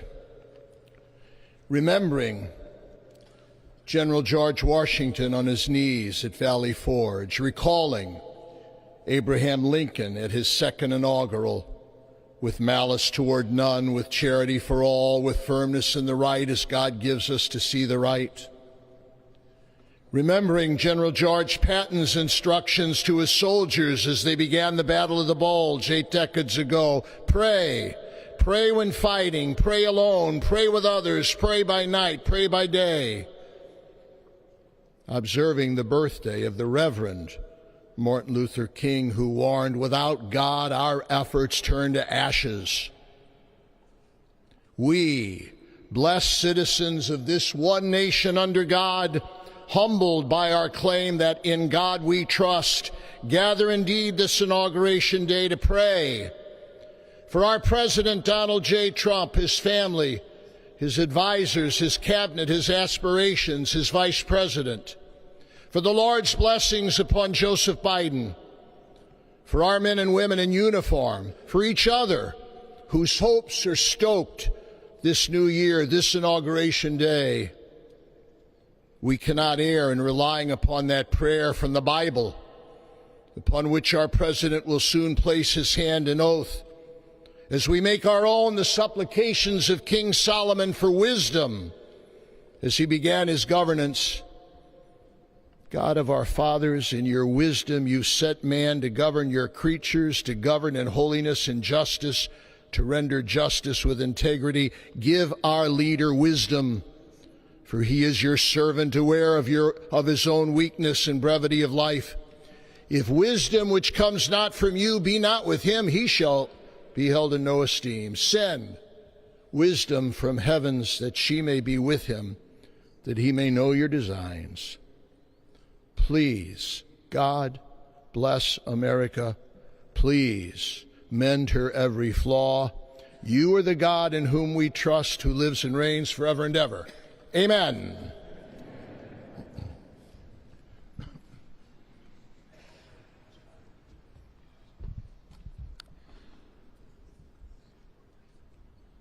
Mr. President, the last 4 years There are times I'm sure you thought it was pretty dark. But look what God has done. We praise him and give him glory.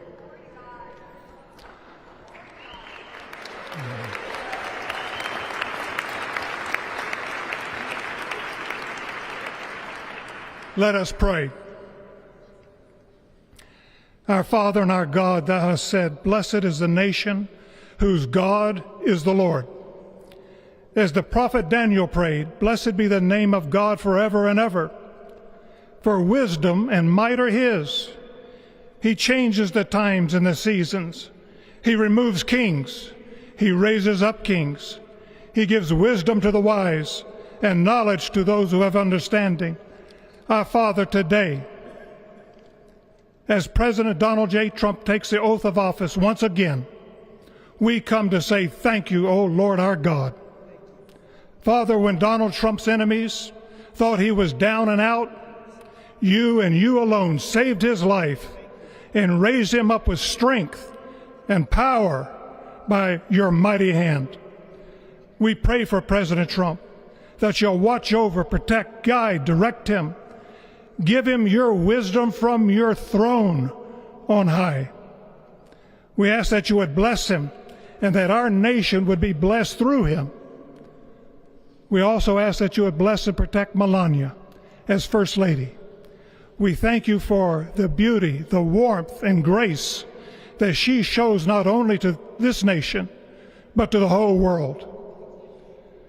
We thank you for Vice President-elect J.D. Vance and his wife Usha and their young family. May he be a strength to President Trump, to stand beside him, to hold up his arms like Aaron held up the arms of Moses in the midst of battle. The prophet Samuel reminded the people, it was you that brought them up from the land of Egypt. And he said, now stand still, that I may reason with you before the Lord. So, Father, we take this moment to stand still, to remember the great things that you have done for this nation. Thank you for the protection, the bounty, the freedoms that we so enjoy.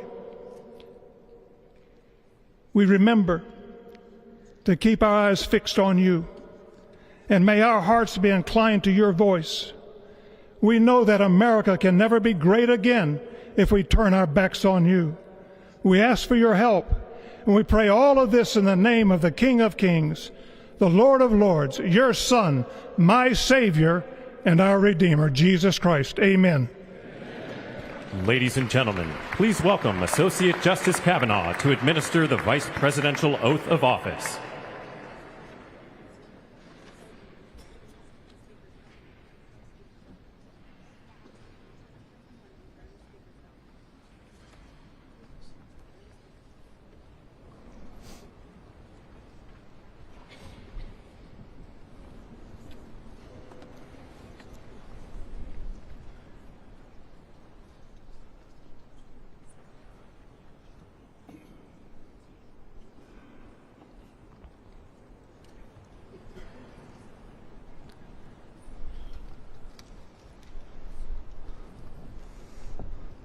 Please raise your right hand and repeat after me.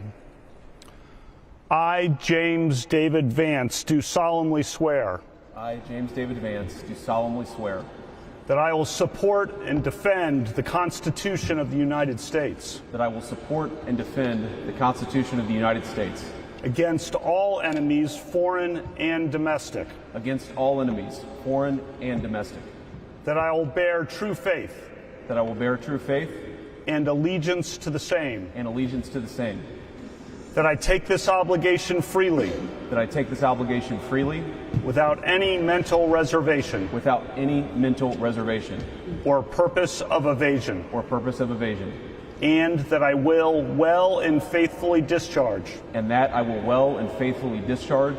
The duties of the office. The duties of the office. On which I am about to enter. On which I am about to enter. So help me God. So help me God. Congratulations, Mr. Vice President.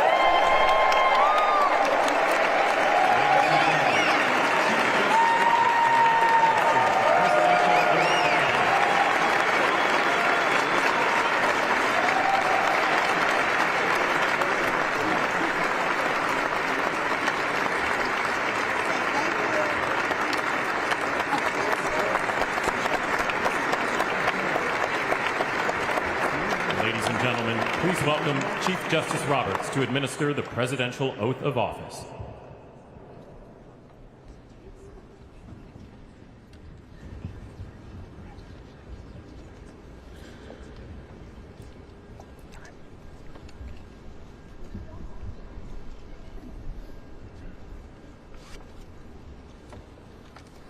Please raise your right hand and repeat after me. I, Donald John Trump, do solemnly swear. I, Donald John Trump, do solemnly swear. That I will faithfully execute. That I will faithfully execute. The office of President of the United States. The office of President of the United States. And will, to the best of my ability. And will, to the best of my ability. Preserve, protect, and defend. Preserve, protect, and defend. The Constitution of the United States. The Constitution of the United States. So help me God. So help me God. Congratulations, Mr. President.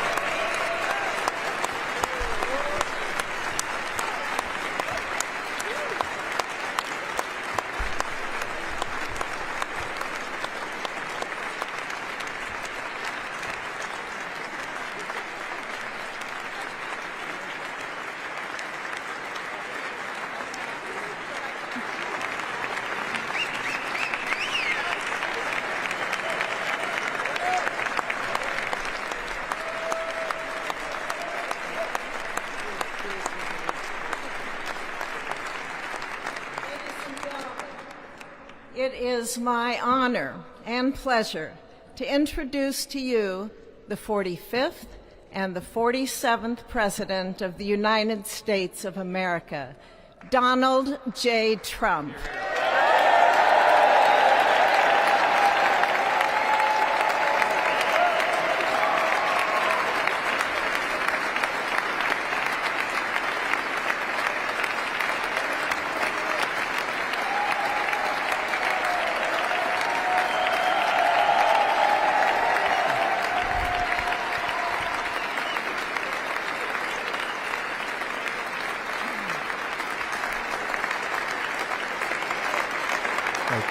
Thank you very much, everybody. Well, thank you very, very much. Vice President Vance, Speaker Johnson, Senator Thune, Chief Justice Roberts, Justices of the United States Supreme Court, President Clinton, President Bush, President Obama, President Biden, Vice President Harris, and my fellow citizens. The golden age of America begins right now.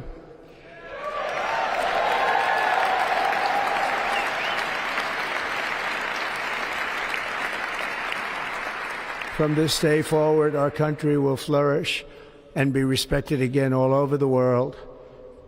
We will be the envy of every nation, and we will not allow ourselves to be taken advantage of any longer. During every single day of the Trump administration, I will very simply put America first.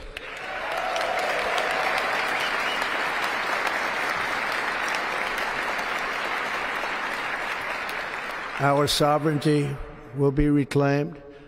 Our safety will be restored. The scales of justice will be rebalanced.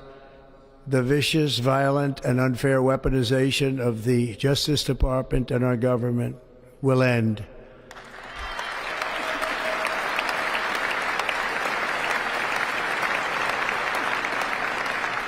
And our top priority will be to create a nation that is proud, prosperous, and free.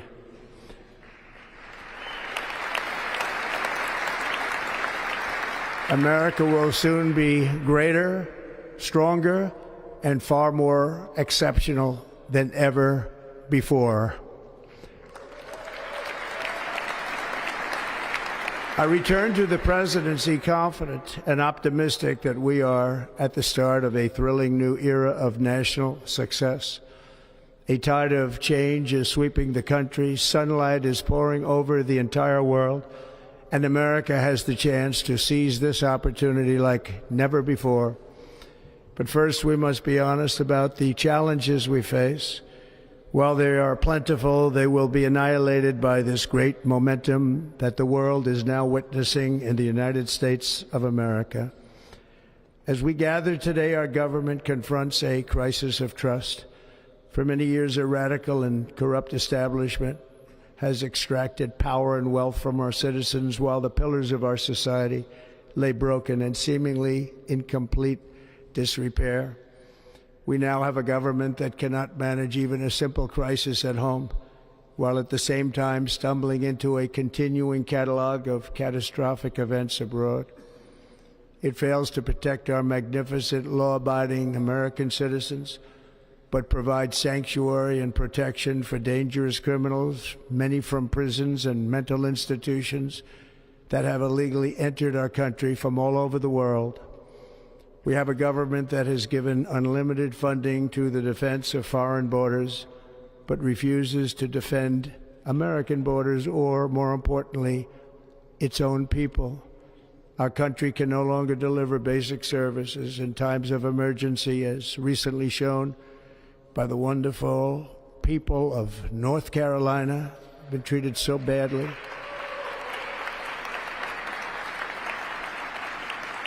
And other states who are still suffering from a hurricane that took place many months ago. Or more recently, Los Angeles, where we're watching fires still tragically burn. From weeks ago, without even a token of defense, They're raging through the houses and communities, even affecting some of the wealthiest and most powerful individuals in our country, some of whom are sitting here right now. They don't have a home any longer. That's interesting. But we can't let this happen. Everyone is unable to do anything about it. That's going to change. We have a public health system that does not deliver in times of disaster, yet more money is spent on it than any country anywhere in the world. And we have an education system that teaches our children to be ashamed of themselves in many cases, to hate our country despite the love that we try so desperately to provide to them. All of this will change starting today, and it will change very quickly.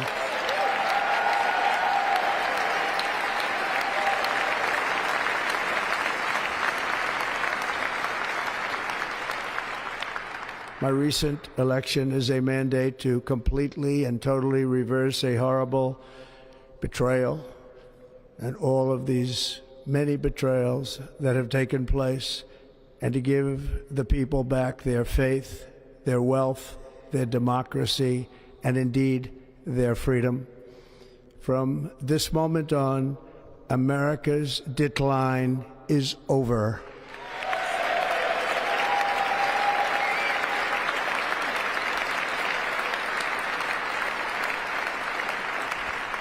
Our liberties and our nation's glorious destiny will no longer be denied, and we will immediately restore the integrity, competency, and loyalty of America's government.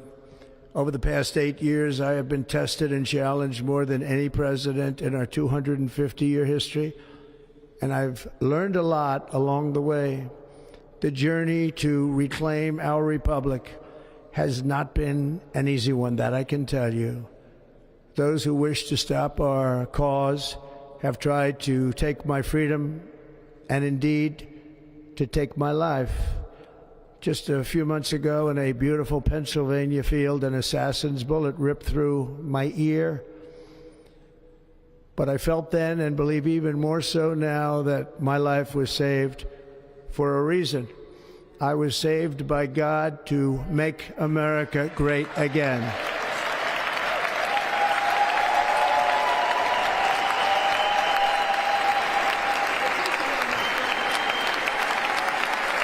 Thank you. Thank you.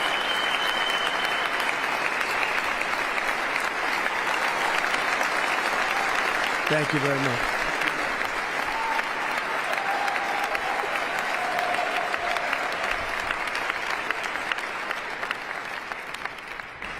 That is why each day under our administration of American patriots, we will be working to meet every crisis with dignity and power and strength. We will move with purpose and speed to bring back hope, prosperity, safety, and peace for citizens of every race, religion, color, and creed.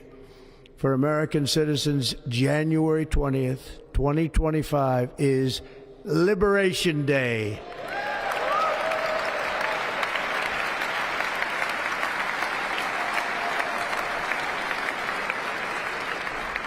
It is my hope that our recent presidential election will be remembered as the greatest and most consequential election in the history of our country. As our victory showed, the entire nation is rapidly unifying behind our agenda with dramatic increases in support from virtually every element of our society, young and old, men and women, African Americans, Hispanic Americans, Asian Americans, urban, suburban, rural, and very importantly, we had a powerful win in all 7 swing states, and the popular vote, we won by millions of people. To the Black and Hispanic communities, I want to thank you for the tremendous outpouring of love and trust that you have shown me with your vote. We set records, and I will not forget it. I've heard your voices in the campaign, and I look forward to working with you in the years to come. Today is Martin Luther King Day, and his honor, this will be a great honor, but in his honor we will strive together to make his dream a reality. We will make his dream come true.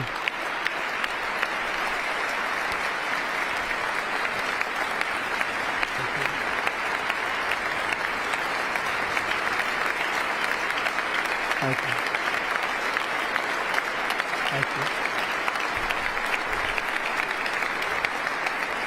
you. National unity is now returning to America, and confidence and pride is soaring like never before. In everything we do, my administration will be inspired by a strong pursuit of excellence and unrelenting success. We will not forget our country. We will not forget our Constitution, and we will not forget our God. Can't do that.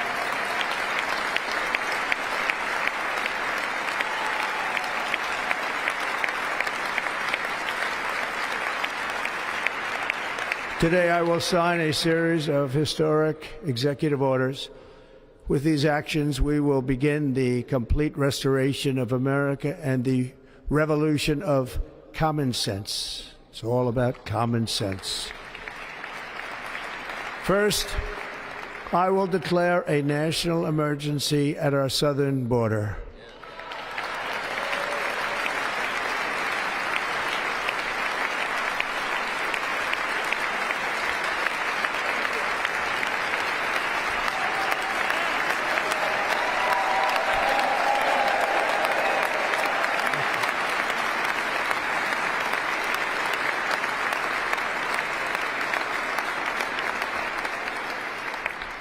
All illegal entry will immediately be halted, and we will begin the process of returning millions and millions of criminal aliens back to the places from which they came. We will reinstate my Remain in Mexico policy.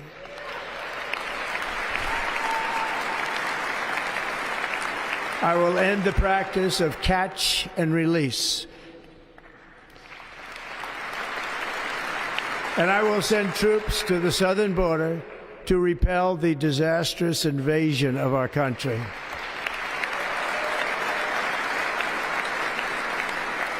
Under the orders I signed today, we will also be designating the cartels as foreign terrorist organizations.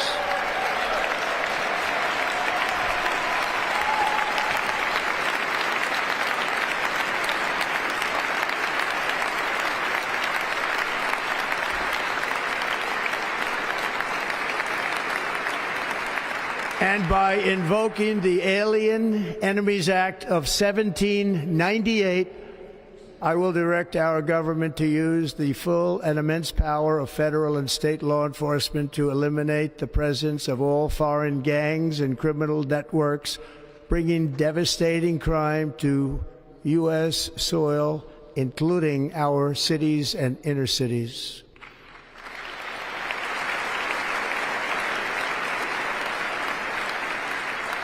As Commander-in-Chief, I have no higher responsibility than to defend our country from threats and invasions, and that is exactly what I am going to do. We will do it at a level that nobody's ever seen before. Next, I will direct all members of my cabinet to marshal the vast powers at their disposal to defeat what was record inflation and rapidly bring down costs and prices.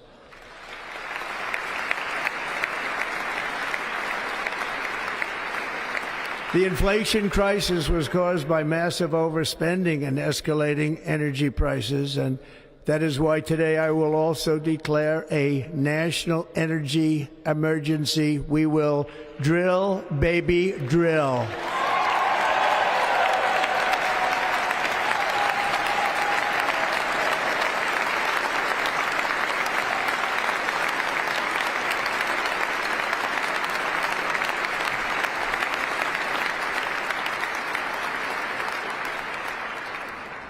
America will be a manufacturing nation once again, and we have something that no other manufacturing nation will ever have, the largest amount of oil and gas of any country on earth, and we are going to use it.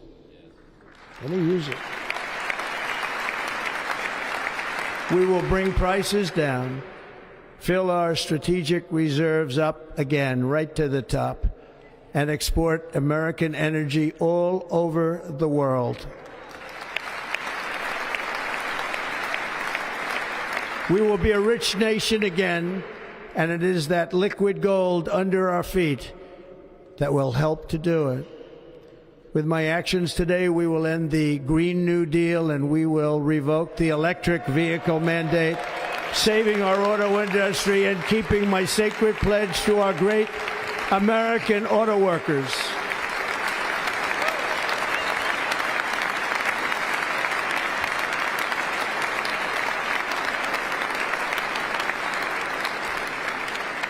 In other words, you'll be able to buy the car of your choice. We will build automobiles in America again at a rate that nobody could have dreamt possible just a few years ago. And thank you to the auto workers of our nation for your inspiring vote of confidence. We did tremendously with their vote. I will immediately begin the overhaul of our trade system to protect American workers and families. Instead of taxing our citizens to enrich other countries, we will tariff and tax foreign countries to enrich our citizens.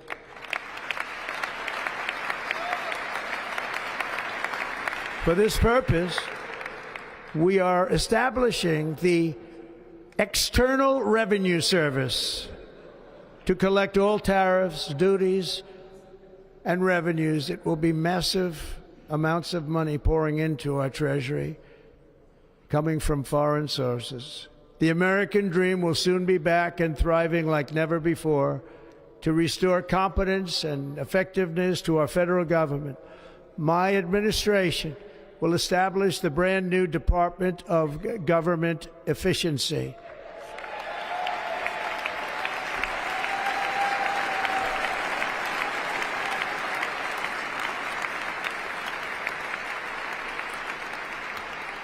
After years and years of illegal and unconstitutional federal efforts to restrict free expression, I will also sign an executive order to immediately stop all government censorship and bring back free speech to America.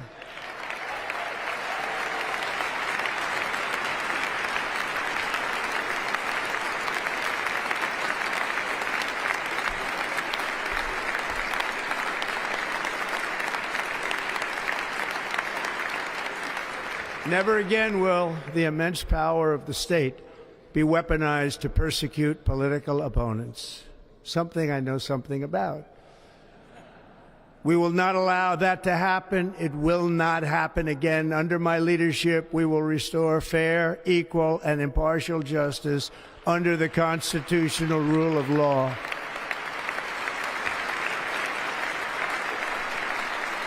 And we are going to bring law and order back to our cities.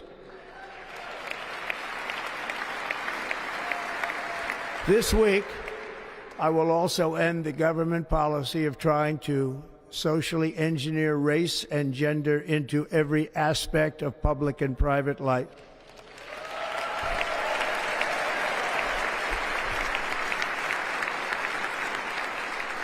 We will forge a society that is colorblind and merit-based.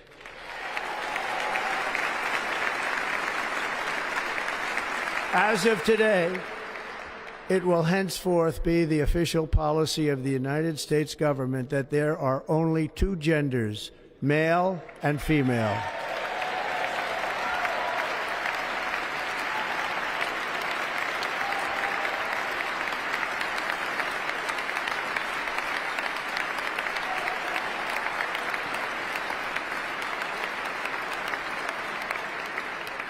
This week, I will reinstate any service members who were unjustly expelled from our military for objecting to the COVID vaccine mandate with full back pay.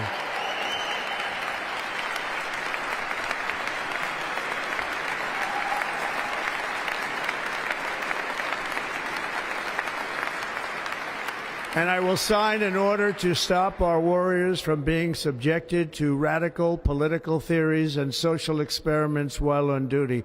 It's going to end immediately. Our armed forces will be freed to focus on their sole mission, defeating America's enemies.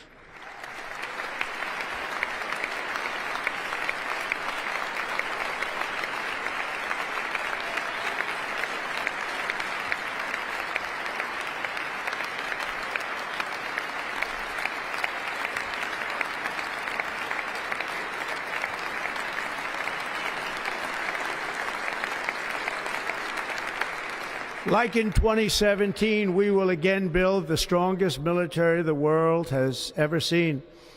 We will measure our success not only by the battles we win, but also by the wars that we end, and perhaps most importantly, the wars we never get into.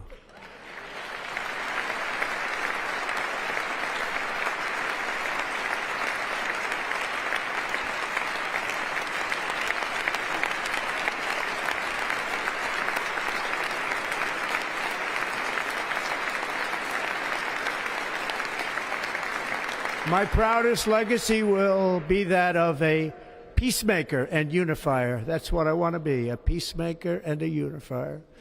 I'm pleased to say that as of yesterday, one day before I assumed office, the hostages in the Middle East are coming back home to their families.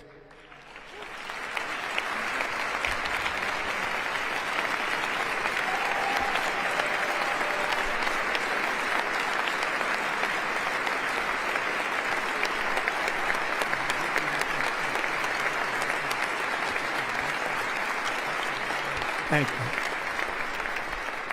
America will reclaim its rightful place as the greatest, most powerful, most respected nation on earth, inspiring the awe and admiration of the entire world. A short time from now, we are going to be changing the name of the Gulf of Mexico to the Gulf of America, and we will restore the name of a great president, William McKinley, to Mount McKinley, where it should be and where it belongs.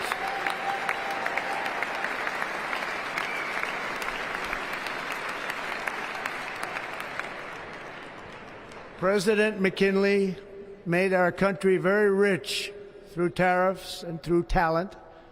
He was a natural businessman and gave Teddy Roosevelt the money for many of the great things he did, including the Panama Canal, which has foolishly been given to the country of Panama after the United States.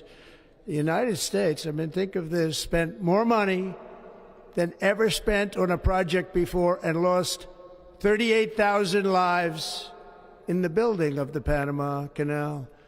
We have been treated very badly from this foolish gift that should have never been made, and Panama's promise to us has been broken. The purpose of our deal and the spirit of our treaty has been totally violated. American ships are being severely overcharged and not treated fairly in any way, shape, or form, and that includes the United States Navy. And above all, China is operating the Panama Canal, and we didn't give it to China, we gave it to Panama, and we're taking it back.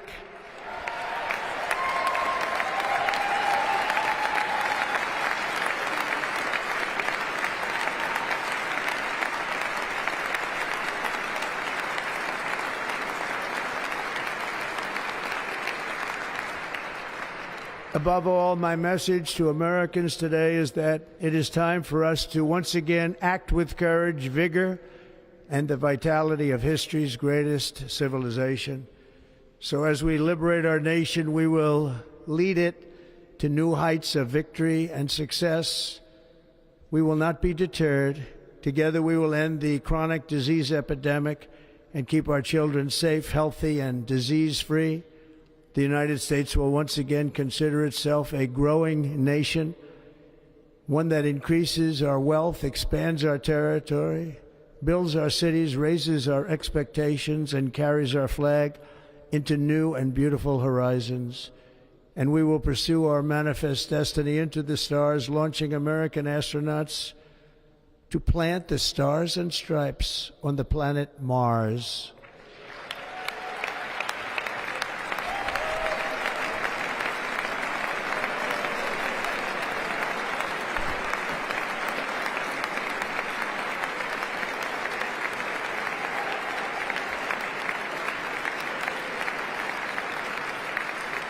Ambition is the lifeblood of a great nation, and right now our nation is more ambitious than any other. There's no nation like our nation. Americans are explorers, builders, innovators, entrepreneurs, and pioneers. The spirit of the frontier is written into our hearts. The call of the next great adventure resounds from within our souls. Our American ancestors turned a small group of colonies on the edge of a vast continent into a mighty republic of the most extraordinary citizens on earth. No one comes close. Americans pushed thousands of miles through a rugged land of untamed wilderness. They crossed deserts, scaled mountains, braved untold dangers, won the Wild West, ended slavery, rescued millions from tyranny, lifted billions from poverty, harnessed electricity, split the atom, launched mankind into the heavens, and put the universe of human knowledge into the palm of the human hand. If we work together, there is nothing we cannot do and no dream we cannot achieve. Many people thought it was impossible for me to stage such a historic political comeback. But as you see today, here I am. The American people have spoken.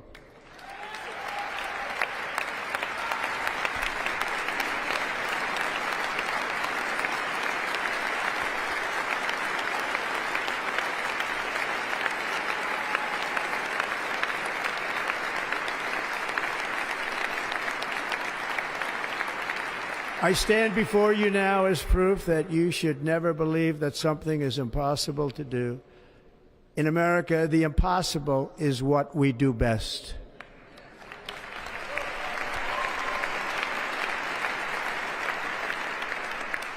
From New York to Los Angeles, from Philadelphia to Phoenix, from Chicago to Miami, from Houston to right here in Washington, D.C., our country was forged and built by the generations of patriots who gave everything they had for our rights and for our freedom. They were farmers and soldiers, cowboys and factory workers, steel workers and coal miners, police officers and pioneers who pushed onward, marched forward, and let no obstacle defeat their spirit or their pride. Together they laid down the railroads, raised up the skyscrapers, built great highways, won 2 world wars, defeated fascism and communism, and triumphed over every single challenge that they faced. After all we have been through together, we stand on the verge of the 4 greatest years in American history. With your help, we will restore America promise, and we will rebuild the nation that we love, and we love it so much. We are one people, one family, and one glorious nation under God. So to every parent who dreams for their child, and every child who dreams for their future, I am with you, I will fight for you, and I will win for you. We are going to win like never before.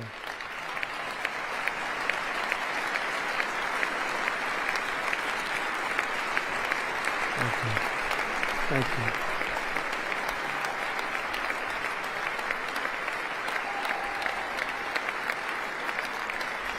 Thank you. Thank you. In recent years, our nation has suffered greatly, but we are going to bring it back and make it great again, greater than ever before.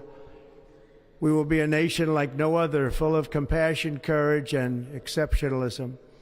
Our power will stop all wars and bring a new spirit of unity to a world that has been angry, violent, and totally unpredictable. America will be respected again and admired again, including by people of religion, faith, and goodwill. We will be prosperous. We will be proud. We will be strong, and we will win like never before. We will not be conquered. We will not be intimidated.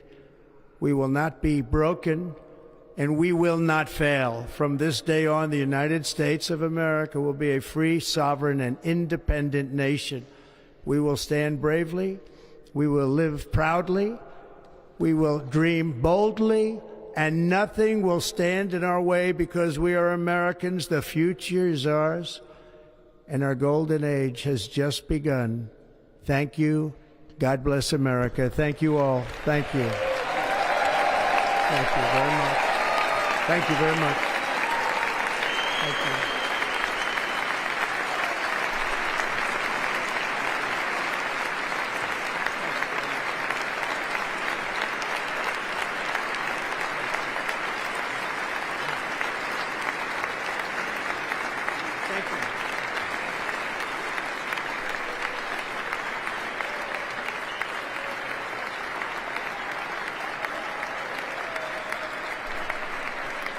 Ladies and gentlemen, performing America the Beautiful, please welcome the Armed Forces Chorus and Carrie Underwood.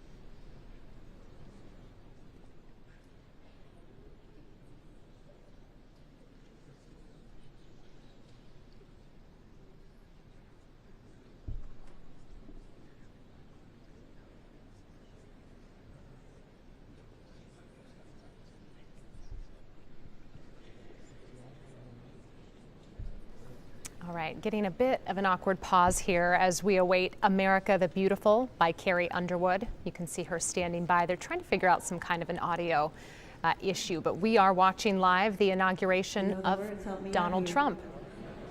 Oh, beautiful for spacious skies, for amber waves of grain, for purple mountain majesties above the fruited plain. America, America, God shed his grace on thee and crown thy good with brotherhood from sea to shining sea.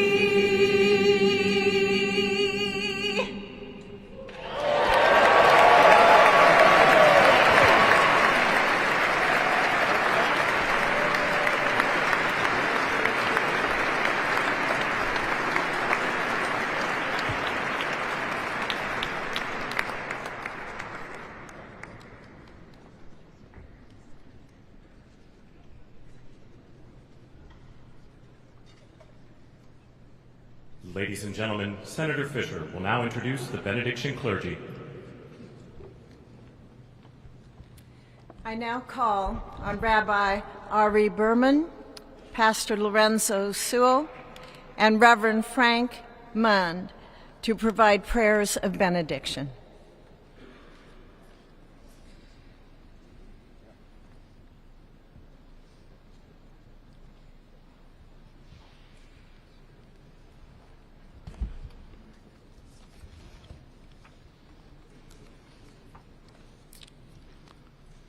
Let us pray.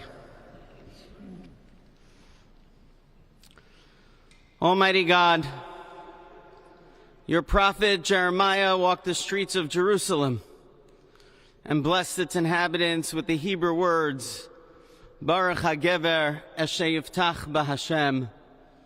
Blessed is the one who trusts in God. Thousands of years later, this great nation, which adopted these words as its motto, "In God we trust," stands at a moment of historic opportunity. Americans are searching for meaning. Our merciful Father, help us rise to meet this moment. Bless President Donald J. Trump and Vice President J.D. Vance with the strength and courage to choose the right and the good. Unite us around our foundational biblical values of life and liberty, of service and sacrifice, and especially of faith and morality, which George Washington called the indispensable supports of American prosperity. Guide our schools and college campuses, which have been experiencing such unrest, to inspire the next generation to pair progress with purpose, knowledge with wisdom, and truth with virtue. Hear the cry of the hostages, both American and Israeli, whose pain our president so acutely feels. We are so thankful for the 3 young women who yesterday returned home, and pray that the next 4 years brings peace to Israel and throughout the Middle East. Almighty God, grant all Americans the opportunity to realize our shared dream of a life filled with peace and plenty, health and happiness, compassion and contribution. Stir within us the confidence to rise to this moment. For while we trust in God, God's trust is in us, the American people. America is called to greatness, to be a beacon of light and a mover of history. May our nation merit the fulfillment of Jeremiah's blessing, that like a tree planted by water, we shall not cease to bear fruit. May all of humanity experience your love and your blessing. May it be thy will, and let us say, Amen. Let us pray for our 47th president. Heavenly Father, we're so grateful that you gave our 45th and now our 47th president a millimeter miracle. We are grateful that you are the one that have called him for such a time as this, that America would begin to dream again. We pray that we would fulfill the true meaning of our creed, that we hold these truths to be self-evident, that all men are created equal. We pray that you use our president, that we will live in a nation where we will not be judged by the color of our skin, but by the content of our character. Heavenly Father, in the name of Jesus, we are so grateful today that you will use our 47th president so we would sing with new meaning, my country, 'tis of thee. Sweet land of liberty, of thee I sing.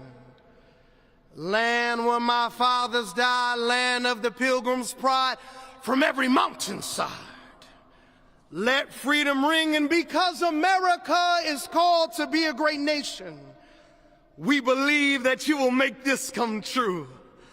So let freedom ring from the prodigious hilltops of New Hampshire. Let freedom ring from the mighty mountains of New York. Let freedom ring from the heightening Alleghenies of Pennsylvania. Let freedom ring from the snow-capped Rockies of Colorado.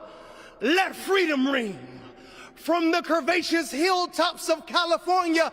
But God, we're asking you not only that. Let freedom ring from Stone Mountain, Georgia. Let freedom ring from Lookout Mountain of Tennessee. Let freedom ring from every hill and every molehill in Mississippi, from every state, every city, every village, and every hamlet. And when we let freedom ring, we will be able to speed up that day where all of your children, black men and white men, Protestant and Catholic, Jew and Gentile, will be able to sing in the meaning of that old Negro spiritual, free at last, free at last. Thank you, God Almighty. We are free at last. If you believe where the Spirit of the Lord is, there is liberty. Come on, put your hands together and give your great God great glory.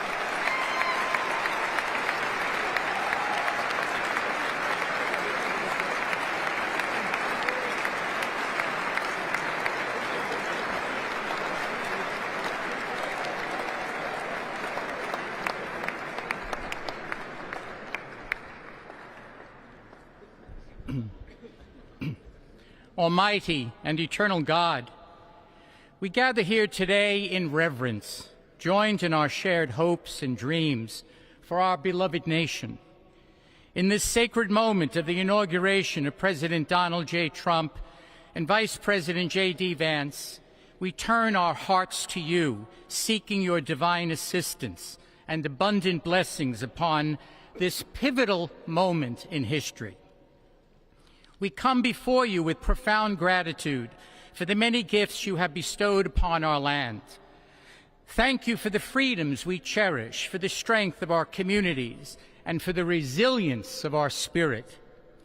As our President and Vice President embrace their newly appointed roles, we humbly implore that your everlasting love and wisdom will envelop them. Grant them the clarity of mind to navigate the challenges that lie ahead, and the compassion to serve all citizens with fairness and integrity. May their hearts be filled with a giving spirit and sincere understanding for those whom they represent. May they be beacons of hope in times of uncertainty and prophetic voices in defending the dignity of all created life. We pray for a spirit of collaboration to flourish in our government and across our nation, fostering an environment where dialogue and heartfelt listening will prevail over division or discord. May each decision made by our President and Vice President reflect the values of justice and peace. As we embark on this new chapter, we also seek your comfort, O God, for those who feel lost or disheartened. In this time of transition, may your light shine upon them, reaffirming their belief in a brighter tomorrow. May we all strive to lift one another, supporting our fellow citizens with kindness and empathy, recognizing that together we can overcome any adversity. Grant us the strength to endure, the courage to face our fears, and the clarity to see the light that remains, even when clouds of uncertainty may gather.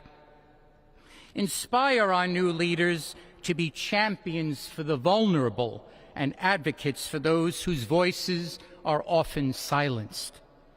May they pursue policies that promote the well-being of all, seeking to build bridges that will foster unity and belonging. As we stand witness to this inauguration, we hold fast to our faith in the goodness of each of us and the possibility of change. We trust that with your guidance, O God, our nation can move forward to a future filled with promise, prosperity, and understanding. And finally, we lift our hearts in gratitude for the beloved parents of President Trump. Without Mary and Fred Trump, this day would never be the miracle that has just begun. From their place in heaven, may they shield their son from all harm by their loving protection, and give him the strength to guide our nation along the path that will make America great again. Let us go forth now with these words of President Trump's emblazoned on our hearts. As long as we have pride in our beliefs, courage in our convictions, and faith in our God, then we will not fail. We stand tall, we stand proud, because we are Americans, and Americans kneel to God, and to God alone. Amen. Ladies and gentlemen, please remain standing for our national anthem.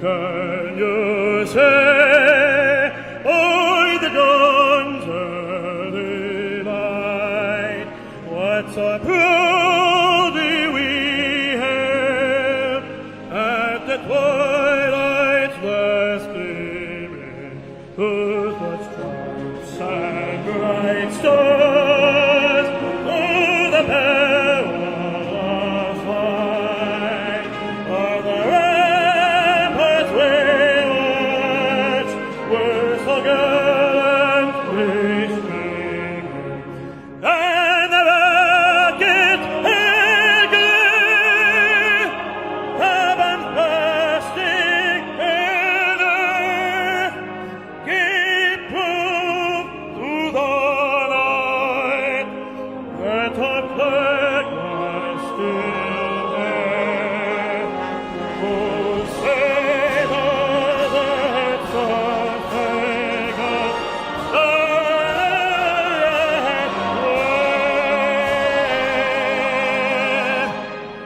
of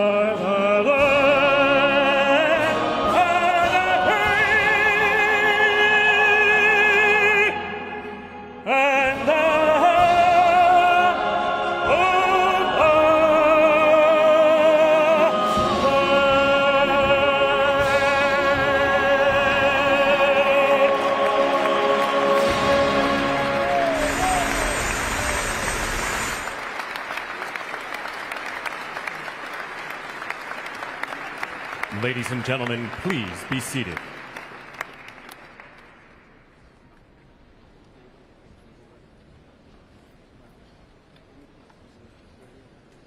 Ladies and gentlemen, please remain at your seats while the President and official party depart the platform.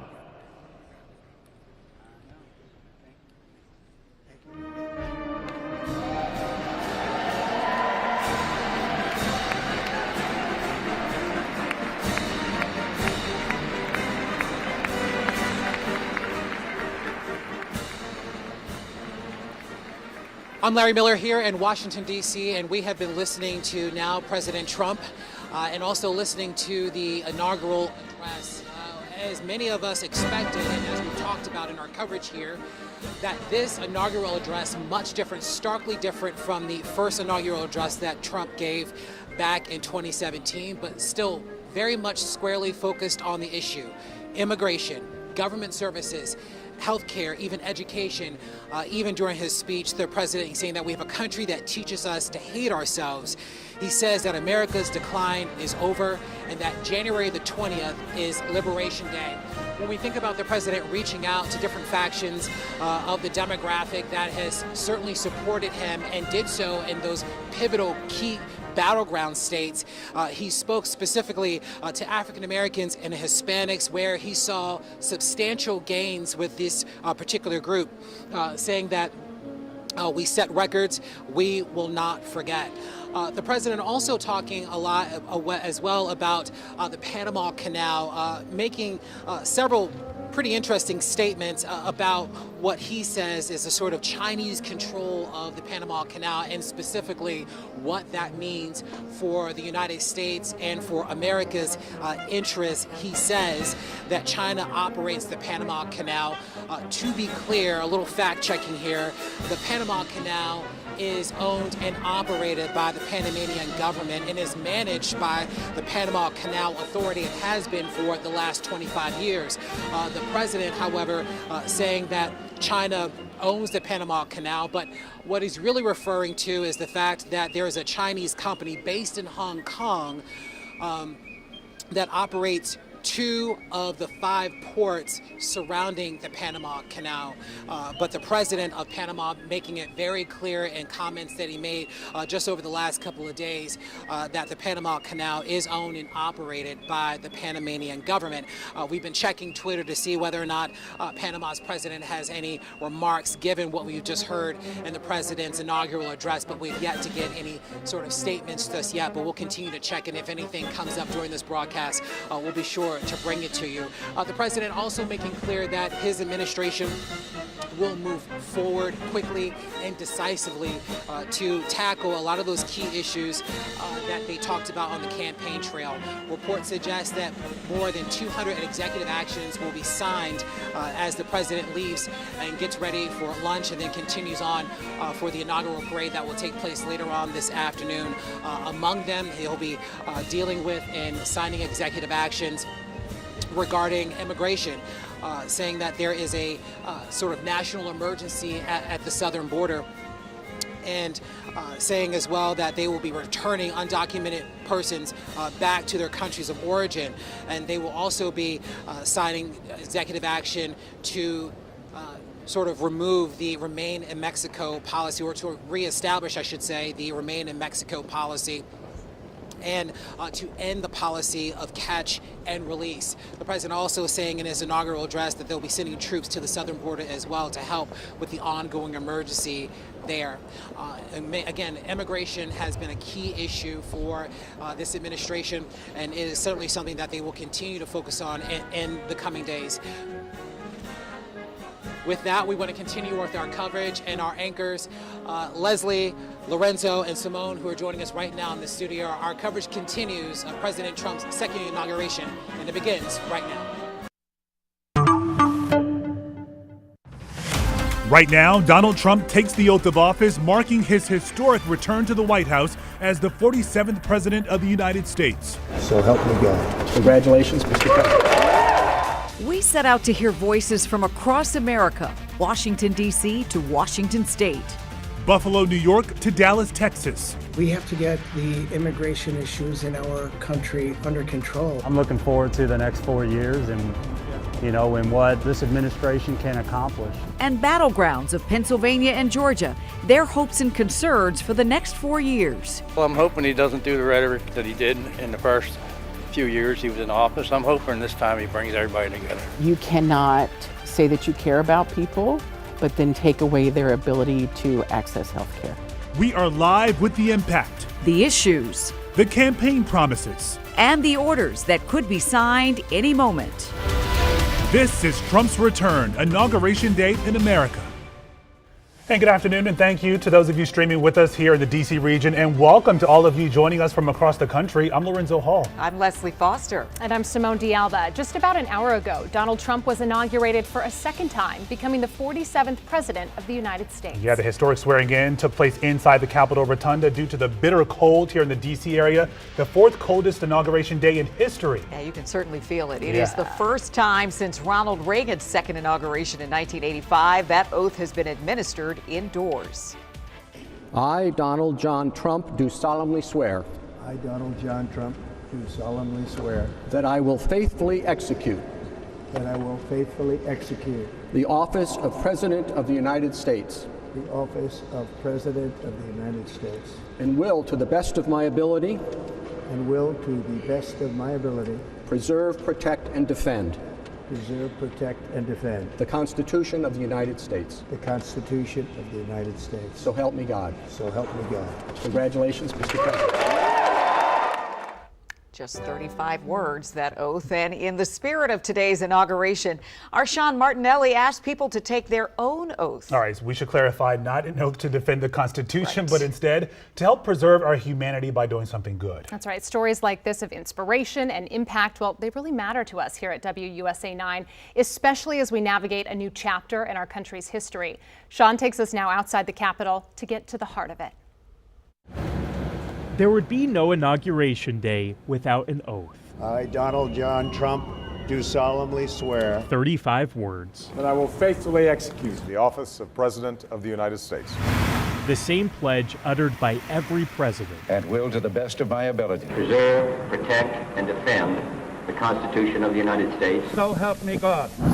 But anyone can raise their hand and make a promise, which is why.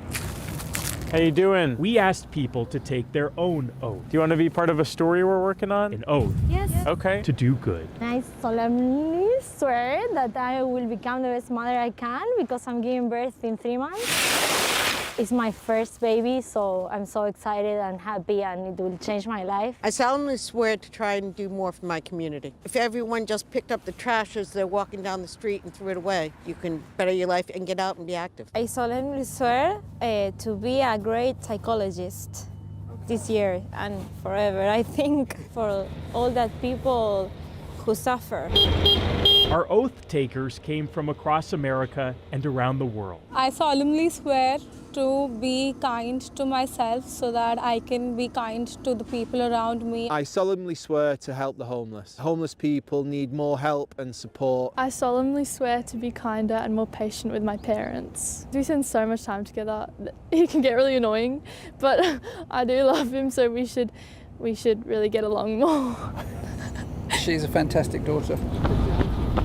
The cause of moving our society forward goes beyond one president. It begins with simple acts. I solemnly swear to be a better listener, especially to my children. A lot of the polarization in our country comes from people not necessarily listening to each other or hearing each other and understanding each other. And I think if you take the time to hear where someone is coming from and why they believe a certain thing, it might make you understand why they want things a certain way. I solemnly swear to tell my friends I love them more. You know, you love your mom and your close friends, but like actually telling them that can really make a difference. I think there's a lot of strife right now and a lot of worry and fear about what's to come. And I think we're gonna make it through it, but I think the best way we can do that is together. Together. Beginning today, when the president took his oath and the people took theirs. At the Capitol, Sean Martinelli, WUSA 9. I love that there because it puts it back on all of us as well to do your part. What are you going to do Yeah. to make life better for people around you? You don't need a president to do that immediate thing. How are we all going to be invested in making our country better? Like you said, it puts the power right back in your own hands, in your own neighborhood, and within your own community. And we like that energy too, I think. We do. I'm going to be more patient this year. That's your oath? That's You're my going to oath. be more patient? Yeah. Okay, I like that. I'll go with flexible. You're going to go with flexible? Yes. Okay. I don't know. You know what? I'm going to come back to mine. You got time to think about it. Because we see now outgoing President Biden and outgoing First Lady Jill Biden sort of in the sandwich of President Trump and Vice President Vance, all sort of departing, getting ready for that next phase, the Trump administration for the leading part, and the Bidens for really saying goodbye after a 50-year career plus of service to our nation. I remember. Go ahead, please. You know, listening to other presidents, this moment it usually is so emotional for them because you know you're wrapping up your time in office. You spend so much time just working and wrapping up all the work, the demands of the job. But once you board this chopper here, you do a quick tour around D.C. You see the White House one more time from above, and that's it.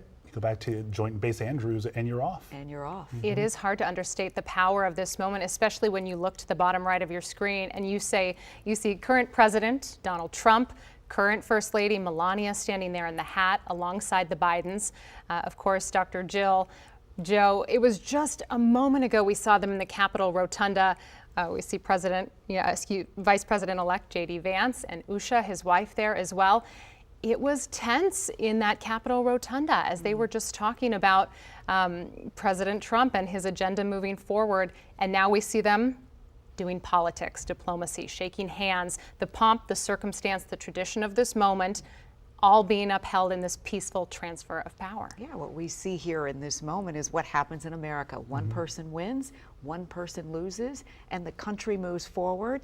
And this is prescribed and has been prescribed for many, many years in this nation.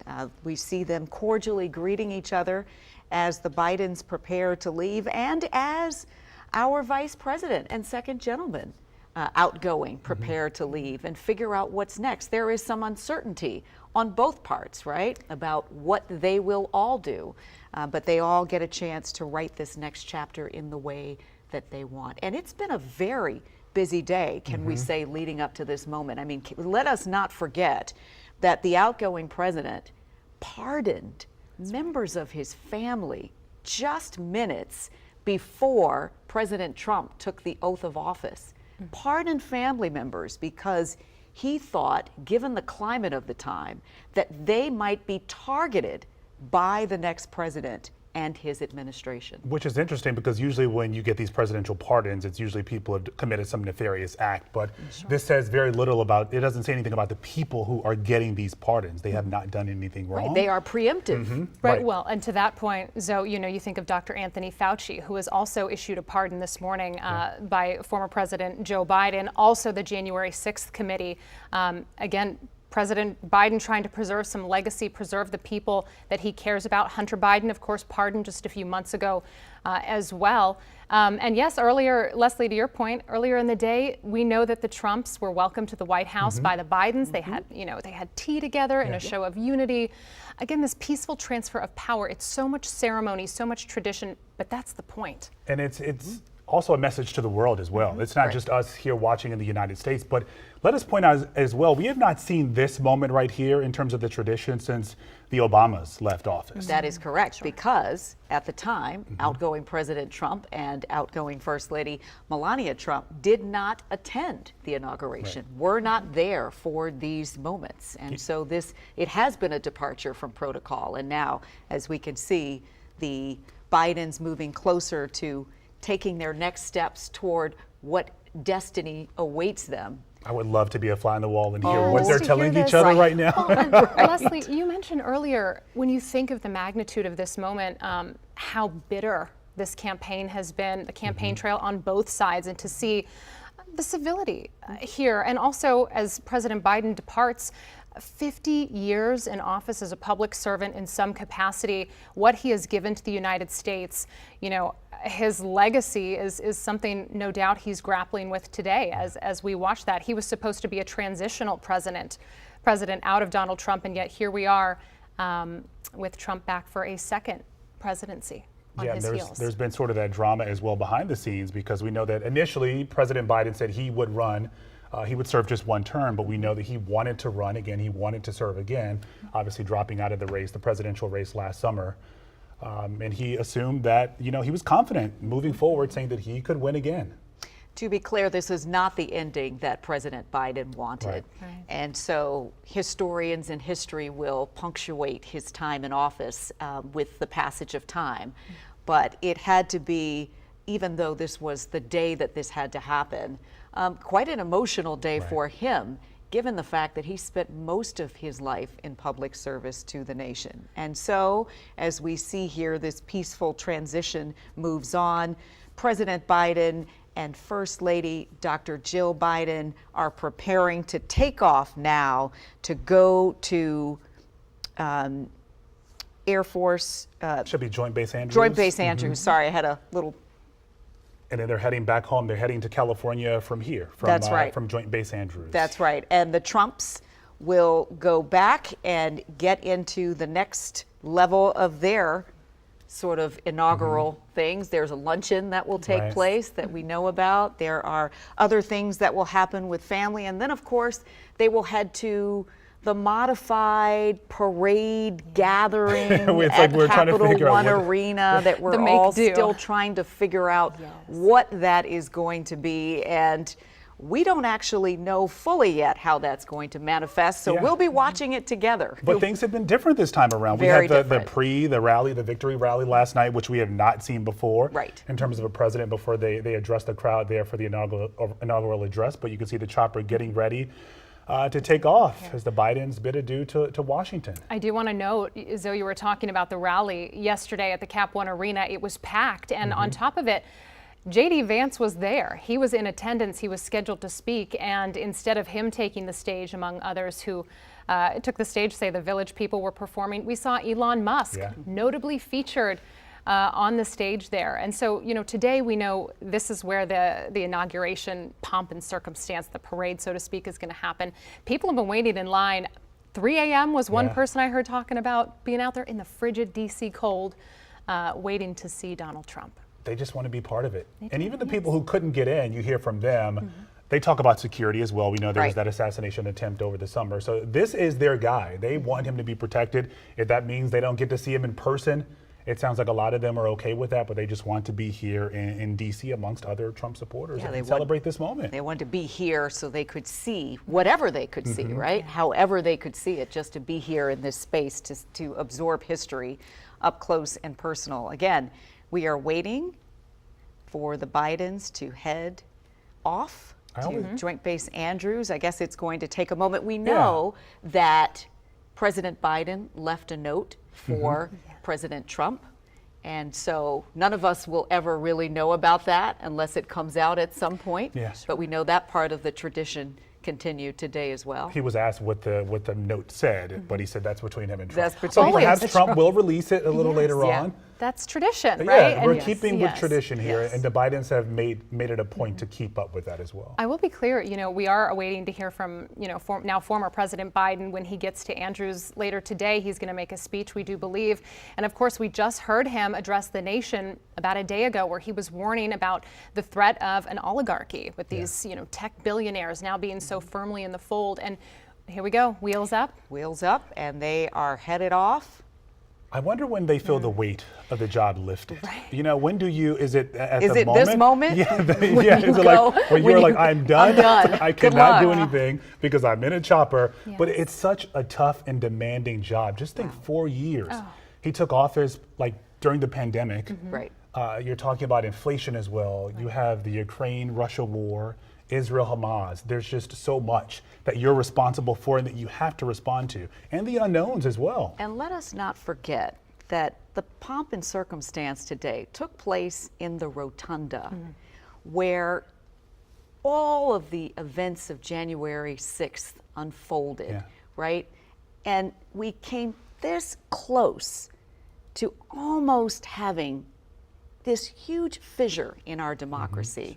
And so here we are back again in the same place with the person who is alleged to have essentially goaded this on, coming back to power on the day that we celebrate one of our nation's most illustrious freedom fighters, right?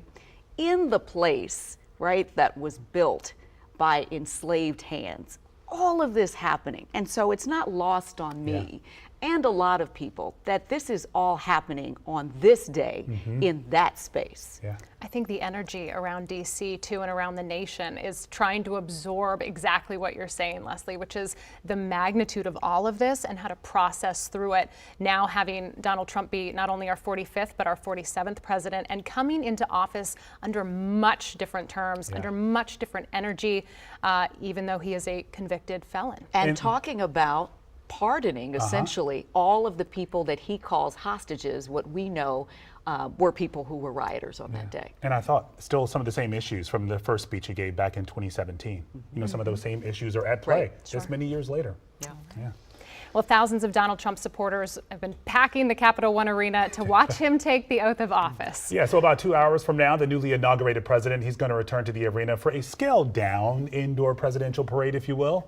As that goes, right? Our Matt Gregory joins us live from inside the Capitol One Arena, where people lined up before sunrise, spent the night in the cold to get this seat, this front row seat to history. So Matt, give us a feel of what's going on inside. And I know we'd love to hear how people were reacting as they were watching the president take the oath and all of the pomp and circumstance there. So let's talk about sort of the atmosphere here, right? It's very festive. I mean, it's very fitting, right, for the Capital One Arena, a place where we see sporting events all the time. People are cheering and booing for teams, and you saw a lot of that today. Interestingly enough, the booing sort of changed over when President Biden was seen, or now former President Biden was seen on the big screen, was seen turned into cheers as he was leaving. So as soon as President Trump took the oath of office, those boos turned to cheers where they would see Biden as said goodbye, is how they were kind of framing it here. Many supporters here, and you can hear the music piping in right now. We're going to give you a taste of sort of what's happening right now, because this is a scaled down parade that we're not really sure what to expect a lot of, but you can see right here we have a military band playing, drums in the front. They've just started to play as I was speaking, and we expect to see other bands and pipe and drum orchestras and so on performing for the crowd here as they would have done along the parade route, but obviously scaled down. Maybe only about 20 to 30 acts are supposed to come through musically, but we're not quite sure. You see that's sort of the announcement, almost like a fanfare welcome. Now, if you can pop up, Tom, and show them, ask my photographer to move up. There's a desk just above that right there. You can see it. And now on the desk, you can see there's a presidential seal. There wasn't 2 hours ago. If you heard President Trump talking about all of those executive orders he plans to fulfill, we sort of are led to believe he will do them from right there. That's what we think will happen. He will give a speech. He will do that all with the pomp and circumstance you're hearing right now, and different bands coming through from across the country, marching bands and fife and drum bands. Now, I want to also take you to earlier, if we can show you some video of earlier, of sort of everything that was going on during that time. We were, getting all sorts of different clips of people cheering. You can see they would cheer whenever the president or one of his sort of members of his future cabinet came on the screen. The largest cheers, obviously, for Donald Trump. And, to your point, Leslie and Lorenzo, you're saying people were out in the cold all night, they stayed up all night. I can promise you, folks I spoke to not only stayed up all night, they were out before 3 a.m., they were around midnight getting in line, almost 2 a.m. in some capacities, and that was the only way they say they were able to get a seat here at Capital One Arena tonight. Take a listen. We did come up from Alabama, and it took us 10 and a half hours to get here. Bedford, Virginia. Bedford? Oh, you're not far. No, about 4 hours. These people outside, how did you get to be inside? Are there tickets? Like, or just get up early? Got up. We didn't go to bed. We got here about 2:30 in the morning. Did you sleep? Like, what was it like in the last 24 hours? Just a normal day in paradise for me. We actually oscillated back and forth whether we should go because of the changing the, I thought, well, how much fun is it going to be if we can't actually be on the grounds? Because we did finally get tickets to the grandstand, and then, that went away. So, and then we thought, well, we're going to go anyway. But this is great. We're really enjoying the Megatron and the people and everything. This is much nicer than I thought it was going to turn out to be. I come to see the GOAT himself, so he's the one we come for. What do you think that desk is for over there? The deck? The desk. Do you see the desk on the stage? Oh, I hadn't seen it until you just pointed it out. Oh, executive orders.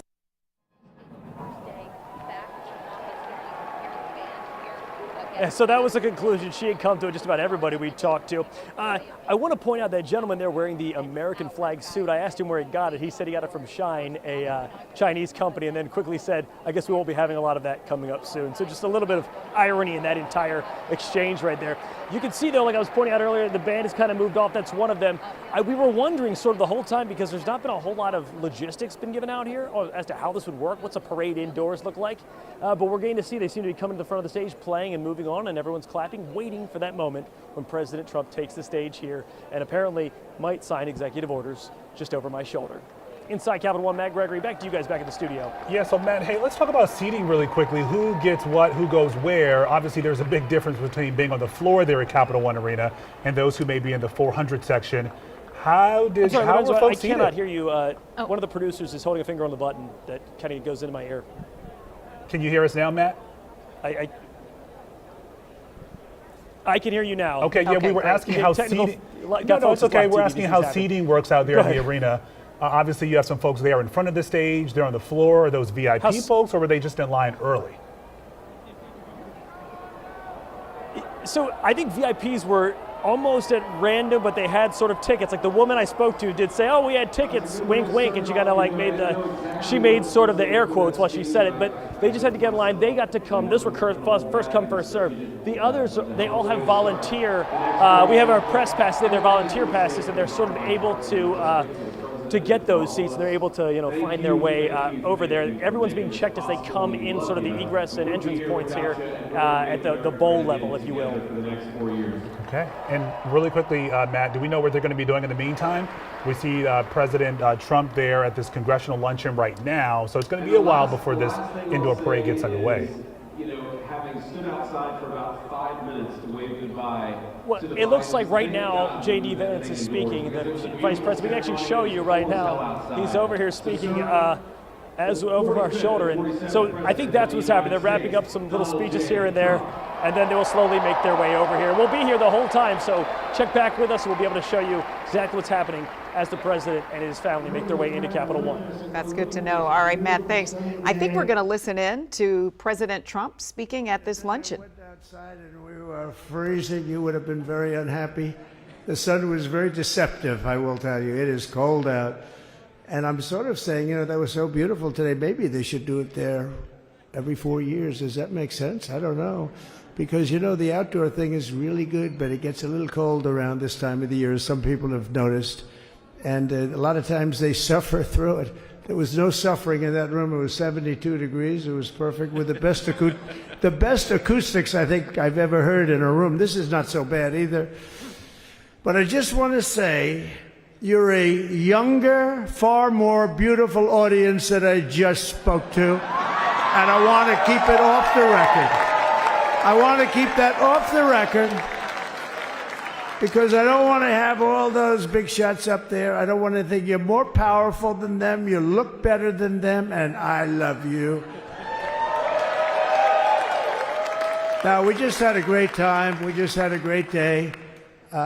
This was amazing. When you think we took a journey, I mentioned in the speech, a lot of people said that was not a journey that was possible, and it was indeed possible. I didn't really know too much about what they were saying when they said that, but a lot of people felt it, and we hooked up with J.D. very early. I watched J.D. over a period of time. I endorsed him in Ohio. He was a great senator, and very, very smart. The only one smarter than him was his wife. That was I would have chosen her, but somehow the line of succession didn't work that way, right?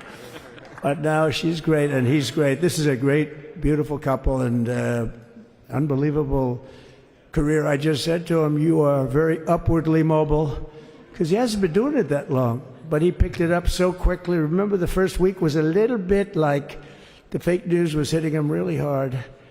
And I said, ooh, this may be tough, but after that, it was smooth sailing for him. He took on everybody. He took on the meanest. I don't want to use the word corrupt because we're into a new system, so let's wait till the corruption begins, because it will. But he took on some pretty mean people, and he handled it well. I want to also congratulate Mike Johnson for the job that he's doing.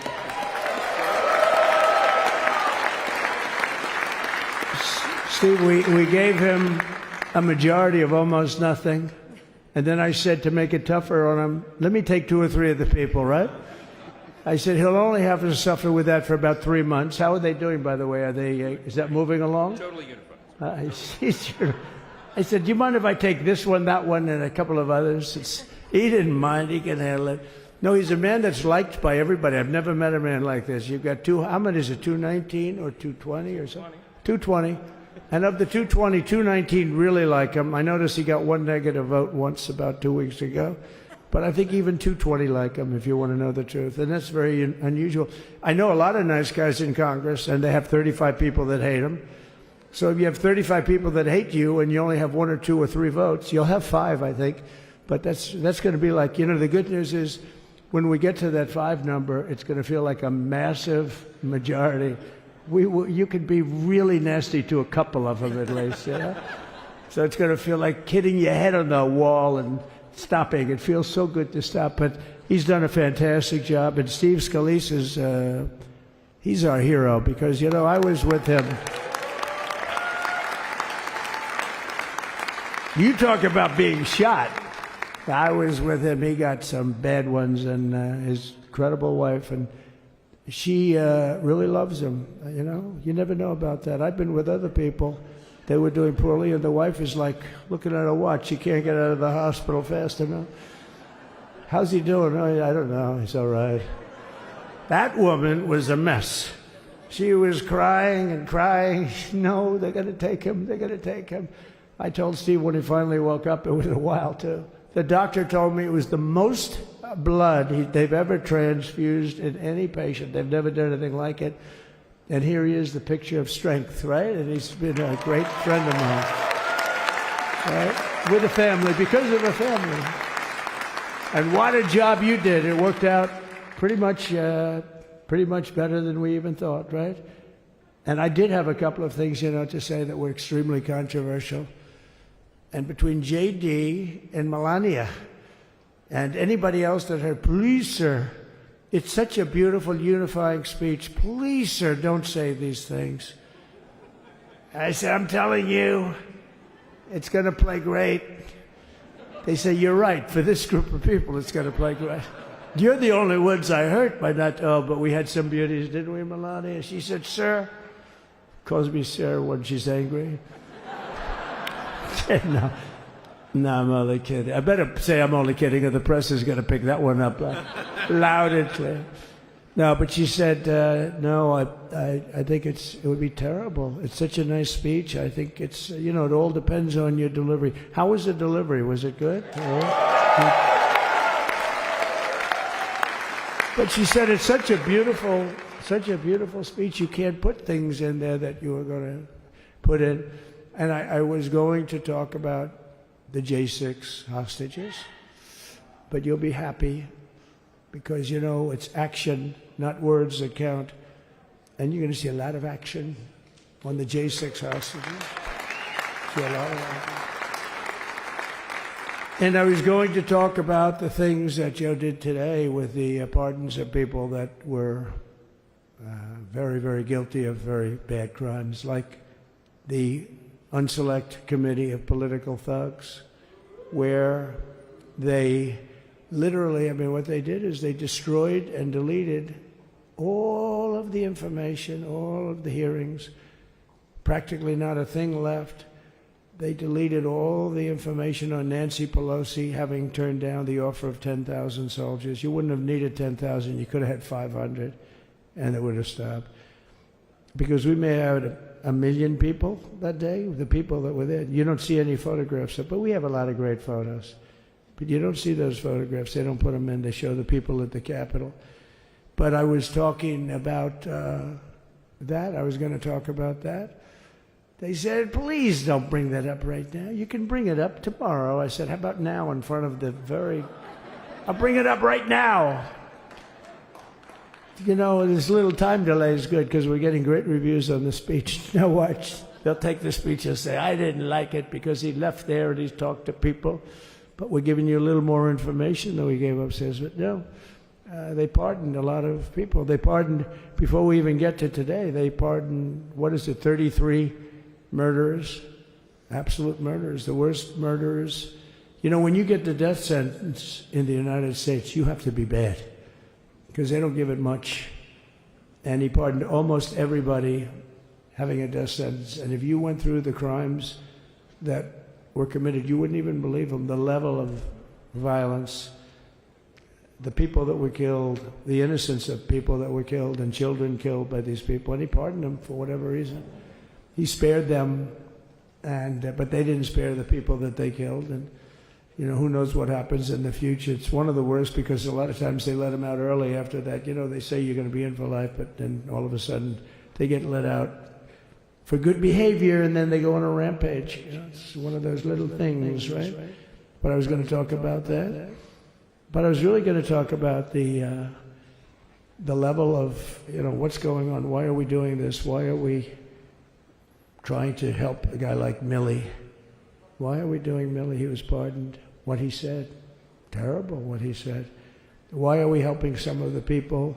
Why are we helping Liz Cheney? I mean, Liz Cheney is a disaster. She's a crying lunatic and crying Adam Kinzinger. He's a super crying. I never saw the guy not crying. He's always crying. I looked at him. I remember years ago he was actually on my side. And then one day, you know, when you don't want to kill people in wars, they turn against you. Liz Cheney hated the concept of not going to war with everybody. Let's kill everybody. Let's spend a lot of money on military equipment. You know, where her father works, right? And but what she did was incredible. Think of it. They destroyed and deleted all of that information that went on for almost 2 years against Trump. And the reason they did, because it was all false. Like the person that said, I tried to strangle a Secret Service agent. That's one of the toughest human beings I think I've ever seen. I actually had a friend saying, please don't change that, sir. You are the coolest sucker in history. Remember, she said, I put my hands around his neck because he wouldn't go to the Capitol. Made up fiction. And I was rebuffed. And the guy on the right is a massive weightlifter, probably stronger than me. Do you think he's stronger than me, honey? You know who I'm talking about. Possibly stronger than me. Slightly younger than me, like, I won't say how many years because I don't want to talk about that, but a lot of years. But I had a friend that said, why are you disputing that story? That's the coolest story I've ever heard. That I would attack a karate champion, get slightly rebuffed, and then throw my arms around a guy with a neck about this big. Even though there are bars, you know, there are bars, you can't really do that anyway. So I wanted to talk about that. But all of that stuff got deleted. And the reason it got deleted is they were all caught in lies. You know, Secret Service testified, and they said it didn't happen. Actually, the two guys were very embarrassed. They're suffering because their friends are saying, did Trump really do that to you? But they gained a whole new respect for me. But it was just make-believe stuff, and there were a lot of make-believe stories made up. So rather than suffering... Right now to go to President Biden before he and First Lady Jill Biden depart for California. They're speaking right now at Joint Base Andrews. Yeah, first speech is post-presidency. Yeah. Doug and members of the cabinet, all the staff that's here from all across all the agencies, and friends, supporters, Jill and I are forever grateful to you. I mean that. We're genuinely grateful. As you heard me say before, no president gets to choose the moment they enter history, but they get to choose the team they enter history with. And we chose the best damn team in the world. You are. No, it's because of you. I mean this sincere from the bottom of my heart. Because of you, we got so much done for all Americans. I look down there, my Secretary of State, Tony Blinken, exceeded only by his wife who worked in reverse. But look, I only hope to look back on these years, hope you look back on them, with the same pride I have of all you've done. You know, I'm proud of is that you did it upholding the core values of honesty, decency, and integrity. I mean, no scandal. I mean, it's incredible what you did. And you represent the best of who we are as Americans. That's not a joke. That's real. Now, while we relied on your ideas and resolve and counsel, we also relied on your families. To all your families, thank you for the sacrifices you made. I mean it. For being part of this journey. Every day, I'm deeply moved by all we all did for this country. I really mean it. History's going to mark down just what you did. You know, but the point I want to make today is to make clear my farewell address, as we all do have we have a lot more to do. We heard the inaugural address today. You know, we got a lot more to do.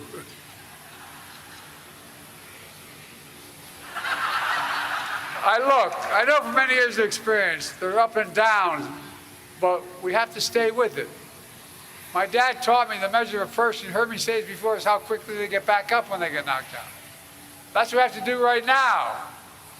And we've always done our best as Americans. We never give up. Never. We're leaving office, but we're not leaving the fight. You're smart, You're skilled, you're passionate. The country needs you again. So all of you can, stay engaged in all the ways you can.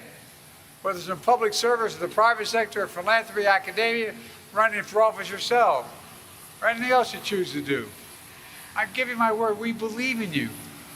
We, Jill and I, our family, believe in you. Just as I've said, how the laws we enacted, our seasons are going to grow and bloom for decades to come. I say that to you as well. I have no doubt you'll make this experience and take in the friendships you made to continue to do amazing things in decades to come. That's why I see a future. All of it leading the way by you all. You know, so take some time to decompress, reconnect with your friends, spend more time with your family, but most of all, take care of yourselves and each other. I mean it. Let me close where I began with my sincere gratitude. And I really mean it from the bottom of my heart. I've been doing this for 50 years. You're the best group of people. Hard to say. It's been the honor of my life to serve as your president. And I tell you what, the greater honor is being able to serve with all of you. You're incredible. You really are. You really are. Mark my words. History's going to judge what you've done as one of the most significant contributions that's been made by all of America. Look, folks, you know, let me close with that poem you heard me quote before. Seamus Heaney wrote, "Once in a lifetime, the longed-for tidal wave of justice will rise up in hope and mystery rhyme. You made it rhyme louder than it's rhymed in a long time." I really mean it. We're on the cusp of real change, so let's make hope and history rhyme. I love you all. I'm keeping you too long, but thank you, thank you, thank you, thank you, thank you. Bottom of our heart, thank you. Thank you. Can I go up this way? All right, remarkable. We were just hearing former President Joe Biden with Dr. Jill Biden by his side as he says farewell and thank you. He spoke of gratitude. He said it was the honor of his life to be president. And notably, he said he's leaving office, but he's not leaving the fight, which right. I think a lot of Democrats are trying to find that energy back within themselves. Yeah, you listened to President Trump there during his inaugural address, essentially casting doubt on President Biden's, now former President Biden's time in office as well. So this was his moment to respond to some of those criticisms as well as he gets ready to take off for California here during this special ceremony at Joint Base Andrews, which is just outside of Washington, D.C. President and First Lady Dr. Jill Biden are headed to California for some personal time. You know, when we think about the job of a president, it is 24/7, 365. There is no off time. There is no downtime. It is relentless. There are challenges at every turn. And I'm thinking about them as they are moving into this next phase of their own journey. They're brand new great-grandparents again. And when they talk to the team that has worked with them so long about reconnecting with family, that's probably something that they too are looking forward to doing. You don't have a whole lot of space or grace for that in the role. The country comes first. And as you said, Simone, President Biden talked about this being the honor of a lifetime. And it's a job that feels like a lifetime is poured into those years, however many you have serving the nation. Yeah, you can see right here he's saying goodbye to some of his former cabinet officials as well, Yes. some of the folks who supported his time in office, his administration. I mean, so few people can say they've spent 50 years, half a century in service to the United States. And Leslie, you touched on just a moment ago, Zoe, you did as well. They're going to California. This is where they went, Santa Barbara area after the DNC. This is where they go to really decompress. We know they love Rehoboth Beach as well. And the long-term question here is where are they going to do, where are they going to live? Where are they going to do life long-term after all this is said and done? This is such a contrast. Remember when he was done as vice president, he took the Amtrak That's back right. up to Delaware. I think that's what everybody kind of thought. They're going to just hop on the train and go on back to Delaware. I guess the former president cannot do that anymore. No, right. Totally different protocols. Right. What struck me too is I was reading earlier that the tone from the Bidens had been joy, gratitude today. And I'm glad to see that still being the pervasive theme, because when we heard Donald Trump giving his inaugural speech, he called it Liberation Day, and the feeling was an overwhelming condemnation of the Biden administration and what they had brought forth. And so to see he was kind of making jokes about it, unfazed, he's riding off into the sunset along with Dr. Jill Biden. Yeah, so. unlike the rest of the nation, he had to actually sit there and listen to it. Listen to it from the person who is succeeding him. So that's quite a thing that happens year after year in these transitions when another president comes in and a new administration comes in.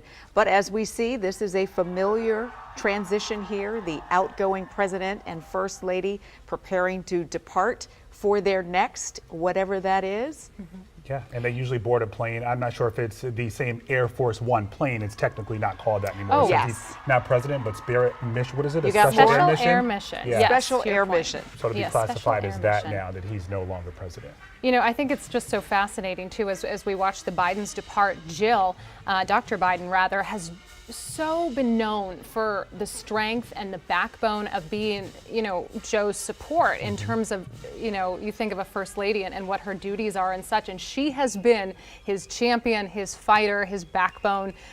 Even when recently we've seen some conflict with Nancy Pelosi and whether Joe Biden should step aside so Kamala could step up. And Jill Biden has had his back every step of the way, and it's nice to see them hand in hand here. And you can tell they're not done. I mean, if he's not okay with ending his presidency this way, you have to think about your legacy from this point as well. So how does that take shape in these months and years ahead? Well, clearly they are going to be doing more. When I talked with Jill Biden, First Lady Jill Biden, back in December, she said she still got passion projects. She's still got things she wants to do. She's still got energy to do it.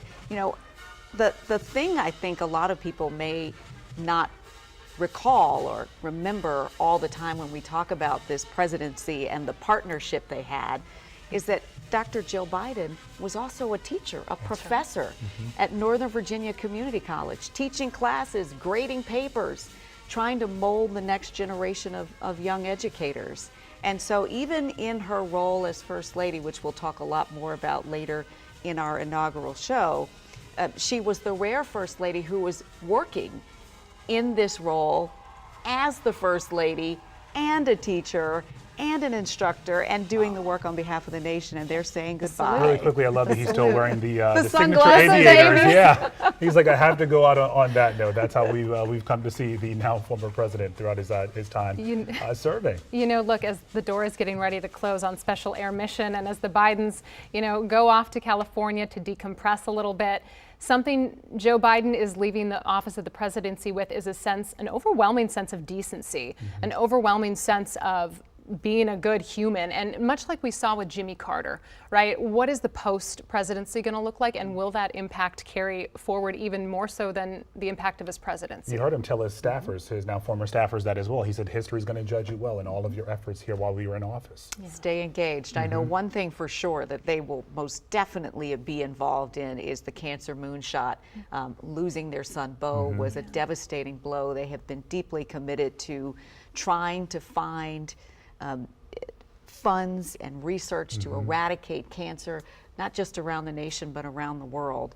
And so I can imagine that will have some role in their next part of the journey post-presidency. And they had so much to do while he was in office. Remember, when he took office, he made it a point to mention those efforts when it comes to cancer research. But as he said here as well during his departure speech, you can't determine what happens while you're in office. Clearly, he had to deal with a lot. So. Another quote he had shared was, the measure of a person has how quickly they get back up after they've been knocked down. And when you think of Joe Biden's legacy, not only as a president, but as a politician, how often he had experienced that very thing and had to quite literally pick himself up, whether he was facing public doubts as a vice president or, could he lead the Democratic Party as a president?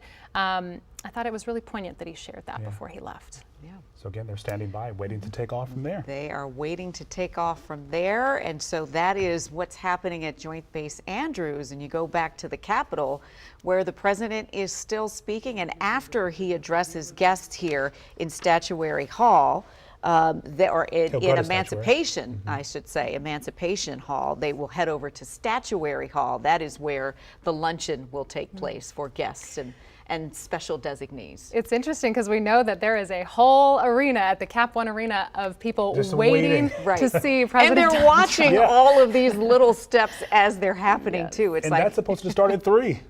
I don't know. It's 1:47 here. We'll have to see how it. And somehow, though, as we've watched, they find a way to eclipse all the gaps in the schedule because the president was definitely taking the oath at noon. Yeah. And there was some question in the schedule about how they make that happen. I did want to mention here, really quick, you're seeing front and center Texas Governor Greg Abbott, and it is poignant that he is here, given all the announcements about the border, the emergency at the border, the declaration Donald Trump's going to sign, and everything we're going to watch come down with immigration. Governor Abbott has been front and center with leading that charge about border walls, bringing busing the migrants. Busing the migrants, correct. All right. Yeah, they've been in lockstep in terms of talking about the overarching plan to remake America's immigration policies. Yes. And a lot of times we've talked about presidents in their first 100 days, but boy, this administration is sort of taking off in the first hours. Yeah, he says day one, he's going to try and get it all done while everyone's watching as well. While everyone's watching. So the president is speaking, and again, once he finishes addressing his guests, they will move on to the next part of their journey, which is an inaugural luncheon, which will take place. There will be speeches there. They will give gifts during that time. Because this is his first time seeing these folks today, so let's listen into what he has to say. Good governor in Texas, and I swear I didn't know he was here. I swear to you, it sounds like a setup. I didn't know you would end. Did I get lucky? I said the right thing, because there have been moments when I wasn't so happy with him, you know, but not too many, I can tell you that. So anyway, it's good to see you too, Governor. Great. But I just want to thank everybody. You've been incredible. I recognize so many of you. It's so crazy. But this has been a long journey. This was a journey that started in 2015, probably started 20 years before that. People used to say, you're going to run for president? You're going to run? And I always said, no, I don't want. And then one day I said, let's give it a shot. And what I talked about then was the border, too. I think it probably was the number one issue for me. Back in 2015, 2016, I talked about the border. And now I talked about the border, but this border is much worse. We fixed the border. It was totally fixed. There was nothing to talk about. 2020, by the way, that election was totally rigged, but that's okay. It was a rigged election. You know the only thing good about it? It showed how bad they are, showed how incompetent, and frankly, historically, this is a much bigger event. If that would have gone like it should have, the bad thing about it is some bad things happen, like a lot of people in our country that wouldn't be in our country right now. So that's the bad part. But I will say that it started in 2015, and right from the beginning, we went to the top. Day one, they announced Trump, and Trump went to number one and stayed there for the whole primary. And then we took on Hillary. She didn't look too happy today. We took on Hillary. A very nice person, but we took on Hillary and we defeated Hillary, and then we did much better the second time in 2020. You know, we got millions more votes. We got millions, like 10, 12 million more votes than we did the first time. No president has ever gotten that many more votes. I got like 9 million more than anybody else had ever gotten, and they said we lost. And because of that, I said to Melania, what do you think? And she said, you want to do this again? And had we lost, and had I thought we lost, I wouldn't do it again, because that's like the ultimate poll, right? But I knew how well we did, and this time we made it too big to rig. It was so big. They tried like hell in the butt. They tried to do it, and around 9:02 they gave up. Last time they did bad things, but this time they just said, you know, I don't know if you saw Mr. Speaker in Washington. They had placards. They were all set to march. They thought it'd be closer. A gentleman asked me, a very respected gentleman asked me yesterday, how come the polls were so wrong? They showed you winning, but not in a landslide. I said, because people that are true Trumpers are so angry at the whole polling system and at the writers, the fake news, that they don't want to talk to anybody. So when you call somebody from Trump, who are you voting for? They say, it's none of your business. I'm not telling you. And that was probably 40% of the people they called. So they would discard that one, and they didn't show that. And then when the election happened, you know, the vote came, and it was much different, much higher than, we're going to win, but they really thought, they couldn't believe, the one man said, I mean, it was so much higher. We won all 7 swing states. We won the popular vote by millions of votes, which is hard for a Republican. I'll tell you who came through. The unions came through. The auto workers were great. The Teamsters were great. The firemen were great. I think almost every union was great. The only one that weren't great, although Sean was great, and the Teamsters, Sean O'Brien, the head of the Teamsters, was fantastic. But generally speaking, the head of the union was against Trump, but the union would be with us for like 80-85%. Look what we did with the auto workers in Michigan. Look what we did with the Teamsters. The Teamsters were unbelievable. They were a solid Democrat vote, and they voted for Trump. So we had a great experience. Now we have to go to work and get it done, because we have to do something that's going to be great. We're going to turn our country around, and we're going to turn it around fast. And I think this was a better speech than the one I made upstairs, okay? I think this was better, JD. I think this was much better, and I got to see my friend.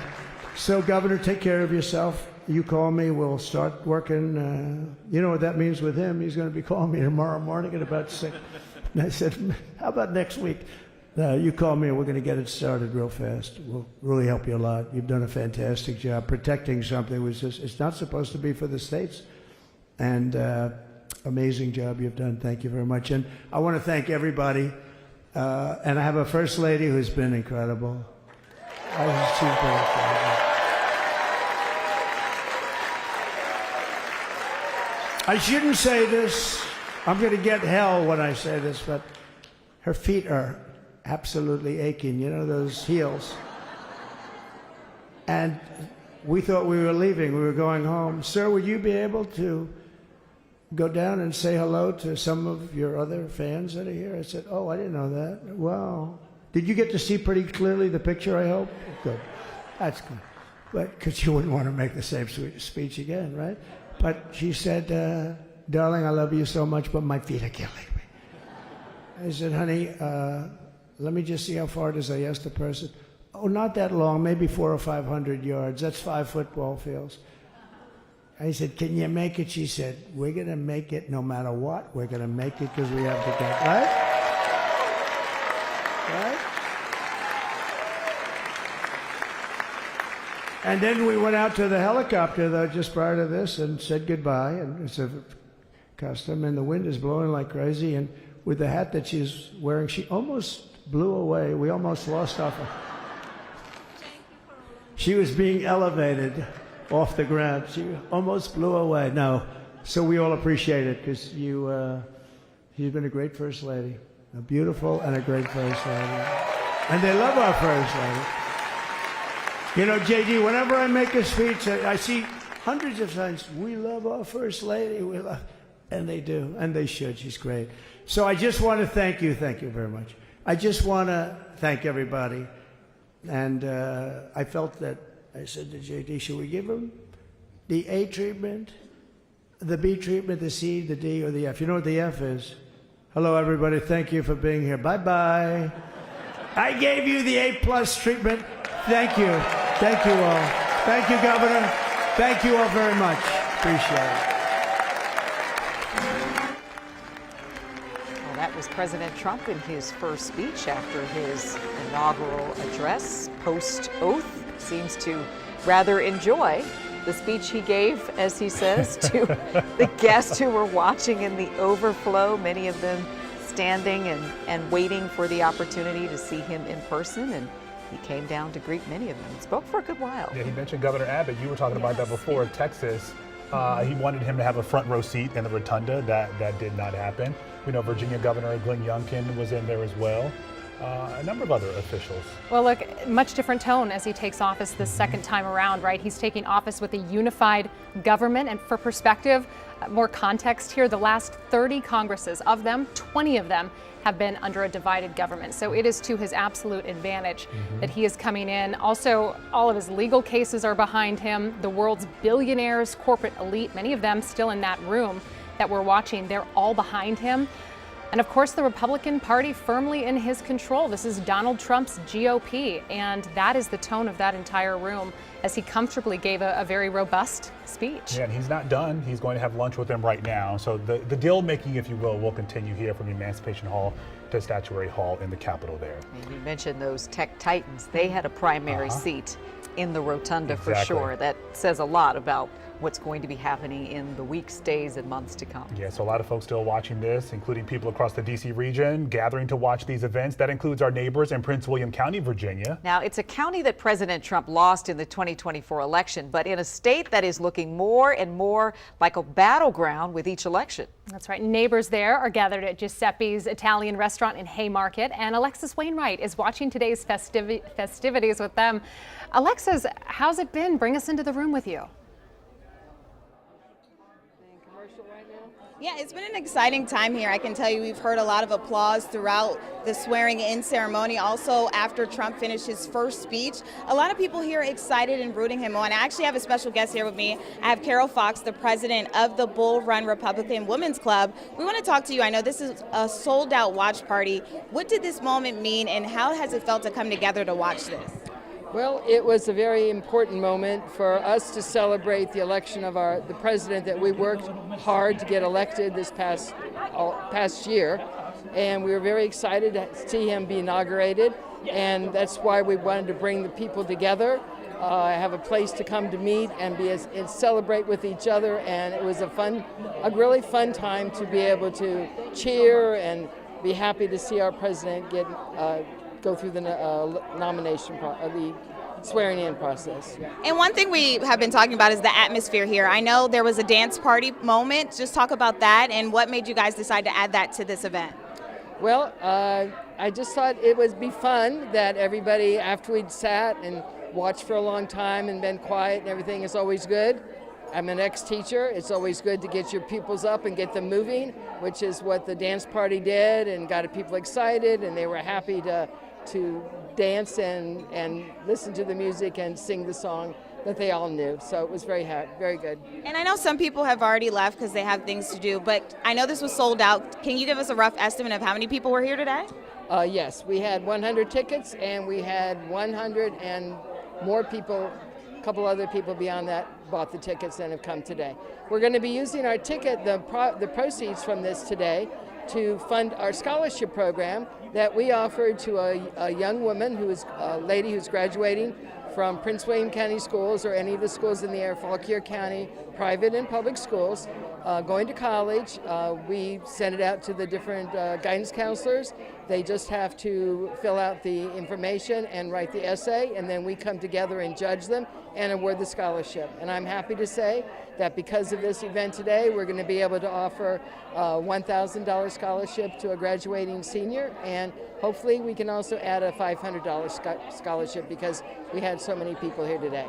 Well, thank you so much, Carol. I really appreciate it. So again, this is Carol Fox with the Bull Run Republican Women's Club here in Haymarket. So again, a lot of excitement here, a lot of applause for Trump and the administration after they were sworn in. I can tell you that a lot of people were here. We just heard from Carol, who mentioned over 100 people, a sold out event. So a lot of people just really excited and kind of trying to take in this historical moment. Of course, we'll continue to sit here and talk with more people, but we'll send it back to you guys for now.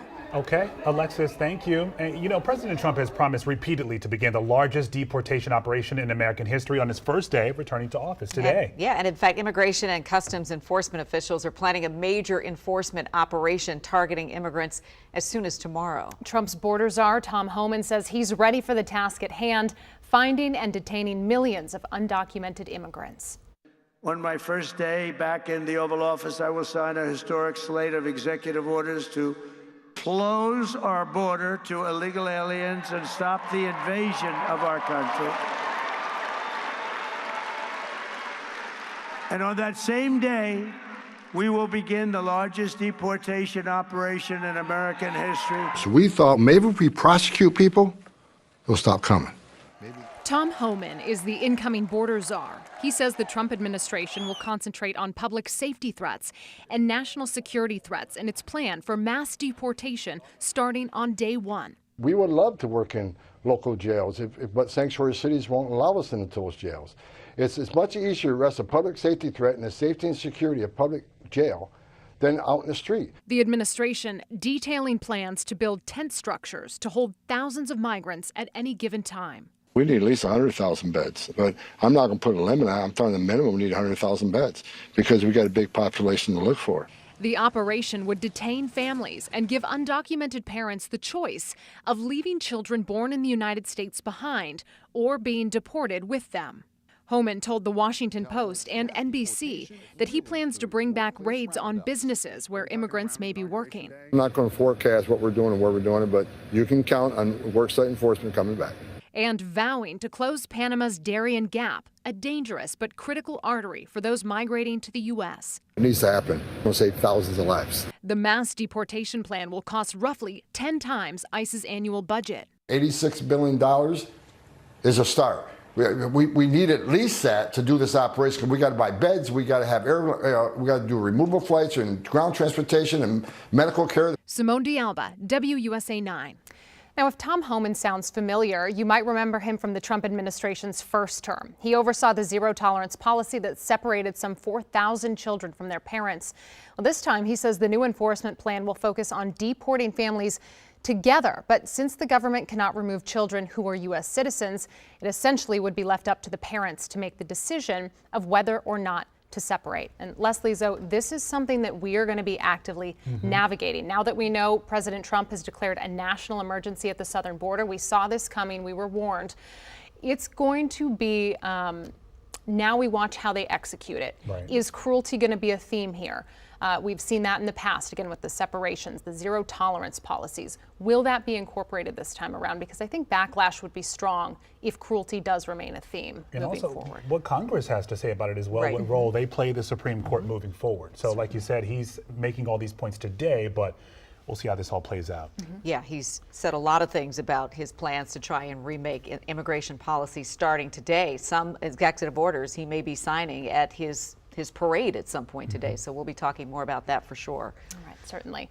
Of course, it's no secret that immigration is a top priority for President Trump, especially in his second term. Yes, we've been saying here, he has vowed to make radical changes to immigration policy and promises to deport millions of immigrants across the nation. Jake Wittenberg from our sister station in Seattle spoke to Washington State's new Attorney General about the potential impacts there. From my perspective, the second Trump administration presents some unique challenges for us. There's been a lot of work that's been happening over the last year by this office to look through all of the things that President Trump was saying on the campaign trail. That also includes what's being said in the 900-page right-wing wish list called Project 2025. In it, conservatives call for the overhaul of immigration policy. There are things within that document that give me great concern. Things like ending birthright citizenship, which has been part of our constitutional principle for generations now, never once challenged.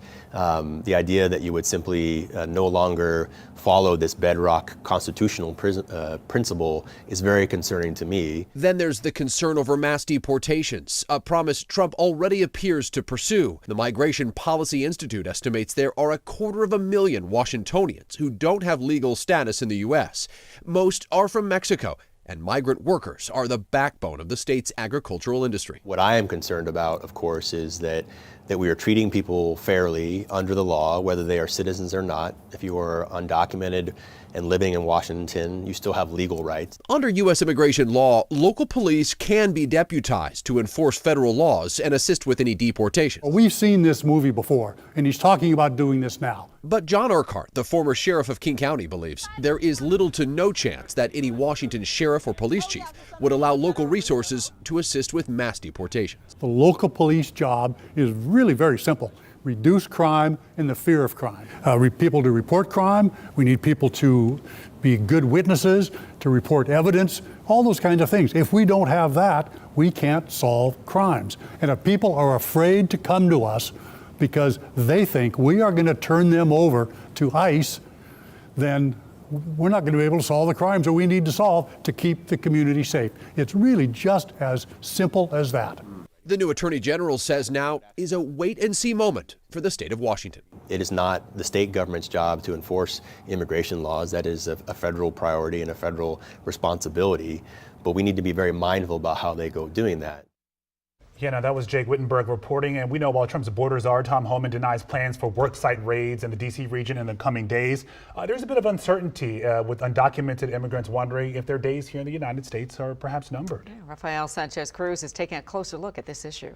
Jose Rafael says he has noticed a recent shift among the Latino community in Alexandria, Virginia's Chirilagua neighborhood. He says fear has taken hold, with many avoiding even walking in the streets amid President Trump's threats of mass deportations. I don't have that fear because I don't have a criminal record, and Trump said he was going to focus on criminals. But Trump's border czar Tom Homan has said collateral arrests could happen, meaning undocumented immigrants without criminal charges could also be detained during ICE sweeps. You have to see what President Trump proposes. He often talks about things and doesn't do them. Virginia Senator Tim Kaine says for now, Trump's deportation proposal is riddled with logistical issues. How do you create the detention space? How do you pay for the deportation itself? There's no details connected with any of this. It's that lack of clarity that has undocumented immigrants like Ingrid living in fear. Terror. It passes through my mind, my body, everywhere, because sincerely, we don't know what's going to happen. But Ingrid says she has an idea of what could happen. In February of 2017, at least 683 immigrants were detained by ICE in the DMV region, a move many saw as the first wave of the Trump administration's detentions. They said they were going to get people with a criminal record, but unfortunately, there were people that didn't have a record and were still taken. ICE insists they were targeting people with criminal charges. And I stood with our communities against those kinds of behaviors in 2017, and I'm going to do it again. Back then, Kaine sent this letter to ICE after 6 Latino men were reportedly detained outside of Alexandria's Rising Hope Mission Church. Part of what President Trump is threatening is to deport people who have overstayed their welcome or committed crimes, going after folks who've already been adjudicated. I understand. The Migration Policy Institute estimates that nearly 500,000 undocumented immigrants live in D.C., Maryland, and Virginia. We are activating defenders networks so that in the event of a raid, targeted action, whatever it might be, if ICE is present somewhere, we know about it. Ama Frimpong is the legal director for CASA, the largest immigration advocacy group in the DMV region. She says they're prepared to provide targeted resources to immigrant communities, like Know Your Rights workshops. They have these rights regardless of their immigration status, right? And the first one being you have the right to remain silent. They also emphasize, do not let ICE inside your home if they do not have a warrant signed by a judge. We will begin the largest deportation operation in American history. I know people that are thinking of only going to work and then going home. I think that's like being in jail and not living a full life in a country that really has received us with love. All right, let's go ahead and bring in our Rafael Sanchez Cruz to discuss Trump's immigration policies. And Rafa, give us an idea here. What specific logistical challenges are really preventing Trump's deportation plan from really being fully detailed or even implemented? Yeah, Simone, advocacy groups tell me that without a doubt they expect to take these battles to the court system as we did during the first administration. But also there's other barriers to put in place Trump's deportation plan. Money. Deporting almost 11 million undocumented people here in the United States would cost $315 billion. I was talking to Senator Kaine just last week, who was telling me that he expects the Trump administration to come to Congress to ask for more funding, but he says this is where they're in control to limit how much money they're really giving the administration to go forward with these plans. And now we heard Homan talk about in your piece, that he needed more beds. So to keep a bed at an immigration detention center running, it costs $57,000 a year. And he's talking about wanting $100,000. We're talking about a lot of money. Yeah, Rafa. So we heard about CASA there in your last piece. So how does CASA's Defenders Network operate during some of these ICE raids we have seen in the past? Yeah, Lorenzo, so it's interesting. They send some of their volunteers and some of their members to actually go to these locations where the ICE, sweeps or raids might have happened. And it's important to know this because, look, the immigrant community in our area is on high alert, right? So right now, the presence of any agent, whether it be a local or federal police officer, is alarming to them. And there's been situations where the sheriff's office in Prince George's County arrives to apartment buildings in Langley Park and they're executing, an eviction, but the community there, because they are on high alert, they think it's immigration. And then we have people not going to work. We have children not going to school. So they do a full investigation. And then once they determine if ICE was really there, then they will provide resources. What do you need? Do you need an immigration lawyer? What can we do to help perhaps a child that's been left behind because their parent is in custody? They work, it's providing all of the resources that come about after someone is detained by ICE. Hey, Rafa, you and I talked before we came on here, and I spoke with a local mayor about their concerns about their migrant population and wanting there not to be a target on the back of the community.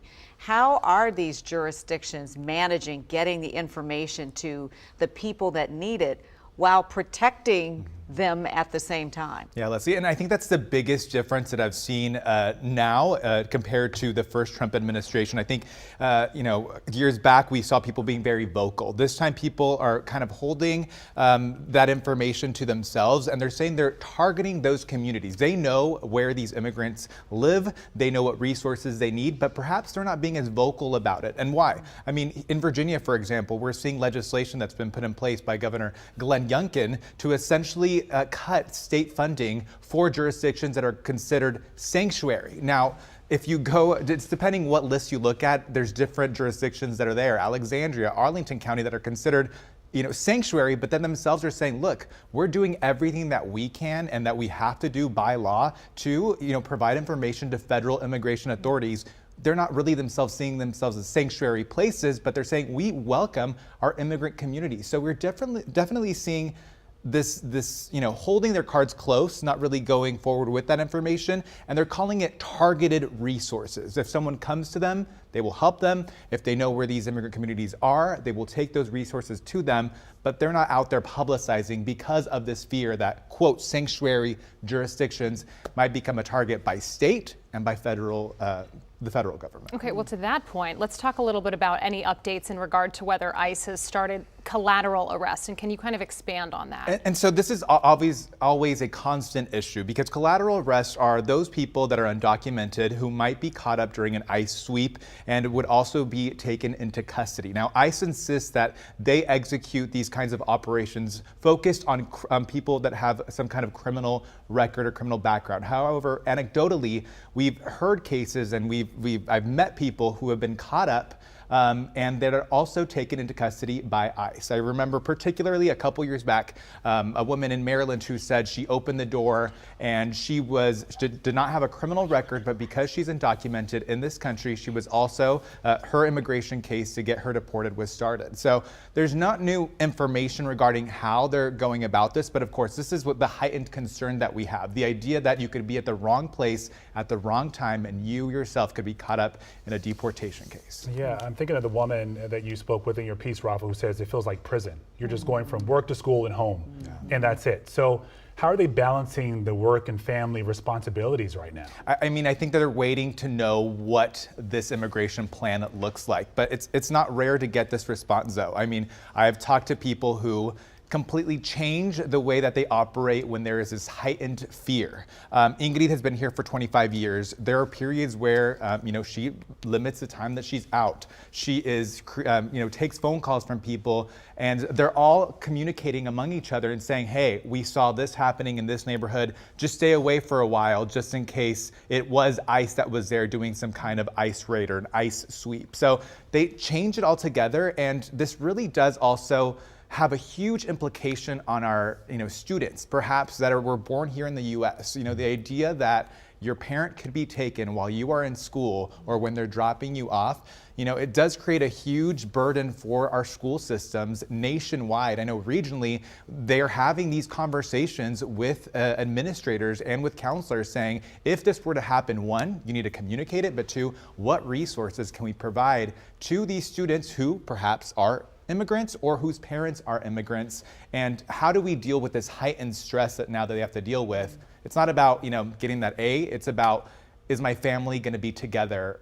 by the end of when class ends? And that's really hard when you're dealing with young children. Boy, it can be both traumatizing and paralyzing. So what steps can community members, wherever they are, take to support immigrant neighbors during this time? You know, Leslie, I was hearing a lot just about the communication of, you know, being there in support and just having that conversation of, you know, perhaps if you are scared and you know your neighbor is maybe vulnerable, doing that outreach, but also just having this network of, if something were to happen, how can I support this family? How can I support a kid whose parents might not be here at the end of the day? And that's really a conversation that needs to be had, and there are plans in place. And I know, you know, briefly you're gonna talk about this further on, but there are people that have full legal plans in place right now in case something were to happen. And this is a time where you kind of get together and support, you know, and I think it's a definitely a conversation to be had, you know, with people that are vulnerable and those that are scared, and just even honestly on a human level, just validating those feelings and saying, hey, I'm here for you. Rafa, thank you for that. You know, we see President Trump sitting down. It looks like he's going to be signing some of his first executive action, some that we may even be talking about. Did he do that already? He's already done, yeah. He's already done that, okay. So we're not sure what he signed, but it is possible that he signed some of the very executive actions that he is hoping to do to remake America's immigration policy. Yeah, we want to continue this conversation now about immigration. We have attorney Kelly Escobar Ortega with the Jamie Barron Immigration Law Group here with us. Thank you for being here with us. We know you're an expert on family-based immigration matters. And first, we want to talk about the impact of the Trump administration, some of these executive actions we may see coming down the line. We know he ended the use of a border app called CB1 that has allowed nearly 1 million people to legally enter the U.S. with eligibility to work. That's already done. What sort of impact is it having? Well, what we can expect to see is an immediate and aggressive approach to undo any of Biden's immigration policies, whether they were domestic or even at the border. The ceasing of the CBP1 app is an aggressive move because it basically limits the people that are coming in an orderly fashion into the United States, which is going to drive up the number of people trying to enter illegally. So this is an immediate impact that we're going to see, even though he mentioned in his inauguration address that he plans to reenact the MPP, or the Remain in Mexico program. Right. However, that has to be done in consultation with the government of Mexico to keep people on the other side of the border. So what we're seeing practically is, as Rafa stated, a lot of fear and a lot of anxiety in the immigrant community, a lot of people preparing for the worst, for work raids, for children not being with their parents after school. But it's information that really will provide that support and the answers to those families who could be impacted by these separations. And one of the things that you are concerned about is that some of these changes could overwhelm courts that are already backlogged with issues. Absolutely. There are about 3.5 million cases right now pending in the immigration courts in the United States. The courts, are notoriously understaffed. I have a particular case that I've been, that's been active since 2014, supposed to go to trial on December 27th. The morning of, there was a scheduling issue and they pushed us until March of 2026. So what do you do in that case? And you're even more vulnerable between the time you were supposed to appear in court and that extension. Absolutely, because with the changes in the Trump administration, even through asylum law and policies that the Attorney General can refer to himself to actively change immigration law precedent, people who are before the courts become much more vulnerable when they're in immigration proceedings during an administration like Trump's. So unfortunately, with them even talking about collateral arrest, people being put through due process, which requires you to go to court, that's just going to increment the number of cases that are in the immigration courts and overwhelm them to the degrees that cases are just going to be even more slower, which unfortunately does not reach the goal that the Trump administration is trying to achieve, that is deport as many people as possible. It's just not feasible. I think of our southern border states. I used to live and work in Texas, reporting there as a journalist, and President Donald Trump declared a national emergency at the southern border. And so you think of Arizona, you think of Texas, and what's going to come next. And when you think of empowering people who come to you, what advice, immediate advice, can you give them to kind of help with the fear and to help give them some tools for here's what I can do if I'm approached? Absolutely. One of the very first things that we educate people is what are your rights when you are encountering an ICE agent or even just law enforcement. Most of the time when people encounter ICE agents, it's usually 70 to 75% of immigration arrests happen after a law enforcement arrest. So the most average immigrant in the United States is not out committing crimes. But if they were in a collateral situation at the wrong place at the wrong time, we usually advise them to know to identify at least if there is a judicial warrant that is presented, that is signed by a judge, issued in a state court or a federal district court, that basically gives federal agents the authority, whether they consent or not, to enter the United States. That document can be slipped under the door, pressed against the window. If it's an administrative document that says Department of Homeland Security on it, they can say, I do not consent to you entering my home. They can say, I would like to speak to an attorney. There's a lot of things that we teach and share with the community so that they can best protect themselves and maintain family unity. If there is an unfortunate situation where an arrest does happen, we make ourselves available immediately to help out. If I can quickly piggyback, I'm just curious how everything you just said is going to get extremely complicated if we end birthright citizenship. Right. So unfortunately, while that has been a significant talking point, the birthright citizenship ideologically, it's settled in the 14th Amendment of the Constitution. In order to get that done, even if President Trump were to sign an executive order today, basically it would be a directive to, for example, the State Department to not issue or hold on applications for passports for children who are born to individuals maybe without status in the United States. However, in order to change that, they would have to have a 2/3 majority in Congress in both of the House of Representatives and the Senate, and also 3/4 majority of state legislators to pass the change, a new amendment basically eliminating birthright citizenship. Would the emergency overrule that, though? Well, so what would happen is if Trump issued that and someone was denied a passport, immediately you would expect the ACLU or different nonprofit organizations to file a lawsuit and possibly, let's see that go up the courts, and when it goes up to the Supreme Court, see what the balance says now. This is not a cut and dry issue. The president may have designs to sort of reimagine this, but in reality, it's far more complicated is what we're hearing you say. It is. And so the situation that we're coming to in this administration, Trump 2.0, is that we have a Republican-controlled Congress. We have a majority conservative Supreme Court. So a lot of the things that we are going to see are going to go up. Just as in the initial Trump administration, lots of things that he implemented were litigated. We expect more of that this time. And even without signing anything, we know that this fear sort of changes things as well. Oh, absolutely. Just the things and the vocabulary that he used in the campaign that emboldened people, even just to create fear and that same anxiety in the immigrant community, probably will prevent people from applying for passports in the first place.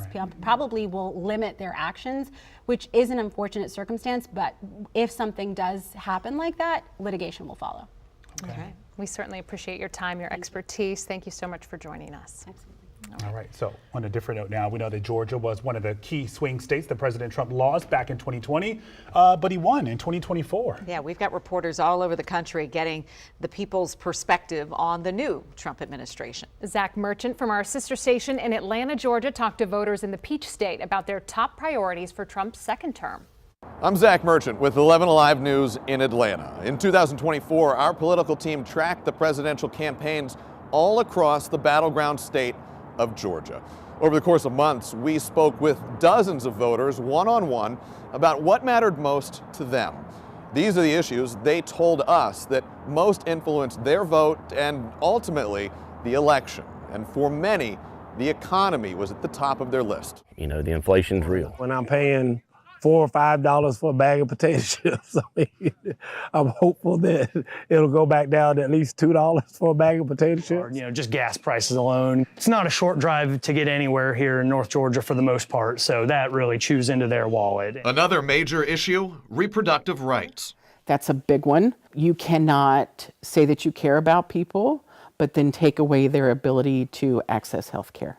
That's a massive one for me. The rights of women, because I'm being so pro-woman, and LGBTQ people. Also top of mind for voters, safety. I think gun laws, I think gun violence in the community is a crisis. As a music teacher and, as a teacher and a new parent, I think safety is like the biggest thing. Those issues and many more, like immigration, helped drive the results here in Georgia, a state that Donald Trump flipped from blue to red on his way to his 2024 presidential election. In Atlanta, I'm Zach Merchant. Okay. Zach, thank you. Let's go ahead and take you now to Texas. Yeah, we know Trump easily won the Lone Star State, and in the Houston area, he came within 5 points of flipping the blue Harris County. Reporter Orko Manna from our Houston station KHOU shares what people there have to say about the next 4 years. On a rainy day at Memorial Park in Houston, we're bringing out a whiteboard to pose a question. What do you hope to see over the next 4 years? We're just kind of, you write it down, then kind of talk to us about it. We asked several people to share their thoughts. Hi there, how you guys doing? As America transitions to a new presidency. And actually do some good things for the country. Bob Lee is the first person to step up. He wants an end to the divisiveness and a return to respect. Normalcy and values, and respect for the process. You have just a minute. Mario Arenda hoping President Trump tackles illegal immigration. You never know. Sometimes can be criminal. Sometimes you never know.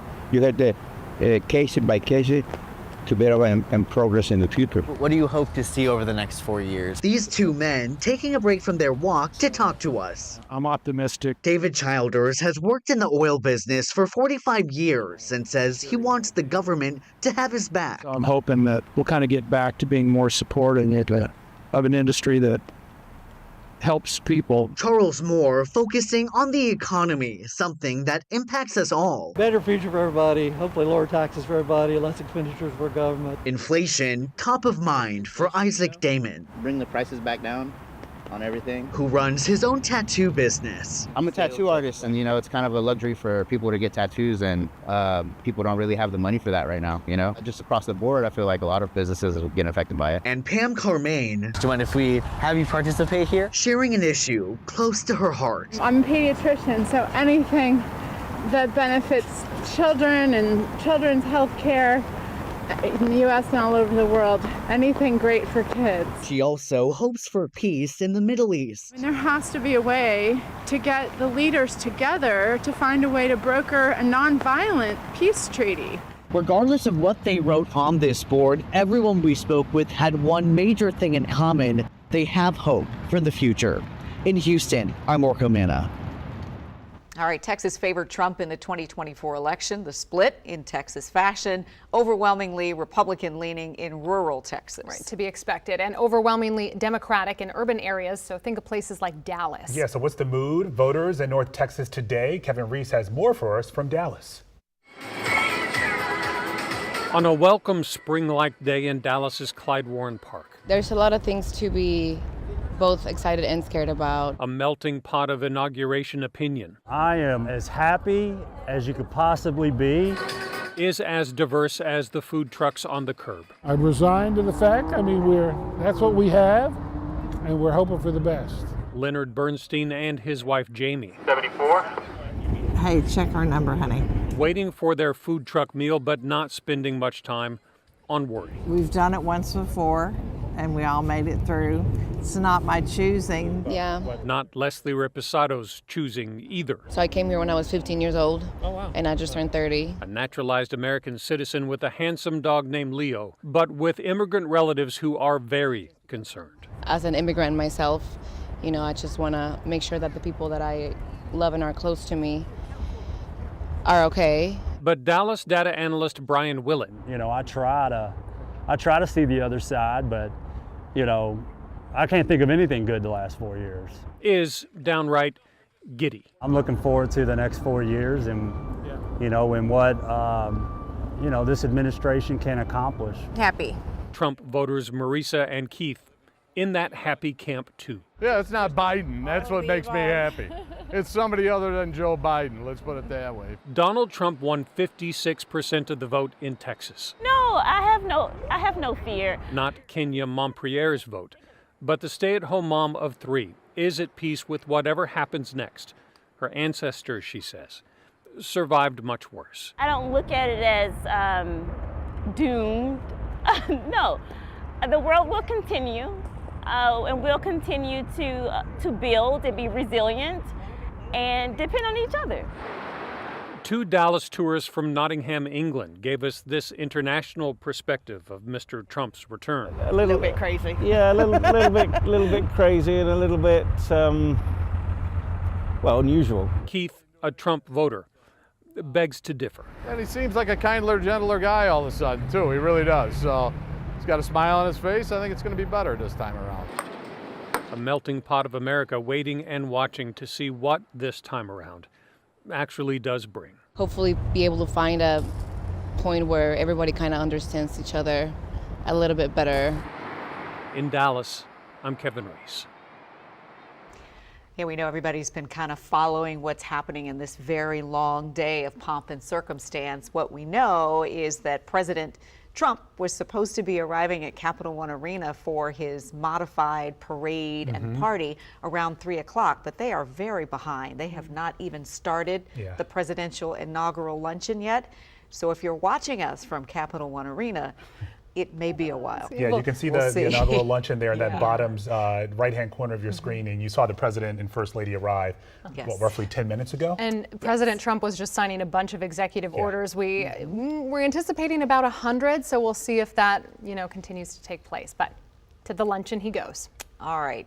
Minnesota, by the way, went to Kamala Harris in the election, but only by 137,000 votes. Yeah, and that deep division is still apparent as that state looks at the start of its own legislative session. And Gordon Severson takes us to the Minnesota Capitol in St. Paul, where voices on all sides share their thoughts on the road ahead. In a normal year, the first day of a new session at the Minnesota State Capitol is simple and ceremonial. Please raise your right hand to the members-elect. But this is not a normal year. There is no quorum as required by the Constitution of the state of Minnesota. The House is not adjourned. You do not have authority over the House of Representatives. Facing an even tie this session, Democrats and Republicans are arguing over who has control of the Minnesota House. You don't accomplish anything with division. Doug Hoyer says he's worried lawmakers won't get anything done this session, and he's also worried about the division in Washington, with President Trump taking office. I hope that they can come to grips with that kind of division and begin to work together. Yeah, I'm really concerned about my children's future and what this new administration could do to our planet. Leanna Goose is worried about the Trump administration taking over and how his policies could affect the environment.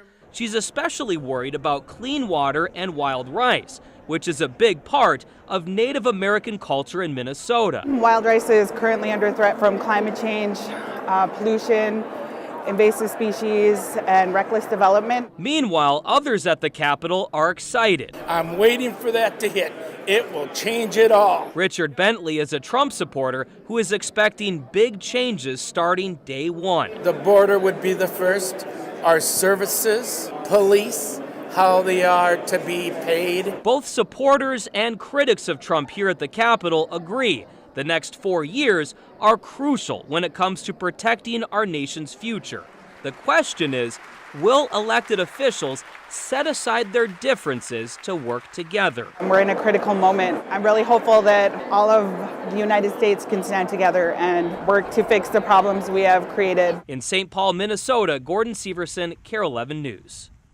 So as President Trump begins his second term, people in the state of New York are sharing their hopes, concerns, and priorities for the next 4 years. That's right. From immigration and inflation to unity and equality, their voices reflect a nation navigating change. Courtney Courtwright from our station in Buffalo, New York, brings us this story. I just want unity. I just really want everybody to just really come together. With the new leader comes change. It also poses an important question. What would you like to see in the next 4 years? Making sure that government is efficient, growing, that we're able to deliver for the American people, because there's a lot of cynicism out there. Some people in Western New York are feeling uneasy. I'm very concerned about how people who don't find themselves in positions of power or are marginalized, how they're going to be affected by this. As a trans woman, I do wonder if what's going to happen to me and my friends. Others are optimistic. He's going to put America first. He's going to make sure we secure our border, and he's going to make America strong abroad again. Immigration is a topic of discussion among leaders. With border counties, Niagara and Erie, it certainly is on the minds of local politicians. President Trump has made comments about quote-unquote mass deportations. We need to work hand in hand with the administration to solve this crisis. It's been something that's lingered over our country for 100 years. But it has been on steroids these last 4. We have to get the immigration issues in our country under control and allow new Americans to take root here and to live the American dream like nearly all of our ancestors have gone through. Some feel the administration should be focusing on other issues. To spend all that money really worth it? I think we should be trying to do more about the weather and helping people get affordable housing. When it comes to inflation, leaders on both sides of the aisle seem to agree that something has to be done. We cannot afford to continue to create a legacy for our children and our grandchildren that they can't afford. It depends on us working collaboratively to come up with positive bipartisan solutions that are in the best interests of the people. Reporting in Buffalo, I'm Courtney Courtright. The incoming Trump administration has some specific plans to reshape the federal workforce, and the changes could have some implications for the region and for the nation. Yeah, our Larry Miller is here now to break it down. The incoming Trump administration wants a leaner, less costly federal workforce. Leading the effort to deliver on the president's plans are Tesla CEO Elon Musk and entrepreneur Vivek Ramaswamy. The two head the Department of Government Efficiency, a proposed presidential advisory commission. Among the things they want to do, cut federal spending by $2 trillion, which Musk said recently will be a missed target. Additionally, they want to shrink the size of the federal workforce and have federal workers return to the office. Data from the Bureau of Labor Statistics shows there are approximately 3 million federal workers nationwide. Of that, more than 300,000 federal workers reside in the Washington, D.C. metro area, which accounts for just 15% of the total federal workforce. The remaining 85% is spread out throughout the country. The incoming administration wants to move 100,000 federal jobs outside of Washington, which could have a substantial impact on the local economy. Jackie Simon is the Director of Politics and Public Policy for the American Federation of Government Employees. I want to get your thoughts collectively about what you've heard. Does it make sense, and what impact will that have on the federal workforce? Well, I'll go through those backwards. As far as relocating agency headquarters out of the Washington, D.C. area, I don't think that they'll really end up doing that. I think that the top political appointees in these agencies need a little bit of some staff in Washington so that they can basically answer the questions that the White House has, questions that Congress has. I don't see that really happening. They tried it in Trump's first term with a few different offices out of the Department of Agriculture, and it was a true disaster. Basically, nobody, almost no one, I think less than 5% of the workforce took the opportunity to move to a new location. So they had a tremendous brain drain, loss of institutional knowledge. It ended up costing a lot of money, not saving money. Is really based on a false assumption that the majority of federal employees work in the Washington, D.C. area. Only about 15% of the total federal workforce works in the Washington metropolitan area. The rest are spread all across the country at military bases and depots, veterans hospitals and clinics, Social Security offices, federal prisons. We represent the correctional offices in federal prisons, TSA officers at airports. I mean, federal employees are all across the country doing all kinds of jobs. The incoming administration has said that there needs to be greater efficiency in the federal government workforce. Is that fair? Oh, of course, there's always room for improvement in the operation of any organization. It'd be ridiculous to deny that. I just think that the Trump-Ramaswamy approach, which is based, again, on a lot of false ideas about what the federal workforce does, where it is, and how it could be reduced, are ridiculous. And so it's hard to take what they've said so far very seriously. I don't really think that commission and all that rhetoric has anything to do with efficiency. I think it's really sort of a Trojan horse for mass outsourcing and privatization. One of the other things that were mentioned is the return to office. Some have said that sort of policy change would be problematic because of spacing issues, availability of building space. Could you speak to that for us? Well, I think that a lot of agencies learned during the pandemic that telework was a tremendous efficiency booster and productivity booster, and it worked well for the employees and it worked well for the agencies. And as a result, they continued telework policies, not as extreme as during the height of the pandemic, but there was a hybrid arrangement in many agencies. Now, remember, of course, that less than half of the federal workforce has jobs that are even appropriate for telework at all. And that is another misconception. I mean, for example, the people I talked about before, the corrections officers in the prisons, the TSA officers, the nurses and doctors in VA hospitals, they don't telework. How's the morale amongst the federal workforce? Is it low considering the proposed changes that are on the table? I think federal employees have had a little bit of a breather from being demonized. You know, it kind of comes in waves. And so I think that there has been just this respite, having a president who appreciated the federal workforce and the work that federal employees perform on behalf of the American people. And to suddenly go from being appreciated to being scorned and demonized is not a good feeling. What's your message to the incoming Trump administration? Federal employees are not demons, and federal employees contribute virtually nothing to the deficit. Take a look at the numbers, step aside from the rhetoric, and try to get to know what the federal workforce actually does, and maybe you'll start to appreciate us. Larry Miller, WUSA 9. All right, let's go ahead and bring Larry Miller in to talk more about the impact to federal workers. Larry, I wanted to mention something you touched on in your story is that 85% of the federal workforce is across the nation. So this is a story that is impacting such a large amount of people, not just in the immediate DC, DMV area. I mean, what's your sense of the fear, the uncertainty that people seem to be experiencing right now as the Department of Government Efficiency gets ready to take hold? Well, I think the fear and concern is certainly legitimate, right? Because there's just so much on the table.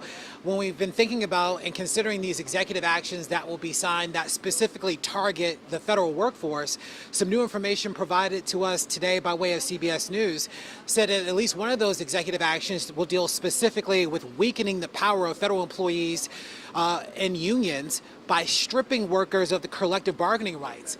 And so that's going to make it a lot more difficult for the union, like the American Federation of Government Employees, to advocate on behalf of its more than 1 million members for specific perks, benefits, even sorts of protections in the workplace. We also know that there will be an executive order that will require at least some federal employees to head back into the office. When you speak to federal employees, they say, listen, the ability to have that level of flexibility was not something that they necessarily just got used to, but it has made their work a lot more efficient, that it is costing the federal government a lot less money because by having these workers now work at home, they're not having to spend millions of dollars on office buildings. Instead, they're providing these additional perks that are now allowing people to stay in the federal workforce, which is another issue that the federal government certainly has to contend with when you consider the competitiveness of the market. Many federal workers tell me that they can make a lot more money working in the private sector, but having these sort of benefits available to them makes it advantageous for them to stay in federal service. So what impact this will have on the sort of federal structure and the sort of federal employee landscape remains to be seen. But requiring some employees to head back into the office could compel some federal employees to consider working in the private sector and moving on from federal service. Yeah, that was always the benefit usually with working with the federal government. It was usually an attractive aspect of the government, the stability. But that seems like it's going to be upended with a lot of what we're seeing right now. Hey, Larry, on a different note, we heard the president mention during his inaugural address, he talked about diversity, equity, and inclusion when it comes to the federal government, the workforce, and also the military. What sort of impact is that having when he talks about going to this sort of merit-based system instead? Well, no doubt there's been a sort of extreme assault on DEI, diversity, equity, and inclusion.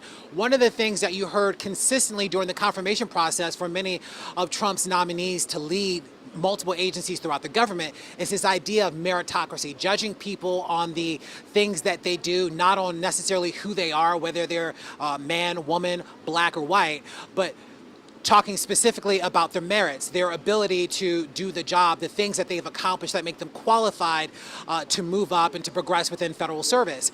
So this is certainly something that has been talked about on all levels of government, but we've also started to see it try to shift in the private sector as well. We've talked about Facebook and their sort of abandoning of DEI measures, other sort of tech companies that have moved forward with the same because they say that it is not only an distraction, but it is also a part of this sort of ongoing culture war requiring and compelling people to believe in things that they say are just inconsistent from sort of, foundational American values. And so I think for a lot of the federal workforce that this is a bit concerning because the idea of diversity, equity, inclusion was not about trying to dismiss one group in favor of another, but to provide an equal playing field for all, particularly for those that have been largely disenfranchised and marginalized in federal workforce and workforces all across the country. You know, we talked about, and you talked about in your story, the brain drain that could come from some of these expectations and changes in remaking the federal workforce. And I know we've seen, and we've been reported on, that there have been some career service members in, say, the State Department who have been asked to resign. And this could potentially impact not just the service, right? Mm-hmm. The State Department, but the services they provide, visas, et cetera. What are you hearing about how some of these changes could impact people who aren't federal workers? And maybe that's the thing we need to talk about, because some people may be thinking about this going, well, that's just going to impact people who work for the federal government. No, the federal government works for you, and some of the services you need to have happen from these very federal workers. Oh. Looks like we did we lose Larry? But no, but that's such a good point. We have fewer people working. Go ahead, Larry. We can hear you now. We can hear you now. Yeah, sorry. Okay, great. Well, to your point, if you have fewer people processing visas, for instance, then we're talking about significant delays for those that are maybe need to travel internationally to address some sort of family emergency and to leave the country on a sort of immediate basis. And so this will definitely have an impact on the distributions of funds potentially, that this will have an impact on government services that people depend on and rely on every single day. So having a smaller government that potentially is more efficient is one thing, but we're not sure necessarily, and it has yet to be proven, whether having fewer people in government federal service is going to increase the efficiency within the government as well, and its ability to respond to the people, the American people, that depend on a well-functioning government. Larry, I had a quick question for you, because we know that, DC Mayor Muriel Bowser enacted the cold weather emergency, and I know you're doing your best to stay warm out there, but bring us into your world. Tell us what you're doing to just you're smiling. That's a good sign. Yeah, this is a strange smile, but a smile nonetheless.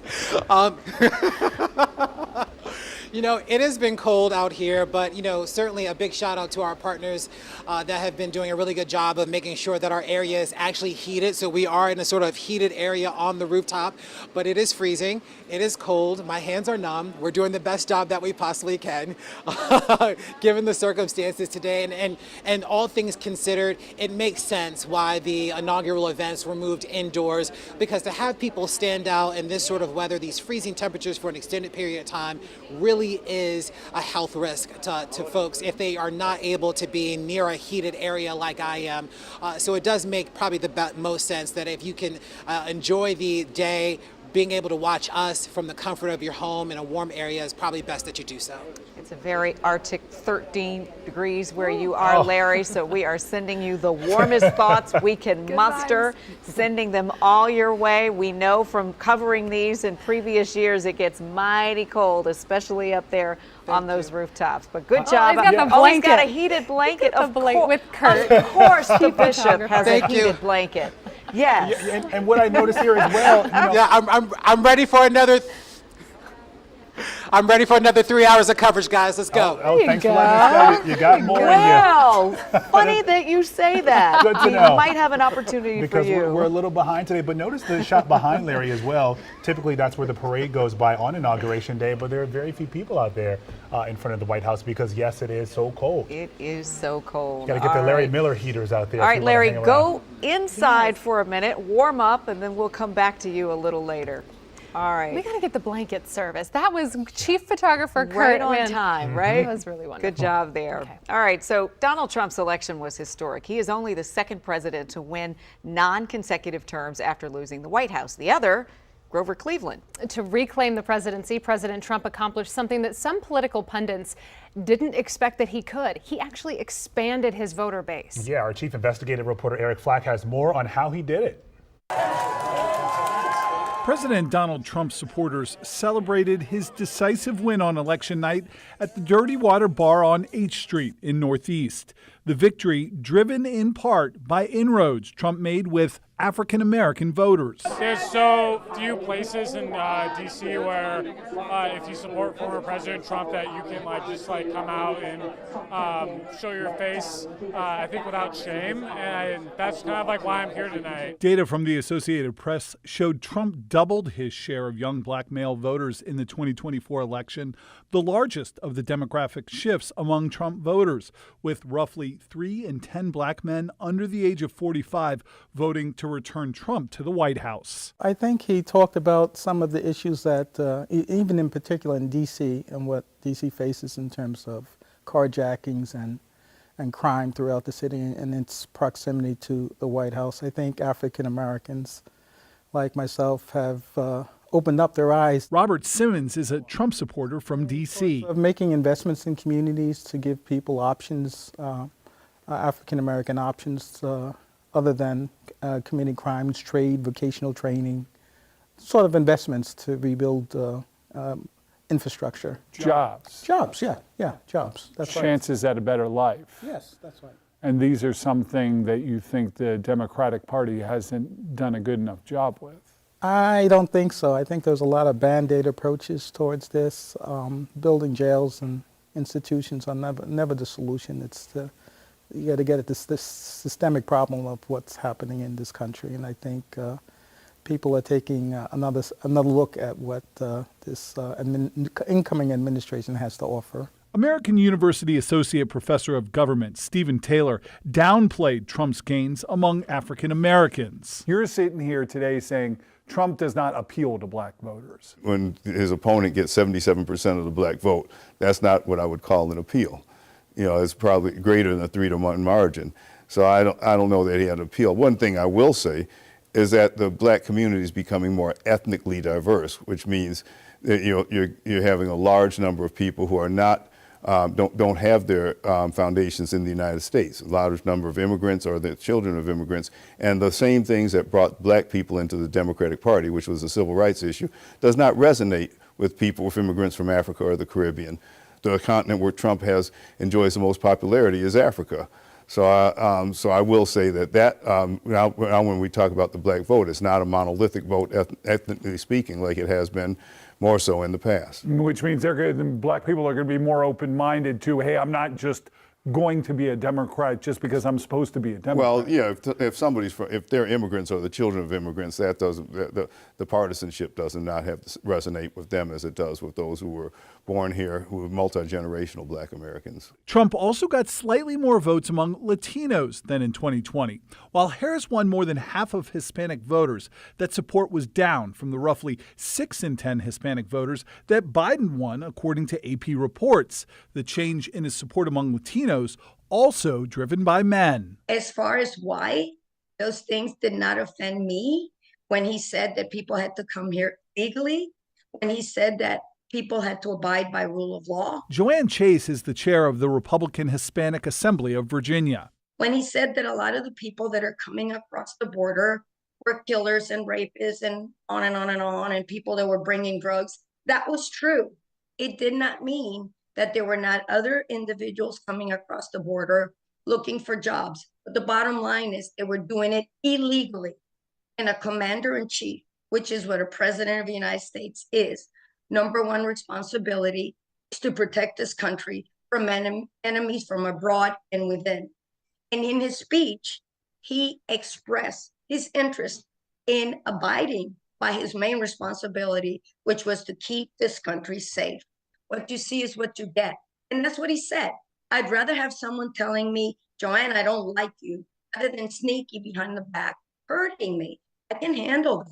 I can handle that. Trump also made gains with women voters. Harris still had the advantage among women, winning 53 to 46, but that margin was narrower than Biden's, according to AP data. Have you always been a Trump supporter? I have not. He's grown on me. Lindsey Queen is the Ward 1 chair for the D.C. Republican Party.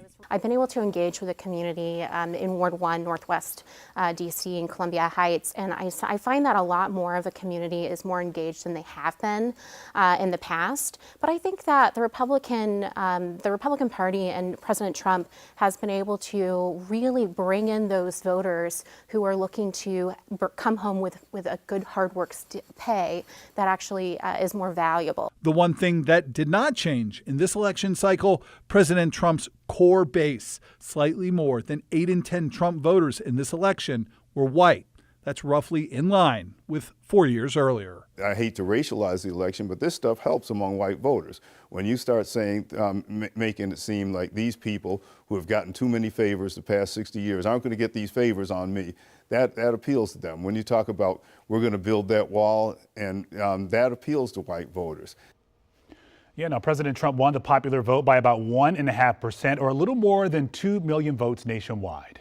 One of the places President Trump expanded his voter base was Virginia. He flipped the Keystone State after President Biden won it in 2020. Yeah, we have reporters all over the country talking to people about what they hope to see from the new administration, including in Pennsylvania. Lisa Washington from our sister station in Scranton spoke to voters in Luzerne County about their expectations for the incoming president.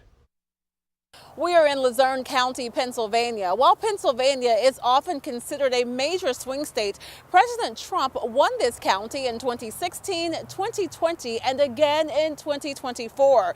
We spoke with voters here who have varying opinions about what the president's second term in office will look like. Ron Hall says the first time he ever voted in a presidential election was in 2016 when he voted for Donald Trump. He hopes President Trump's second term will differ from the first time he was in office. Well, I'm hoping he doesn't do the rhetoric that he did in the first few years he was in office. I'm hoping this time he brings everybody together. Others in Luzerne County who support President Trump say they'd like to see him work to unite the country and reduce the costs of household items. It's been hard for the last couple of years, so let's hope everything straightens out. I think he's got a good 2 years to do what he can, and after that, who knows? You know, when they have midterm elections. Not everyone who lives in this now red county is optimistic about Trump's return to the White House. I want to see 4 years go by in a hurry, let's put it that way. If he does everything he says, especially about the tariffs, these grocery stores, people are just going to go nuts with the prices. From proposed tariffs on imported goods to his cabinet nominees, Claudia Zosch has little confidence in President Trump. He wants to buy the Gulf of Mexico. Where is he going to get that money? We don't have, they're talking about taking away some of our Social Security. That's part of my income. And, you know, if he does that, I'm at a loss. To take all the people he said he's going to deport that have been living here and trying to make a better. I mean, I really honestly thought that Vice President Harris had a chance, and I was just devastated. I'm hoping to see some good change for the country. Hoping to see us have financially be better off, and I'd like to see everything be fair in the country. The voice of voters as a new administration begins. Lisa Washington, Luzerne County, Pennsylvania. This year, the nation will celebrate its 250th anniversary. And at Mount Vernon, the protectors of the first president's home, library, and legacy, they're already preparing. One event, in fact, is happening right now. Yeah, to help teach us about the gravity of an inauguration, curators are bringing out rarely seen artifacts from the very first inauguration and the first administration. We're going back in time. Way back. We learned that George Washington had strong views about how the nation's president should handle themselves from day one. Here's Scott Broom at Mount Vernon. All right, everybody, welcome to the museum at Mount Vernon, George Washington's home, the first president, where we learned about the first inauguration. Fascinating stuff, like why it was so important what George Washington chose to wear that day. What is this place? We're in textile storage at George Washington's Mount Vernon, where we have 450 textiles that belong to George and Martha Washington. I call it the morgue. It is very sterile, it's very clean. We want to protect these objects. What are you all doing for the inauguration? We're bringing out the coat that George Washington was inaugurated in. This is it right here in this drawer. It's an incredible piece. You can see the original color is right here. This was all stitched together really quickly. It was stitched together, and it was done here at Mount Vernon by an indentured artisan named Kevin Boa. Washington wanted to be sworn in an ordinary business suit. This is not robes like a king would be coronated in. This is an ordinary business suit that you would see on many men in town as they were doing business. And there was an important second message. Adam explained it was from fabric made in the USA in the infancy of America's textile industry, which at the time was a really big deal, sparking this conversation. The English dominated the woolen industry from the Middle Ages, and it was a real statement that Americans were taking over some of that business. Textiles were incredibly expensive. They were woven on hand looms. So he was demonstrating American ingenuity, American industry, and potentially American economic power simply by picking this coat. Absolutely. Washington really wants to support these American manufacturers. He creates some tariffs early in the presidency. He really works to protect these industries. Washington shows off what he wants to be and how he wants to be perceived as president of the United States.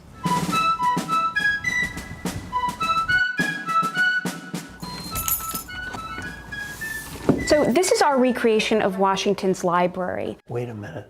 Those are George Washington's books? Yes, they are. Yes, they are. God. And that's when Mount Vernon's Special Collections librarian Caroline Sharp showed us some of the documents demonstrating how Washington followed through, all the way to his final statement to the public as president. Washington's farewell address is him announcing to the public that he will not run for a third term. And all of these things, Washington is formatting the presidency because it is unprecedented. So in Washington's farewell address, he is setting the precedent for a two-term limit.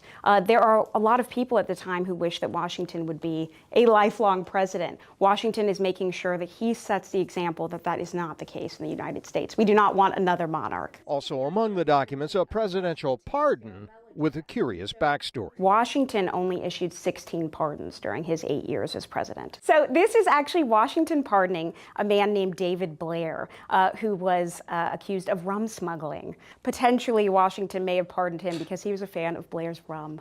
This is a sash that George Washington wore. Back in the morgue, we looked at more fabrics. After George and Martha Washington died, family members got their clothing and chopped it up and gave it to people as gifts, as relics of George and Martha Washington. The buttons on Washington's inauguration suit are missing for the same reason, but the message this artifact communicates has survived. He was a man of the people. He wanted to appear to be a man of the people. So it really matters what a president wears. It really matters what a president wears. If you want to see that coat yourself, you can. You can come to the museum here. It will be on display until February 3rd. It hasn't been displayed here at Mount Vernon since 1963. Scott Broom, WUSA 9. Such thing as fast fashion back in the day. No. Wow. And for them to preserve that since 1789? It just, like, for Scott to be able to even touch it, Yeah. to be that close to it. Well, and to think of, what he stands for our country, right? What a mammoth he is in terms of politicians and an icon and all of that. It's such a simple piece, right? Yeah. Which is it's fascinating. No bells and whistles. Yeah. Right. That's right. That's right. Well, as Donald Trump starts his second term in the White House, unlike past presidents who have served back-to-back terms, this term is separated by a 4-year gap in office. The family dynamics will look decidedly different than when they did when he was first elected almost 8 years ago. When it comes to a Trump presidency, the first term was a family affair. But the second term will come with some big changes. This was, I believe, the greatest political movement of all time. After the election victory, there was widely held speculation that First Lady Melania would not live at the White House full-time with her husband. But during a recent interview with Fox News, Melania spoke about her upcoming move to D.C. We started the production in November, and we are shooting right now, so it's a day-to-day life. What I'm doing, what kind of responsibilities I have. People, they don't really know, and they will see it. It's day to day, from transition team to moving to the White House. CNN reporting in November that she will most likely spend her time between Florida and Trump Tower in Manhattan. As for Trump's sons, none of them will join their father at the White House. Back in 2016, then 10-year-old Barron Trump was the youngest presidential son to reside in the executive mansion since John F. Kennedy Jr. I like my suitcase. I have to go to school now. Now 18 years old, Barron will be attending New York University's School of Business. It's very nice to see you. Don Jr. lives full-time in Jupiter, Florida, and is trying his hand at becoming a venture capitalist, also launching his podcast. This is why I wrote the book Trigger. Okay, guys, it's Don Jr. And Eric Trump is in charge of the Trump Organization's business holdings, while his wife Laura has stepped back from Senate consideration, but is still potentially pursuing a political career. Meanwhile, Trump's daughter Ivanka and her husband Jared Kushner, familiar faces at the White House, have left D.C. for warmer waters. Politics is a pretty dark world. Like, there's a lot of darkness, a lot of negativity, and it's just really at odds with what feels good for me as a human being. Ivanka formally announced her departure from the political scene in 2022. They now reside full-time in Miami. Simone D'Alba, WUSA 9. Oh, so as you can imagine, prices for hotel rooms for the inauguration in the D.C. area were pretty competitive. Okay, competitive, decadent is the word that comes to mind, but none compare to the presidential suites at the iconic Watergate Hotel. In fact, those are going to set you back a whopping $75,000. Yeah, people just have that sitting in the bank account. $75,000. Yeah, imagine what you could do with that. You could get a pretty fantastic thing. Our Randy Ayala got a behind-the-scenes look at what this expensive package includes.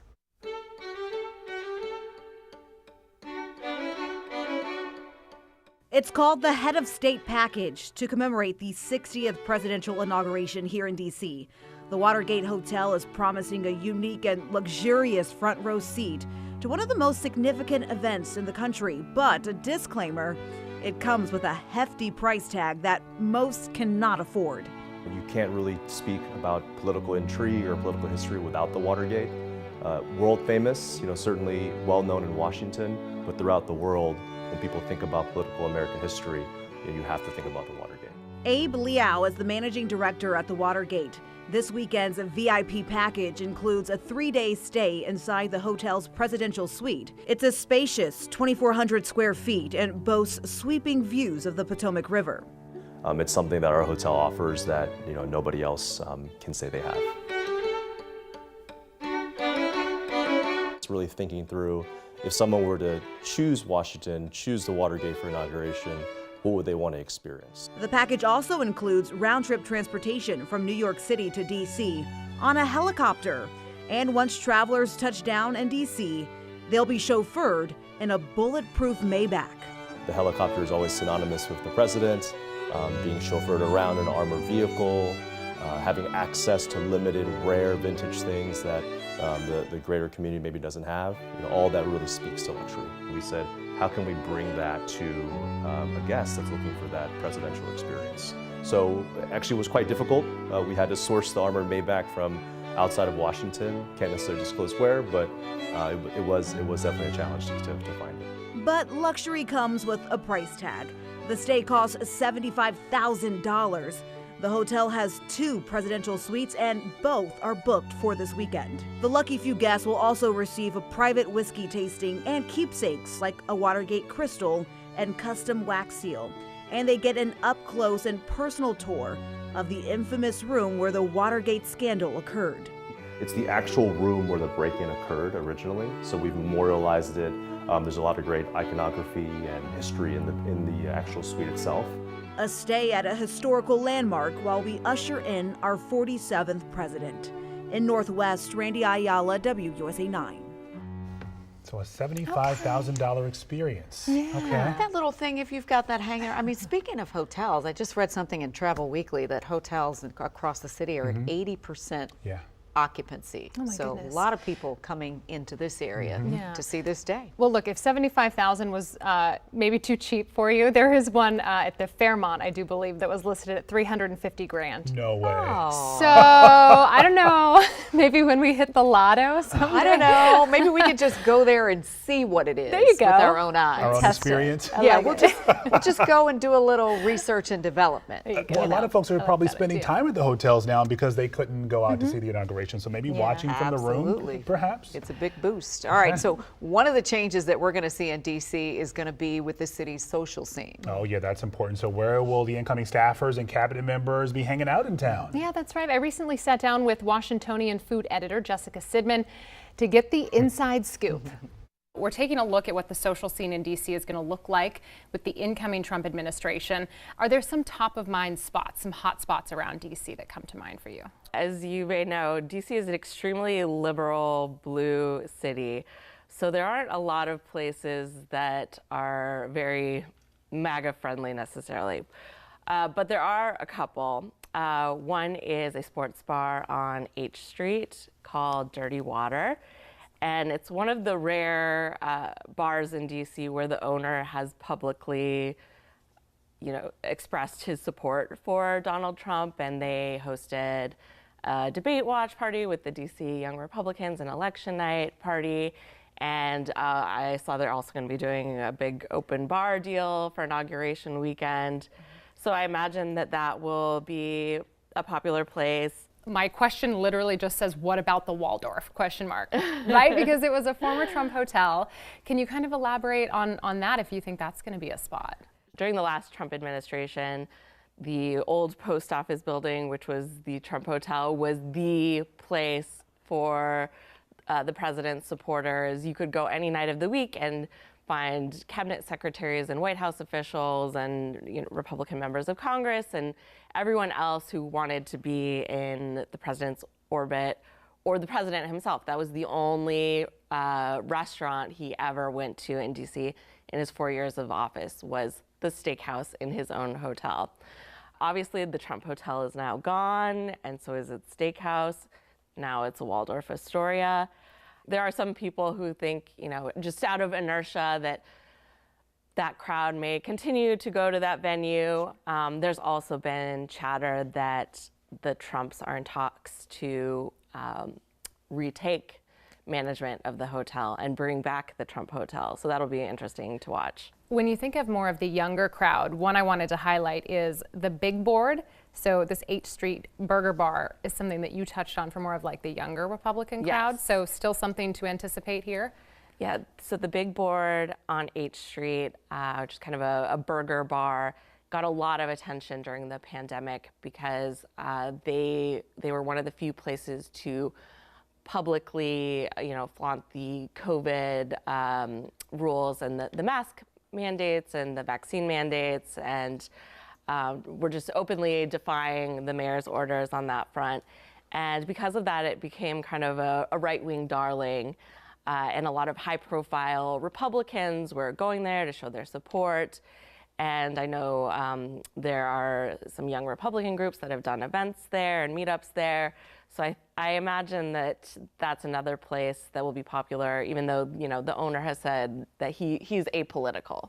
Let's talk about Republicans and steakhouses. So at first, when we were talking about this, I was like, no, this isn't a thing. It is a thing, apparently, and there's data to kind of support that Republicans love their steakhouses. And do you expect that trend to continue, perhaps, into this new administration? Yeah, and if you look at campaign finance data, at almost every single steakhouse in DC, Republicans outspend Democrats. And that's particularly true at one particular place, the Capitol Grill in DC, where Republicans outspend Democrats 13-1. And that's kind of, I would say, maybe the most Republican-leaning restaurant in DC at the moment. Obviously, you know, there are a lot of things about steakhouses that align with Republican values, you know, these ideas of tradition and masculinity and, you know, America first, you know, what's more Americana than a steakhouse? And then, you know, the incoming president himself, Donald Trump, is a well-known steak lover, you know, loves his well-done filet.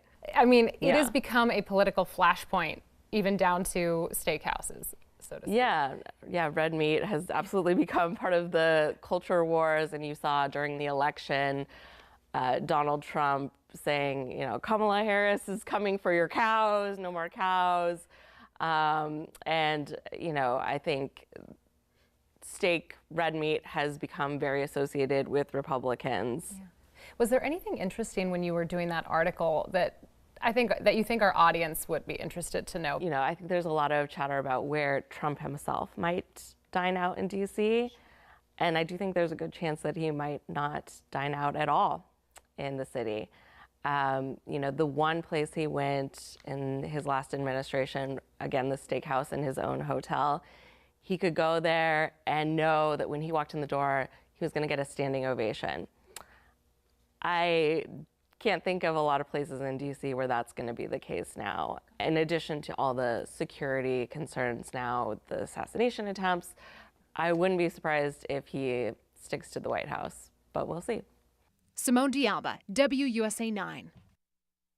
So it was really fun just to get a sense of, you know, when you say Republicans and steaks, yeah. I don't know, I feel like it's kind of tongue in cheek, but when I was speaking with Jessica, she goes, there's data, and this is there's a real, always data. Yeah, there's, right, correct data, but also just to hear that, you know, strongholds like Dirty Water are going to continue to be places where, you know, Republicans, especially in DC, will go. I mean, even the owner has spoken publicly about wanting to just, you know, hey, come on out. Yeah, come we celebrate. just got word, speaking of Dirty Water, a couple of seconds ago, apparently they're getting some retaliatory, some pushback from folks who know that they've catered to the Republican Party. They've hosted these events. Sure. So you have people filing false complaints, apparently, to the Metropolitan Police Department, the Alcoholic Beverage Control Board in D.C., because they're upset about that. So there's always some pushback as well in this town when you talk about who's hosting what party and who frequents what establishment. Certainly. All right, we're going to expand this conversation on the social scene. We have a very special guest, Miss Lucinda Anderson, joining us today. Yeah, she calls herself the frugal socialite, and we're gonna talk a little bit more about why she says that. But maybe we should start with the fact that when administrations change, there's a big impact on the social scene. Democrats and Republicans party different. Yeah. They do. They dinner different, they shop different. Yes. It's a little different, at least it manifests itself differently in this city. All of what you said is so true. Two of my favorite resorts have a Democratic following and a Republican following. And depending on which side you aim for, you go to one or the other resort. Lots of Washingtonians right now don't really feel that their lives are going to change as much as maybe in former administrations. And I think it's a little bit because there's a real exclusivity feeling right now in the air. I mean, if you look at the dais behind the president, trillions of dollars were standing there. And I don't think the typical Washingtonian sees themselves in that circle. I could be wrong. Maybe I'm in the wrong circle. Maybe that's what it is. But I agree. There are going to be some local haunts. Salamander Hotel has been rumored to be one of the big ones, and that's particularly exciting because it's female owned. And black owned. And there's that. Okay. So in addition to Salamander, of course, all the places on the Hill that people always go. One of the reasons is accessibility. Trump Hotel, which is no longer Trump Hotel, it's Waldorf Astoria, is still a very esteemed brand. Anywhere you go in the world, or New York, when you go to Waldorf, you're going to run into the right people. So if you want your resume to expand, if you want your social media to be crowded with pictures of the right people, these are some of the places you need to show up. So how do you establish yourself as one of these restaurants or social clubs in the Washington area? Who's to say, okay, this is where members of the GOP hang out, this is where Democrats hang out? How does it happen? The name of the game in 2025 is basically crafting unique drinks, having the right experience, and to think about Ted Danson and Cheers. Everyone wants to go somewhere where everyone knows your name. Whether it is the pub in Capitol Hill or the place in Tyson's, near the mall where you just bought some fabulous shoes, or you're just trying to get some downtime outside of the city. All of these places are looking to offer a unique experience. Excuse me, I was just thinking, when you think of politics, sometimes when you think of DC, you think of power. It's all synonymous, right? And a lot of those political dealings are happening in back rooms, or they're often done at restaurants around the city. So if you're thinking, hey, I'm going to make a power play and I'm going to be at one of the hottest steakhouses, restaurants, wherever, what are one or two I would go to maybe? I think we have some classics like Capitol Grill. Capitol Grill is known for the calamari. Okay, that's one of my favorites at least.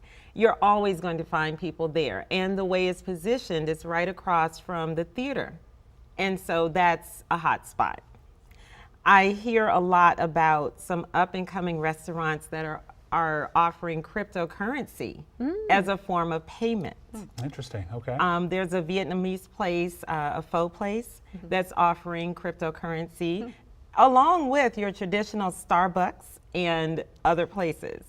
And that may kind of fit into the profile of our president because he does love some of our regular chains out there. Well, especially with Elon Musk and his Dogecoins, and I wouldn't be shocked if you could get a bowl of pho for a few Dogecoins. That's fascinating. So part of the allure of being in Washington is to actually see the people in power. And Democrats, in many cases, in the Biden administration and Obama administration, you might find First Lady Michelle Obama at the Target. You might find Dr. Biden at a Soul Cycle class or something like that. Where are people going to go when they want to get a glimpse of the Republicans in power? Well, golfing is one way to always see people in power, whether it's a business executive or someone in the GOP or a Democrat. I mean, just someone who hangs out in this kind of crowd. Of course, if you can't make it to Palm Beach, we always have great golfing on bases. Andrews Air Force Base has a golf course. That's where Air Force One is. Who knows if you're waiting for your flight and you just, hit a couple of balls really quickly. You also have places like Cafe Milano in Northwest. That's a place that GOP hung out a little bit. So there are lots of places that are really clustered around, like I said, Capitol Hill, definitely metro accessible, and places that engage one in the pursuits that people do to relax when you have a few coins behind you. But it sounds like a lot of that is still taking place outside of Washington. We know this is a typically liberal town. And we just mentioned moments ago that Dirty Water, this establishment on 8th Street that caters to members of the Republican Party, they're getting pushed back now because of who they're favoring and what they're hosting there today, that GOP watch party. Right. So this is this is a very delicate balance for these businesses too. It really is. I think a lot of businesses don't want to be seen as being too friendly to either side because it really is a delicate balance. I think that a lot of businesses are trying to welcome all types of business, yet capitalize on what's going on. If you're a business owner, today is it. There's so many people in Washington. You can't turn away parties. Right. You really want to foster people.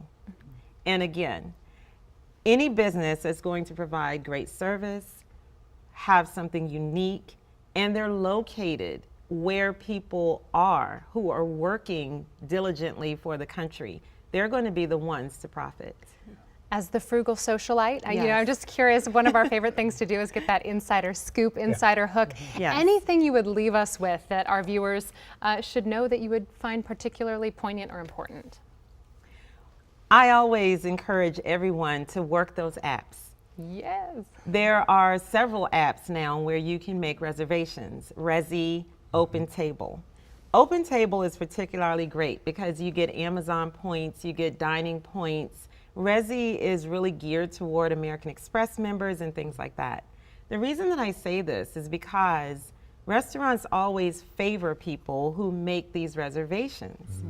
And you can plan ahead. So if you hear that something's going on in town that would cater to the more prominent Washingtonians, book that date at one of the restaurants in the area. Whether you intend to show up or not, you want to have yourself on the schedule. So that's one thing. Another frugal socialite tip is, sign up for everything. You would be surprised what kind of emails you get. And I know you don't want to cluster your email box. Create another email. Like, I'm going to sign up for everything. Yes. I feel the energy right here. Absolutely. And I say that because restaurants want to cater to their loyal clientele.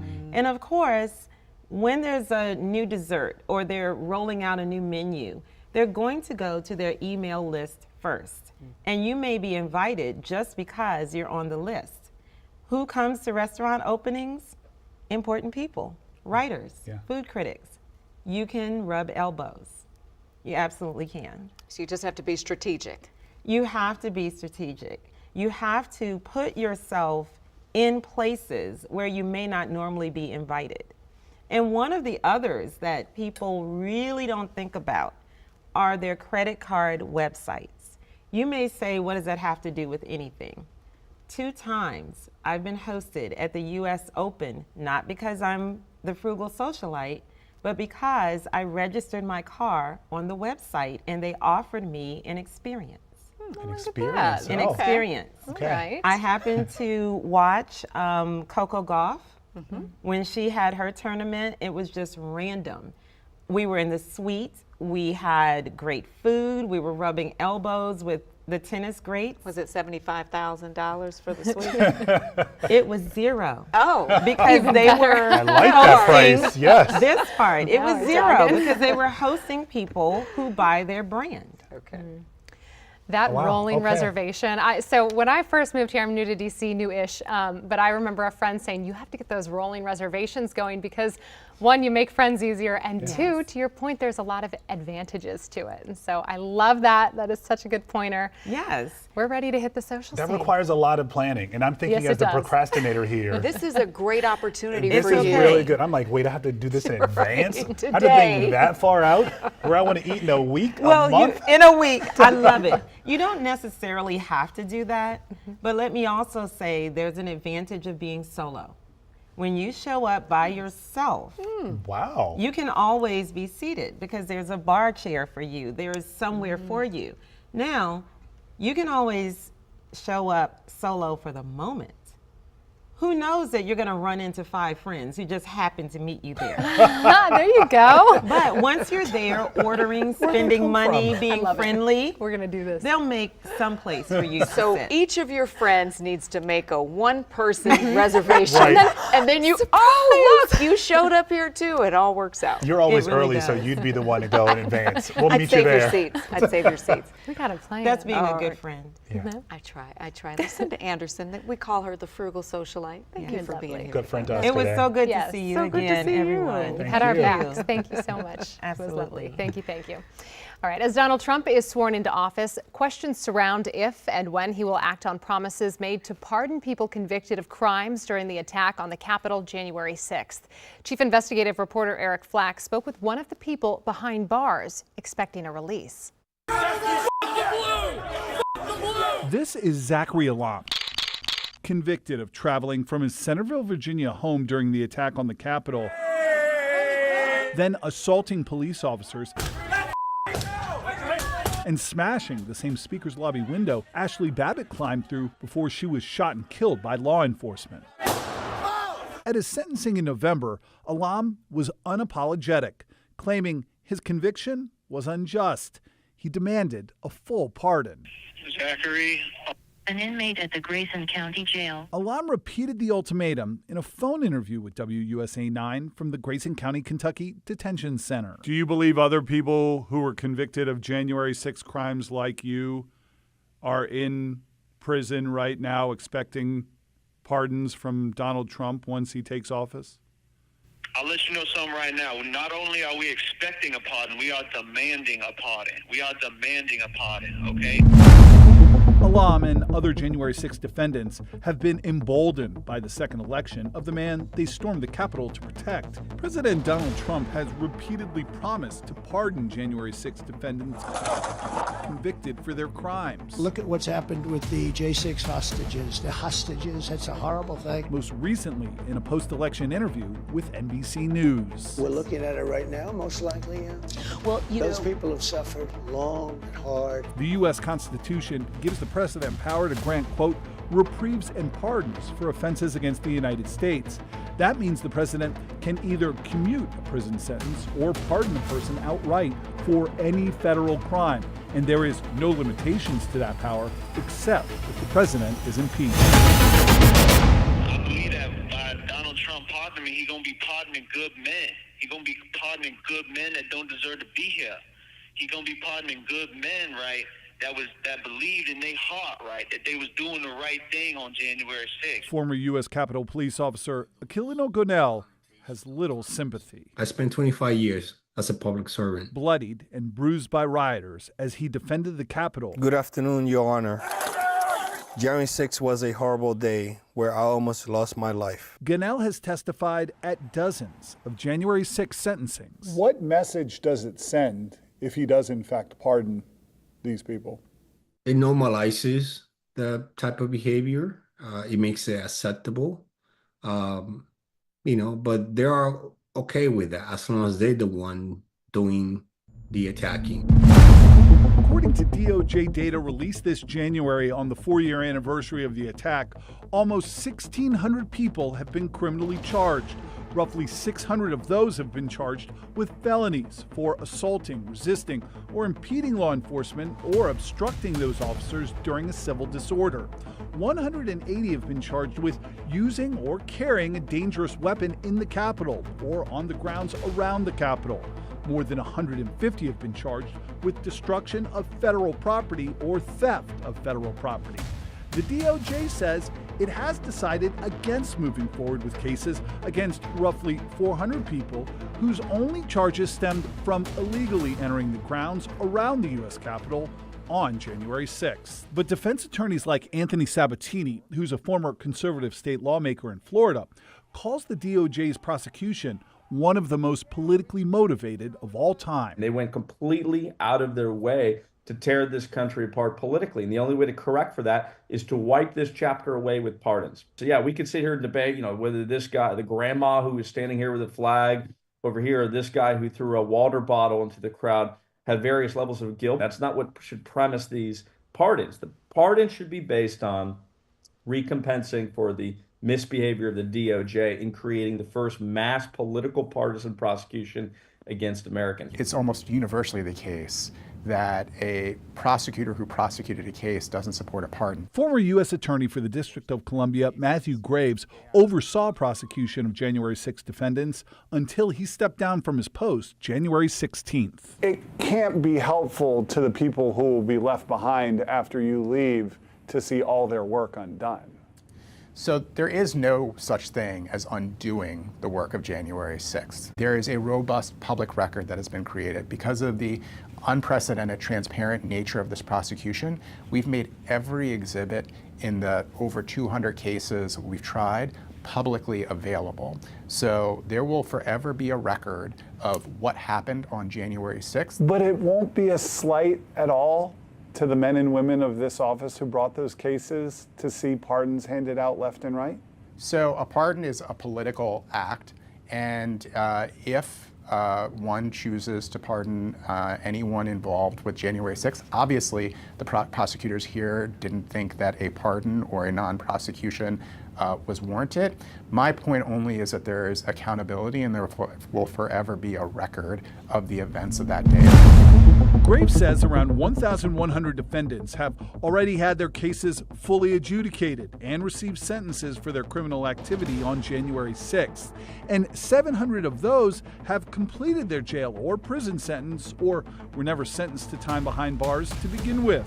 The DOJ also says any defendants still serving time are at federal facilities because of the severity of their crimes. How hard do you think it's going to be to draw a distinction between who gets a pardon and who doesn't? I don't think it's going to be hard at all. William Shipley has represented at least 90 January 6 defendants with another 45 to 50 clients with cases still pending. These cases have video evidence. You can dial up the video and see exactly what it was, what the conduct was that the person was involved in. It's not a question of evaluating, the credibility of somebody's story about what somebody else did or didn't do. You have pretty clear documentary evidence of exactly what was done. Now, there are points of view about the events that are involved. Many January 6 defendants convicted of various kinds of offenses saying they were only reacting to things happening around them. They were acting in defense of others. So it does not strike me that a case-by-case analysis would take too very much time or be too difficult for people who knew what they were doing. And Shipley says he expects President Trump won't just stop with pardons and instruct his Department of Justice to simply shut down all remaining January 6 cases and investigations altogether. The DOJ says 170 January 6 defendants are still awaiting sentencing, while another 300 haven't even gone to trial yet, with new arrests announced just this month. If the Trump Justice Department wants to bring this entire episode to a close, that doesn't mean, following through and pursuing the cases that have already been filed. It means bringing the episode to a close. Already, 2 federal judges have ruled in favor of delaying January 6 trials until there's more clarity about President Trump's plans for pardons and additional prosecutions. WUSA 9 digital investigative reporter Jordan Fisher. Because even though the courts are supposed to shut out what's going on in the outside world, they are very aware of what Donald Trump has suggested he will do. Right, and the majority of judges have declined to alter their court schedule based on what the president-elect has said he's going to do or what a new attorney general might do. But several judges have struggled with that. They have wanted more assurances than the current U.S. Attorney's Office could provide. What do you think is going to happen over these next weeks and months? Yeah, that's a great question. Attorneys are always asking me that. I'm asking attorneys that. We've sought clarity from the U.S. Attorney's Office. They don't seem to know either. Judges would love to know. I think it's a big question that's up in the air, and a lot of it is going to come down to, does President-elect Trump follow through on his promise on day one to issue pardons? And what does that look like? Is that a blanket pardon for everyone involved? Is that a pardon for misdemeanors? Is that a pardon for people who are not charged with violence? And it's going to happen. It's going to happen. Northern Virginia's Zachary Alam expects to be among those set free. And what will you do when you are released from prison? Well, that's just for me to know and you to find out. Eric Flack, WUSA 9. Now, just hours ago, former President Biden pardoned several members of Congress who sat on the January 6th committee. He also pardoned several officers who testified about the attack on the U.S. Capitol. Those pardons were part of a final wave of clemency actions by Biden. He says they were to protect those that he believed could face retribution from the the Trump administration. One of the officers who received a pardon released a statement, and this is former Capitol Police Officer Sergeant Aquilina Gonell, who said, in part, "I was just doing my job, fulfilling my oath to defend this country. American citizens attacked the U.S. Capitol, injuring me and my colleagues. We protected all elected officials regardless of their political party." Now, other U.S. presidents have done similar mass pardons. They are rare, but they are definitely precedented. So let's bring in Chief Investigator Eric Flack to talk a bit more about this. And Flack, somebody else that you've talked to is Officer Harry Dunn, and I was texting with him earlier today, and he said he learned about these preemptive pardons from us in the media, that he hadn't anticipated it. He was surprised by it, but he was grateful for it because given the climate, his concerns were similar to the concerns of now outgoing President Biden. Yeah, that's right, Les. And I mean, I think that's kind of a different issue than the January 6 pardons, right? I mean, I think President Biden was pardoning a number of individuals who were potentially going to be in the crosshairs of now President Donald Trump for actions they took in relation to January 6. President Trump, of course, has indicated he does plan now on his first day in office to potentially issue pardons for those who have been convicted of crimes for January 6th. The real question there is whether or not he pardons people who are convicted of nonviolent crimes, which is something he has indicated he will in fact do, and then whether or not there are any pardons that are extended to people who are convicted of violent crimes for their actions on January 6th. There's a possible distinction there that's being reported, that there could be pardons for nonviolent offenders, and then President Trump could commute the sentences of people serving time currently in prison for their crimes on January 6th and potentially for violent crimes. We do know that there are some groups who have taken on advocacy on behalf of those who have been in prison for their crimes on January 6th, calling those prosecutions politically motivated, and that some of those groups hearing about the pardons from President Trump have now gathered at the D.C. jail, where we hear from the Department of Justice approximately 8 January 6 defendants are still in prison there at the D.C. jail, many of those because their crimes were deemed so serious. And these groups are now waiting outside the D.C. jail for potential releases that we think we don't really know, but could potentially come any moment, any hour. And so as those groups continue to gather for what in their eyes is really a celebratory moment, a moment of vindication for an issue they say was politicized for those who did in fact storm the Capitol on January 6th and then ultimately were held accountable in a court of law for those crimes. So obviously this is a very fluid situation with President Trump indicating he plans to take action on this really sooner rather than later, guys. Yeah, we heard the president talking last night there at his rally at Capital One Arena, calling them the January 6th hostages. He said everyone in that room is going to be happy with what he's going to do in regards to these hostages, as he calls them today. We know we're still waiting for the now president to make his way there to Capital One Arena now. But Flack, are people really talking about this there? Is this an issue to the average American right now? Are they anticipating and waiting eagerly for these pardons? Yeah, I think the January 6th pardon issue is a huge deal for the people who made the trek across the country and in some cases from outside the country to Washington, D.C. to really celebrate Donald Trump's return to the White House. I think it is one of those flashpoint issues where many of the people who felt like this was a politicized them versus us situation feel like that President Trump taking the White House again and symbolically, literally freeing people who have been convicted of crimes and imprisoned for their actions on January 6th, are kind of freeing his supporters. This is a moment of victory, as President Trump has said. It is a moment of victory for the people who are here celebrating President Trump's return to the White House. And I think in many ways the people here see the January 6th issue and Donald Trump kind of undoing in many ways what was done through the justice system to those who stormed the Capitol on January 6th is a sign and a sense of pride. So I think, really, we've got a lot of, people down here, as you would normally have down in this part of town with an event like this.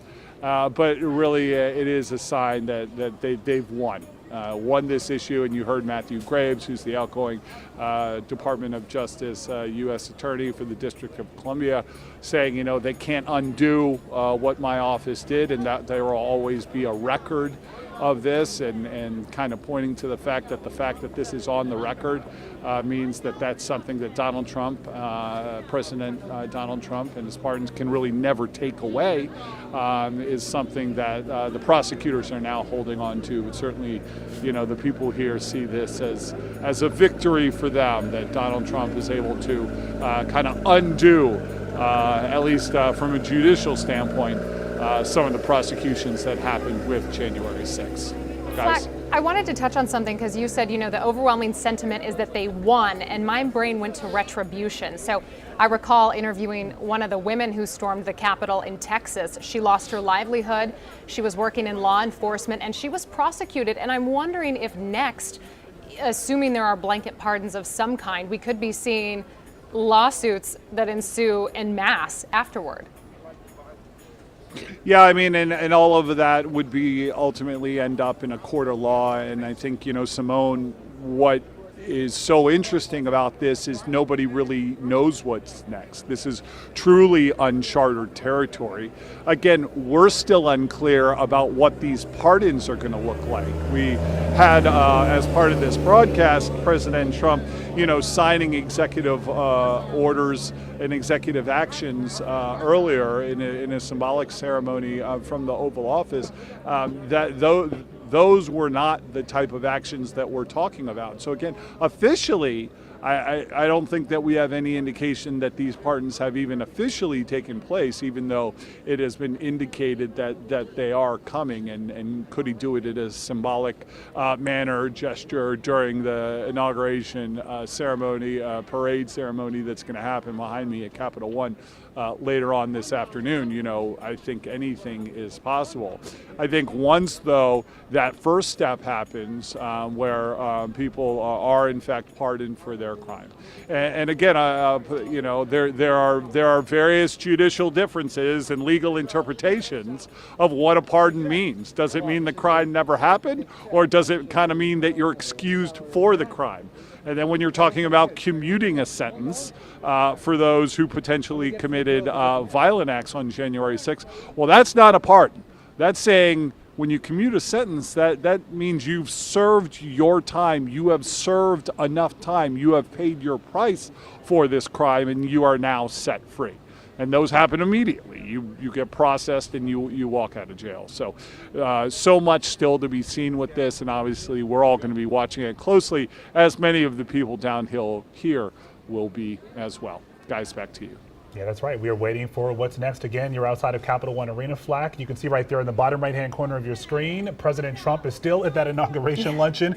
This has been, is it like brunch now at this point? It's only about 200 people, so he's schmoozing. He's talking to all the elite, but all the VIP. 20,000 others are just waiting, yeah, and waiting. We'll see what happens. Yeah, on that note, we know a lot of people are in town right now celebrating Donald Trump's return to the White House, but I spoke with a DC police officer who says he is worried about the years ahead.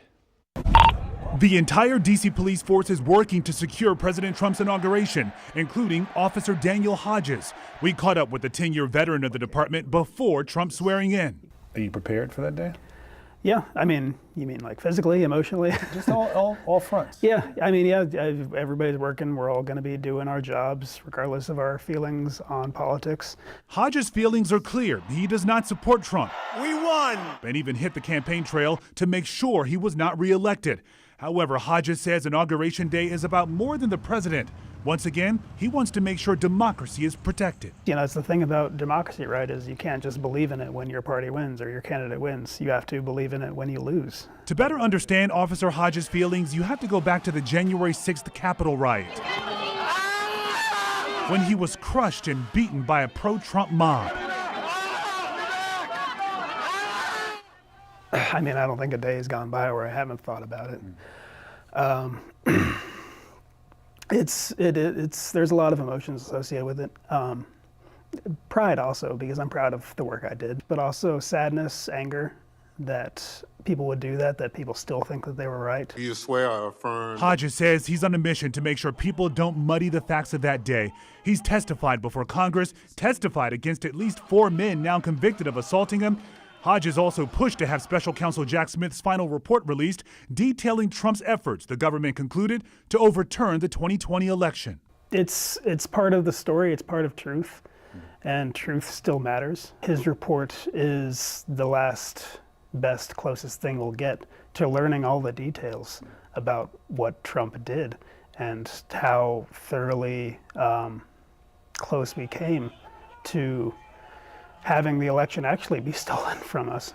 Hodges' efforts and outspokenness have made him a frequent target of Trump supporters. They called you a liar. They say you've attacked some of the Trump supporters that day, a loon, things I can't even say on TV.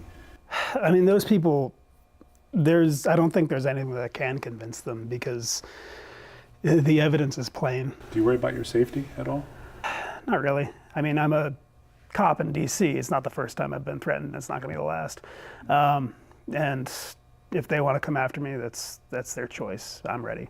I would encourage them to rethink their ways, particularly if people are pardoned. Tomorrow, everybody in this very large arena will be very happy with my decision on the J6 hostages. That was Trump at his rally Sunday night. He's talked repeatedly of pardoning some January 6th defendants on a case-by-case basis. If there is anyone, I would say it's very, very few people deserve pardons, if any. Between the election results and potential pardons, Hodges admits he's exhausted, but plans to keep serving D.C. and fighting for democracy. The American electorate rejected our pleas. They decided that what happened on January 6th wasn't disqualifying for a presidential candidate, and that wearies me. It's depressing to see that people don't care that much. What would give you peace?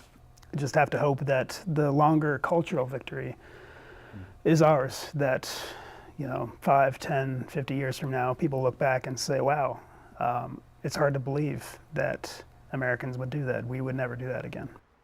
Now, I should point out Officer Hodges is speaking for himself and not the D.C. Police Department or other officers, and he was also preemptively pardoned by President Biden earlier today. Well, President Trump campaigned on lowering the cost of everyday items for Americans. In fact, many voters said their decision in the ballot box was fueled by rising prices. But experts say tariffs proposed by President Trump will actually raise costs. Donald Trump has announced that on day one as president, he will impose tariffs on imported goods from the nation's 3 largest trading partners, China, Mexico, and Canada. On Truth Social, Trump said he would impose a 25% tariff on Mexican and Canadian goods and add another 10% tariff on top of existing tariffs on items from China. Several Verify viewers asked if Trump's plans would actually raise costs for Americans, as some economists have warned. So let's verify. Our sources are the Council on Foreign Relations, the Tax Foundation, the American Action Forum, and the Center for American Progress Action Fund. Tariffs are taxes that the government imposes on imported goods. Here's how they work.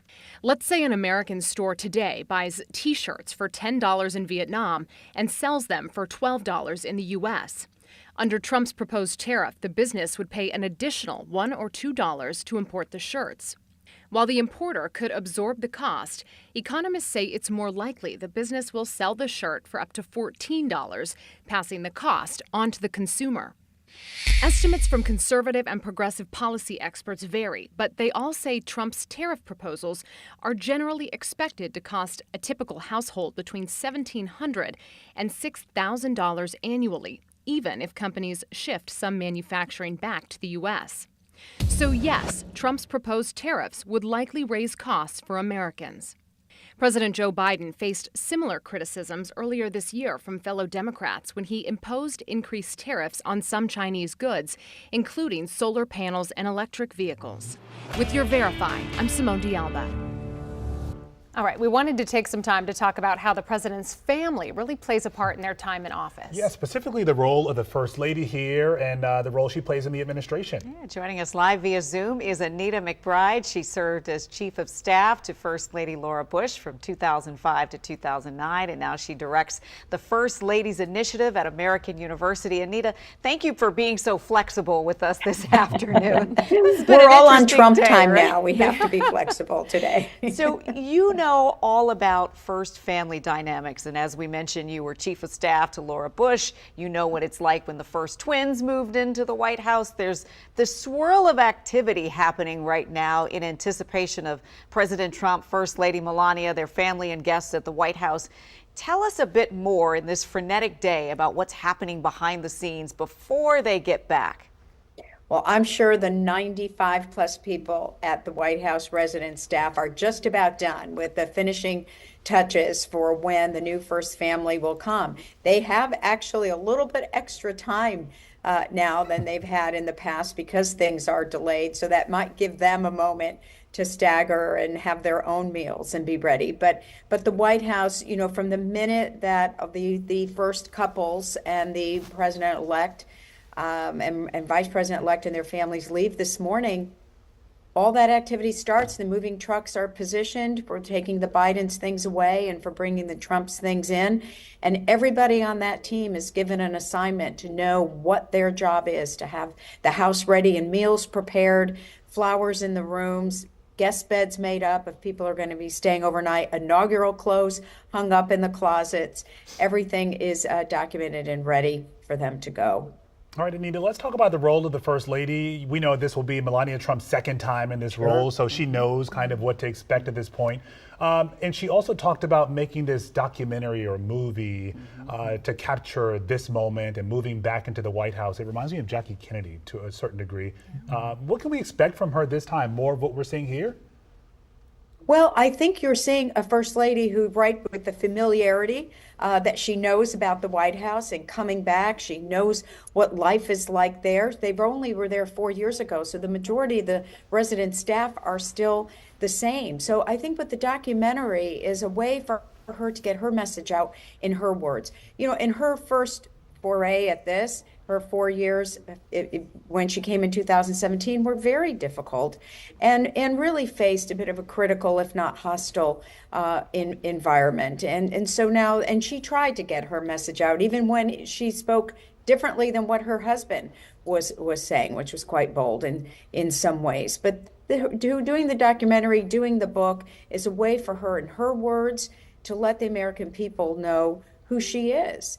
And I think that will be, in the book especially, where she shared images that no one had seen before. You begin to peel back the layers and you see the human side of someone and not just this political role that now she's playing in our country. Well, we know First Ladies really have this unique opportunity to champion issues in the role. I remember specifically Melania's Be Best, you know, where she was really putting children on a pedestal, trying to help them grow in specific ways. What will we see her champion over the next 4 years? Any idea?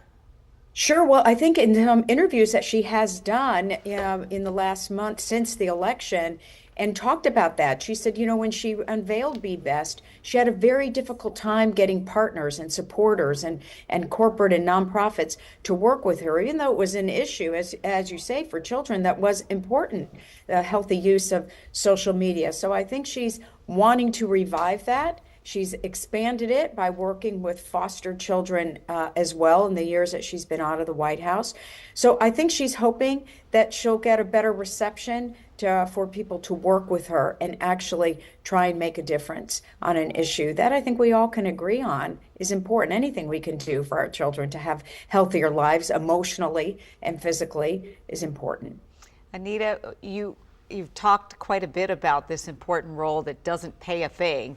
And first ladies, they can really make a huge impact as we go back through the years. But most people may be surprised to know that there's actually no description for the job. They don't have to do a thing. You're absolutely right. And in fact, today we saw the president take the oath of office. The oath in our Constitution for president is 35 words long. It's very short, but there's not even one word about the First Lady and what their role is. And what does that do? That gives you a platform that's enormously flexible. No one's telling you what you have to do. You get to pick and choose. And First Ladies through history have been very successful if they bring issues that they care about, if their husband supports them in the role. I mean, there's a level of authenticity if you have some background and experience in an issue. But what is unique about the position, every problem in the world comes to the desk of the American president. They can't do everything, but a First Lady can pick a few things that they can shine a light on and hopefully move the needle. Jen, how do you balance that as a First Lady, Anita? We know that sometimes, as you mentioned before, they have to sort of separate their views from their husbands and what they can say publicly. Mm-hmm. Well, what's interesting about Mrs. Trump is she's already told us before coming back, I don't always agree with my husband.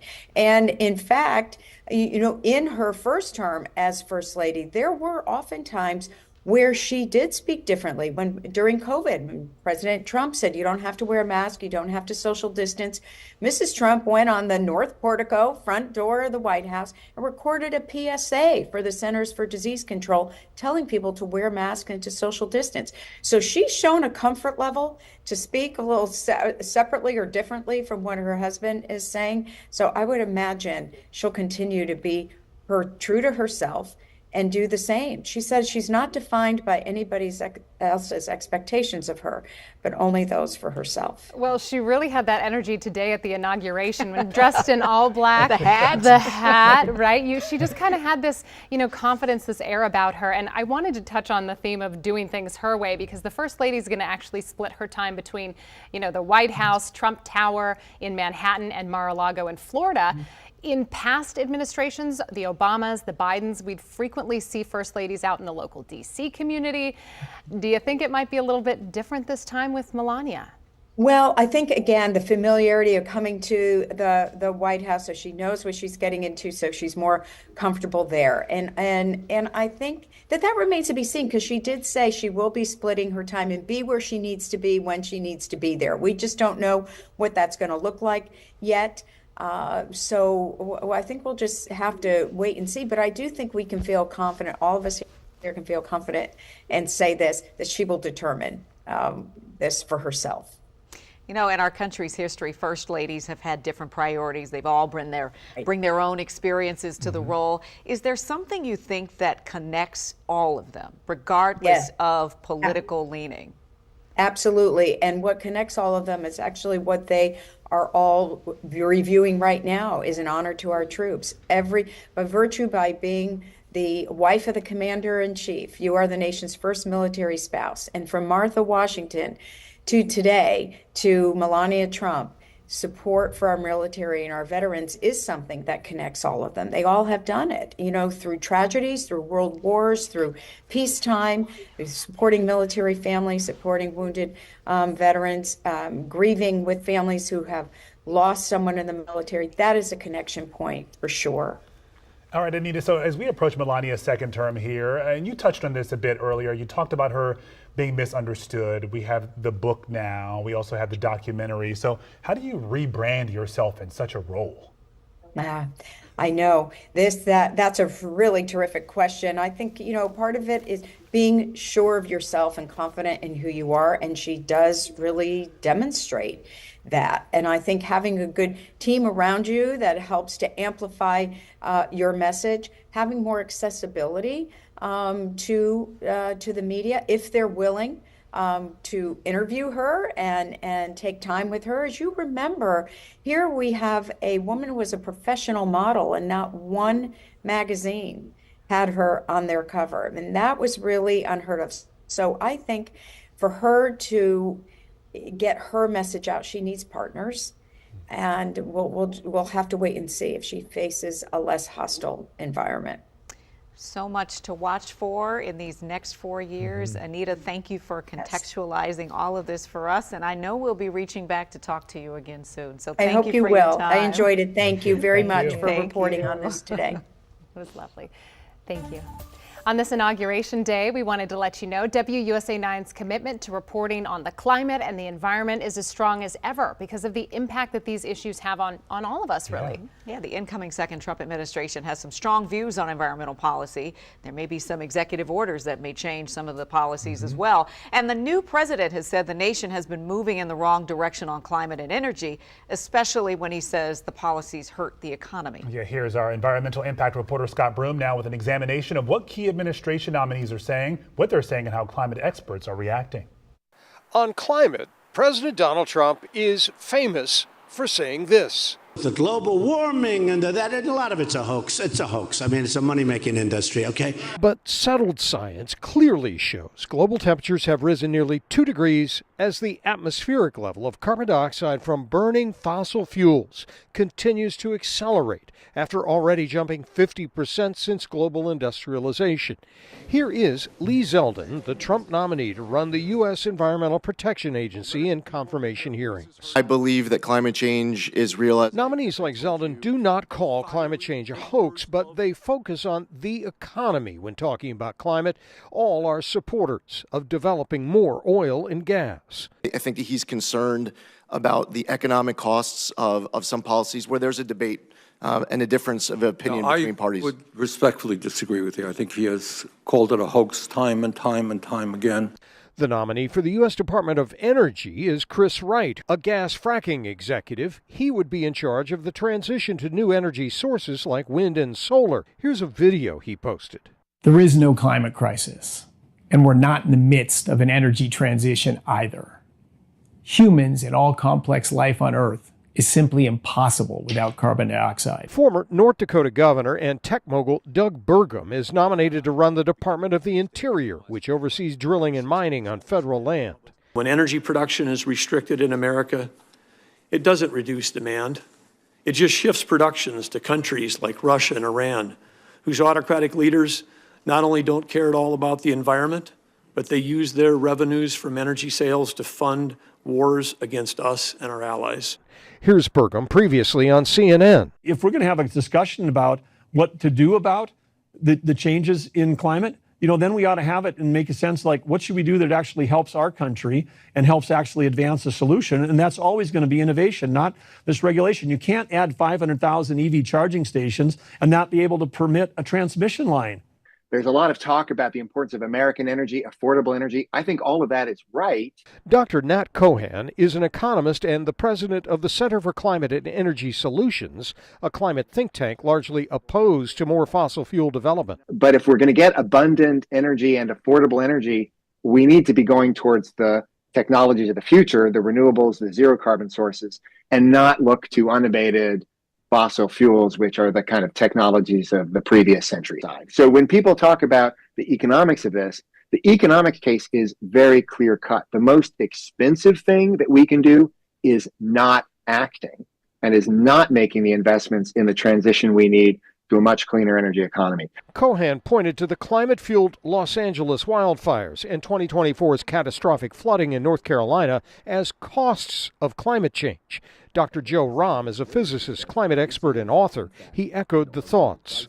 And the things that we see in Los Angeles and around the country in the last year. I mean, the last year was the hottest year on record, and the last 10 years have been the hottest 10 years on record. So the planet is warming, and I think most Americans know that. Climate action clearly doesn't hurt the economy. Co-President Elon Musk has gotten rich on solar, electric battery storage, and electric vehicles. So it's clearly not a bad business. What's bad for the economy is the fires in Los Angeles, which appear now to be it's going to be the biggest climate disaster since Hurricane Katrina. Other Trump administration nominees attack climate policy on ideological grounds.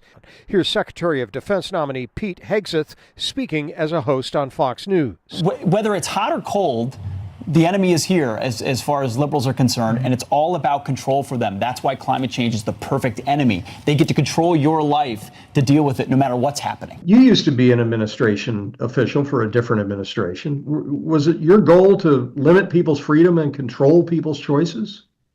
Well, look, I think, I mean, obviously that's not the goal. That wasn't the goal of what we were doing in the Obama administration. Dr. Joe Rahm is a former Energy Department official. It is ridiculous to say that the Department of Energy is trying to control anyone's life. Our mission is to protect public health and also reduce dependence on foreign energy.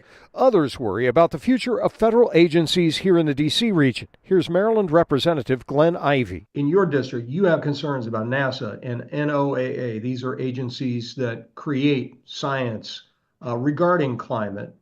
What are your concerns about these agencies right here in our own backyard? There's been some talk about breaking some of them up or, shifting their functions, outside of the jurisdiction or sending them to the private sector. There's a variety of things there, many of which I don't think have been very well thought through. But at the end of the day, I mean, they serve very important functions. For example, NASA and NOAA have been working together to help firefighters on the ground in the battles in Los Angeles. And that's making a big difference. During his final days in office, President Joe Biden used his powers to ban offshore drilling along much of the U.S. coastline and parts of Alaska. And he funneled more than $1 billion into FEMA grant programs to help communities with climate resilience. President Trump and his new cabinet will have to decide if they want to reverse course. Scott Broom, WUSA 9.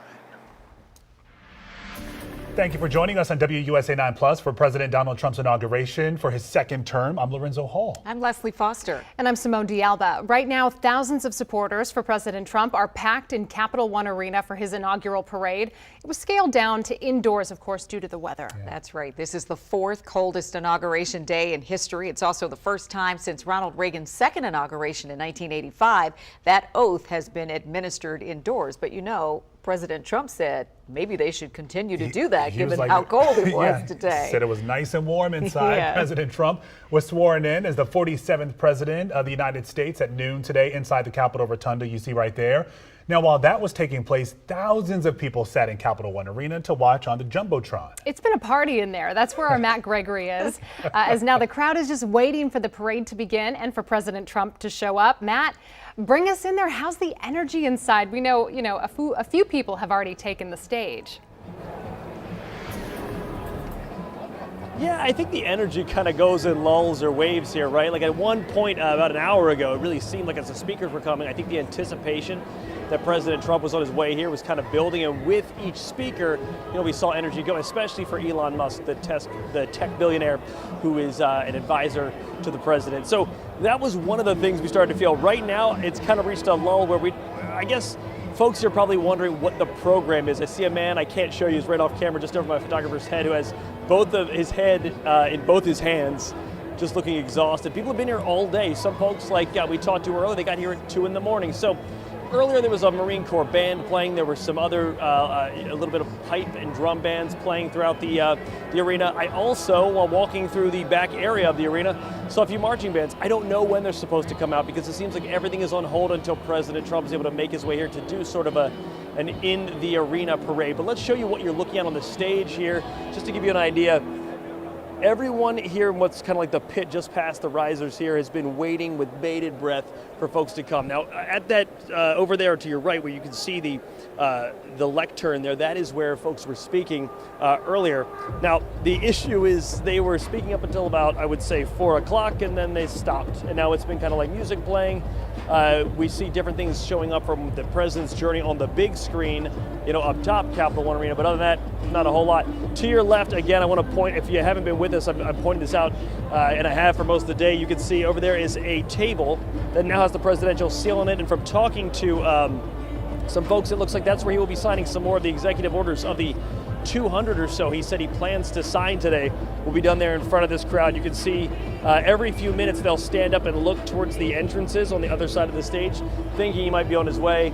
And then if we can give one last look, Tom, up top, you can see there's still a lot of other things going on regarding the inauguration that are before President Trump can get here. And so they're able to watch on this big screen, and they'll cheer when they see someone they like, and they'll boo when they see someone they don't. And that's sort of how this has gone most of the afternoon. Now, we were able to talk to one of the speakers who was actually over here earlier. He just came by the media risers. His name is Byron Donalds. He's a congressman from Florida. We wanted to kind of get his perception of how he felt about how this whole event was going, and at the same time, you know, what it was like to be up on that stage speaking to this crowd. Take a listen. We've never really seen an inauguration like this, indoor parade. What's the vibe? What are you thinking when you came in here? Insane. Only Donald Trump can think about something like this in 48 hours. Look, we have a president who has a can-do spirit, no excuses. And so whether, you know, blistering cold outside, bring everybody indoors and let's keep the thing going. But it's not just about, you know, the pomp and circumstance. It's about the details and the focus. And I think what our country is going to see is a president who is committed to delivering. And he's going to make sure every tool is available to make that happen. You were up there. Yeah. What was that like, speaking to this crowd in here? You know, you're kind of warming up for him. Oh, man, they're electric, man. It's in D.C., whether it's D.C., New York, the Bronx, Green Bay, Wisconsin, Rocky Mount, North Carolina, it doesn't even matter, man. Anywhere we go, this energy is consistent. And I think that's because there's a desire for what this nation is truly capable of. And we know we have the vision and the policies to deliver that. So again, that's Congressman Byron Donalds. He was just speaking with us briefly as he had a moment. He was popping around from interview to interview. I want to show you something else up top. Go show him again. The problem that we keep running into in here is you're hearing the music being played over this video, right? But they're not. The crowd wants to hear what's happening here, so they keep chanting audio every few minutes. They're still waiting on that. This is, of course, President Trump looking at the Marine Guard here and Capitol Police, it looks like, as well. We'll see exactly what happens, but it looks like we're behind schedule now by about an hour or so here. So that's what's going on in Capital One Arena. People wanting to see the president come here, speak at the stage, cheering when he shows up on the screen, but more than anything else, wanting to hear him come right here to Capital One Arena and give a speech and sign some executive orders. That's what it looks like here inside the arena. I'll send it back to you guys in the studio. Hey Matt, we know a lot of those folks have been waiting for hours now, and some of them may have camped out overnight to get this prime seat inside the arena to see the president a little later on. So what about the concession